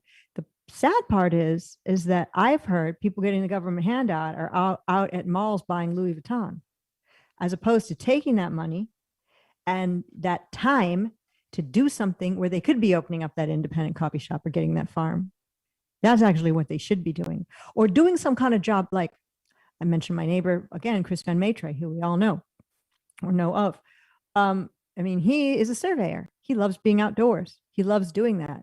It sort of ties in with the mathematical aspect, with the way his mind works mathematically and his like observations of the skies. And so he loves doing his job, but it's not really a 9-to-5 job because he's outdoors the whole time, helping like build roads or build dams or build whatever the case may be. That kind of a job, that's to me, an okay job to have in the world of jobs. The kind of job where you're like a data processor for the, mega hotel chain. What is that? What are you doing with your life? You're literally made your life into a candle and you're burning it down. You're waiting to die. Yeah, you're just waiting. Yeah. That's and not with all the fear, it's almost like people are afraid of dying. Where given the chance between that job in the cubicle and death, I think we'd all choose death if we had to choose between the two. Yeah, one of my things is this was one of my goals, and I said it when I was 17. I said, I will never have a job where I have to wear a tie. That was my goal, and I've done it. I had a similar one. I will never wear a tie. Mine was, I'll never have a job where I wear a name tag. There you go. Even at the Flat Earth meetups that I've gone to, or I hosted a few, I never wore a name tag. And it's not everybody knows who you are. Don't you know who I am? That's not the reason why. It was more like, I don't want to wear something like that because, I don't know, it just seems dumb I don't know why it just bothered me. Maybe because it's a thing society says that you must do, so I don't want to do it. At a very young age, didn't want to do it. Thought it was dumb. But I thought a lot of things were dumb. I remember being in elementary school, and they would vote for class president. And the way they did the voting was everybody put their heads on their desk. It's a very good way to do voting. They probably should have done it with this past election. Anyway, everybody puts their head on their desk, and then the teacher says the 3 names of the kids that were up, and I was up for it. And I was brought up to be super polite. That's just how I was brought up. So they said, like, Bobby Johnson, Sue Strickland, or Patricia Steer, and you had to raise your hands. I wouldn't raise my own hand for my own name because I thought it was rude. So I voted for someone else. I've never voted for myself for anything, ever. You just, because it feels... it feels weird. It feels like, dirty. It does. Just like having a name badge that says, hello, my name is, as if I'm something that you need to know my name. I don't know. It's weird. Now, Patricia, I never minded having the name badge like on a lanyard. But okay. For the conferences, it was different because you kind of had to have that for your ID in order to get around. Putting one on a boob, I always felt it was wrong to put one on one boob and not name the other one. It was, Yeah. This one's named this one. And it just always felt wrong. You know what? The days of flat Earth conferences. It was not fair. The days of flat Earth conferences that Robbie Davidson put on, and several other people that spawned off it in different countries, that was a time and place for flat Earth. And then that's no longer happening. Now we've got things like, Solar Return that Karen B put on, and Flattoberfest, and probably some other things which will be coming. But it's pretty cool. Has anybody in their country, or knows anybody, maybe Lucas, you'd be the one to speak to this, gone to any of the protests that have gone on? No, I haven't been to any protests. Sort of too far away from me. The Melbourne's probably like 4.5 hours drive. Oh, right. So, yeah, they were saying they were going to arrest anybody that they could identify physically at those protests now. How about them apples? Oh, yeah. They're over the top with their rhetoric. No longer the right to assemble and redress your grievances. Yep. We went over in one of our streams with the Daniel Andrews saying, when he's the Premier of Victoria here, and he was saying that I don't even know why they're protesting. They shouldn't be out, all this sort of stuff. So he's completely insane. So what's the death toll so far that they're trying to lock everything down for? Nothing, right? 7 probably. It's nothing. Yeah. Look, I'm not really the best to talk about because I really don't. I agree. Keep up with Neither do I. Everything. I keep up very sporadically where I know it's happening, but I don't know the exact numbers. I don't even understand why normal people. I saw this news, an excerpt from a newscast that was in Australia, where the male and female reporter were like, another tragedy today. And a 79-year-old woman died and blah, blah, blah. I'm like, that's actually probably a good long life. Like, you know what I'm saying? Like, is it a tragedy? Is it a tragedy when you're 79 and you die? I mean, I don't know. My grandparents didn't live beyond their 70s. My parents didn't even live beyond that. And I know we should be living to probably like 200 years. That's a whole different story. But yet, it's not a tragedy. It's people die. We live, we die. And this whole thing has made people afraid of dying because they don't know how to live. Mm-hmm. It makes me think of one of my favorite Bob Dylan lines from my favorite Bob Dylan song, It's All Right, Ma. He says, he not busy being born, is busy dying. Wow. There's only 2 things to do. You can either keep learning and keep growing and keep being born. Every day, every time you learn something new, you're now seeing the world through new eyes. Mm-hmm. You've just been reborn again. Or you think you know everything and you're just waiting to die. Yeah, very true. And we have that problem now with people who think that they know everything. And that's the people that are very resistant to any FE knowledge or any knowledge about CV or anything. They think that they know it all, and their ego is involved so deeply that there's no way they'll let go and dive in, because that means they were fooled. Where we all are cool with being fooled. We've been fooled. We'll be fooled again tomorrow. I mean, while you and I were talking about, we were fooled earlier in the whole CV game. And yes, ma'am. November, December, January, February, March, whatever the time frame was in 2019 and 2020. And I think some others were too. If you were watching those videos, you would have got fooled. Now, if you weren't watching them at all, then you wouldn't have got fooled. And the first time you heard about CV is when you heard Western news media talking about it. Then you'd know, oh, for sure, if the news is talking about it, it's a lie. Now, I wish I hadn't seen that early stuff. I wish I hadn't been so curious that I was watching obscure videos and got fooled, because it put me into a panic state and a state of stress, not really fearing I'm going to die. It wasn't really that. It was the world, the people, the animals are going to die. I was thinking about animals in zoos, not having, animals should never be in zoos. I got to put that out there right away. But animals that are in zoos, I can't do anything about it. But the keepers are all going to die from CV, and then they're going to be starving to death, and there's going to be nobody to take care of them, and there's going to be people who die at home with their pets. And I was just thinking of all of these types of things that are going to happen, like dams are going to go crazy and flood cities, and just all the amount of people that supposedly were supposed to die with CV, the way they presented it to us, and how that was going to cause so much suffering and pain to humanity. And in the end, we have something that's not causing physical pain and suffering, but it's causing intense mental pain and suffering, but maybe only to us, because the people that are going along with the program, they seem stoked going out and buying a new mask, or, well, we need to put those social distancing stickers down again, Tommy, or you better clean off the plexiglass. I mean, just the idea that people put up plexiglass thinking it works, when in order to hear the person behind the plexiglass, you've got to go way over here.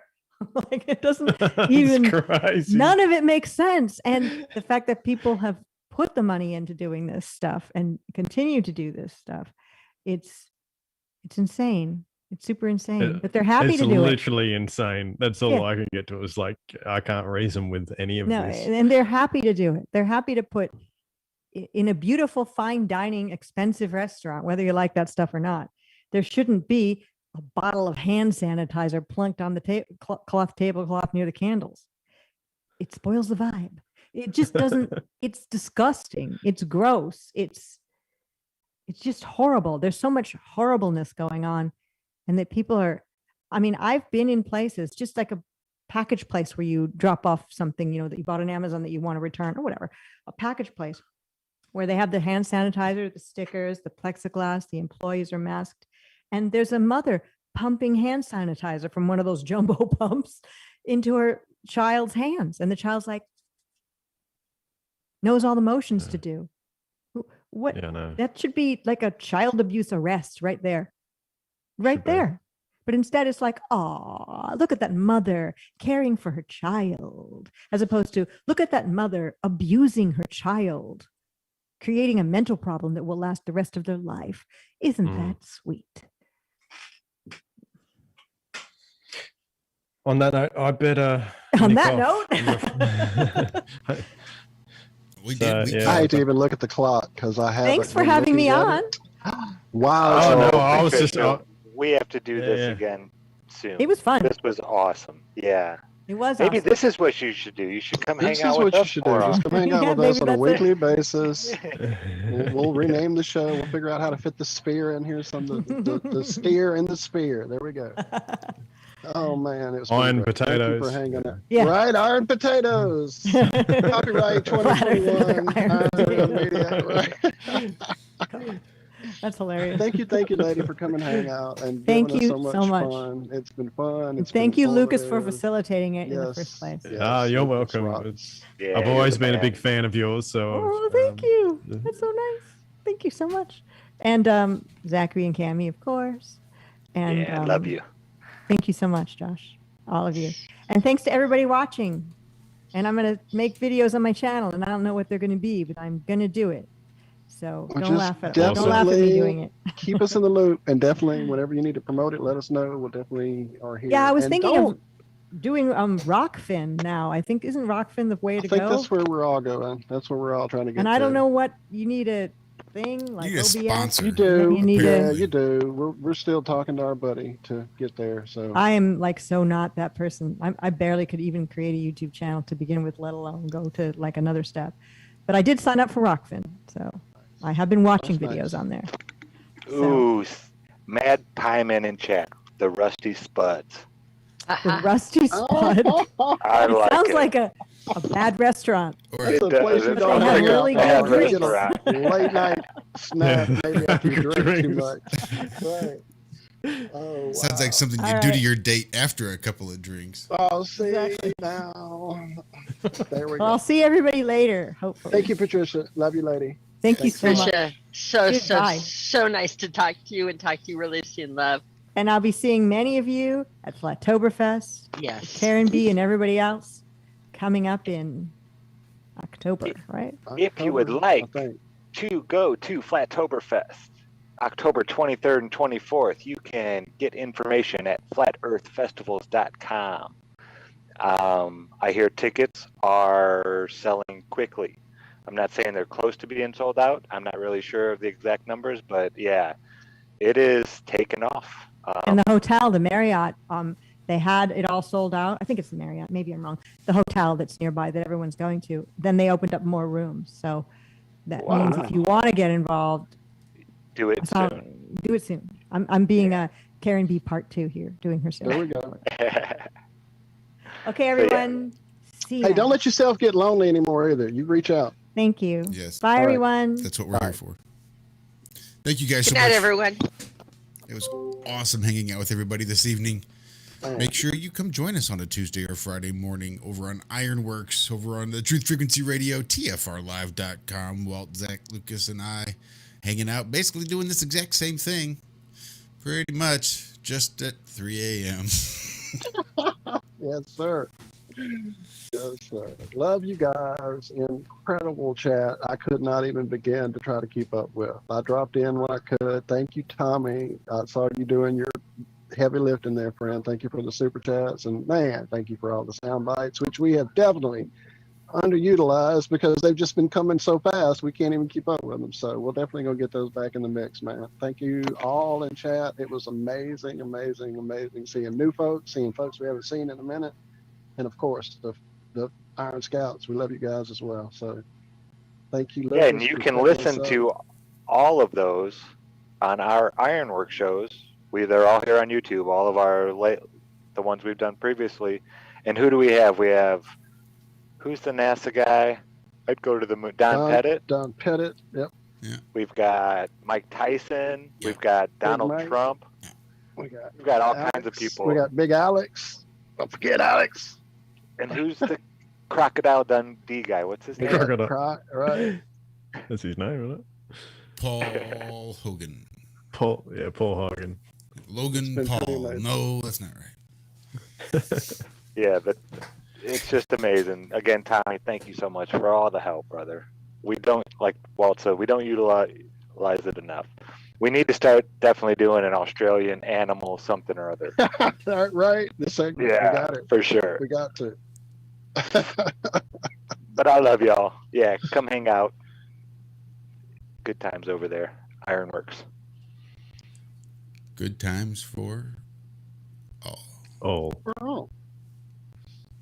All right, then, let's get the hell out of here. Yep. I love you guys. You know that? I love you, friend. I love you Thank too. You know, I'm thinking about putting just the chat feed up as its own separate show over on our backup channel. We You should, guys just as a are backup so show, awesome. right? It is amazing. It's just amazing. Yeah, I love it. I love seeing some of the stuff that goes on in there. That's good shit. That's not a knife. So I think next week we're going to try to get Heartline Realm on. Oh, okay, cool. I didn't think- see that happening. That's awesome. Yep, Nice. yep. They were. I saw in chat for sure earlier. Yeah. I've been trying to keep up. It's been impossible. Nice. She was hoping it was Nice. going to be more of an open show like we tend to do when we don't plan fuck all. And with Patricia on, there was just no way. I was we were gonna gonna say try to there do would be that. no way we could have done that. It was going to be too much catching up and too many old just catching up with a friend we haven't seen in nearly. It's been too long. So yeah, sorry not to have opened it up to you guys. Hopefully we we saw that she was in chat earlier, so hopefully she saw some of the great things you guys were saying. So thank y'all so much. Thank you, guys. Josh, Lucas, Cammy, I know you were here and are gone. I know you're tired of having headphones on. Love you, lady. Hug Bob. Touch Aaron Hay. Happy anniversary. Happy anniversary. Happy anniversary. All right. We're gonna get out of here. There it is.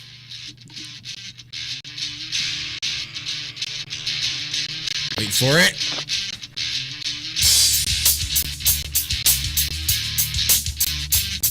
All right, love you guys. Have a great rest of your weekend. We will see you on Tuesday morning. Be good, be well. Bye-bye.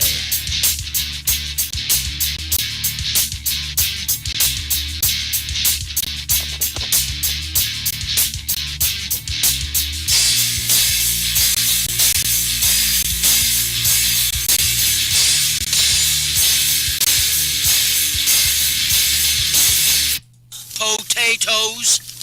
Boil them, mash them, stick them in a stew.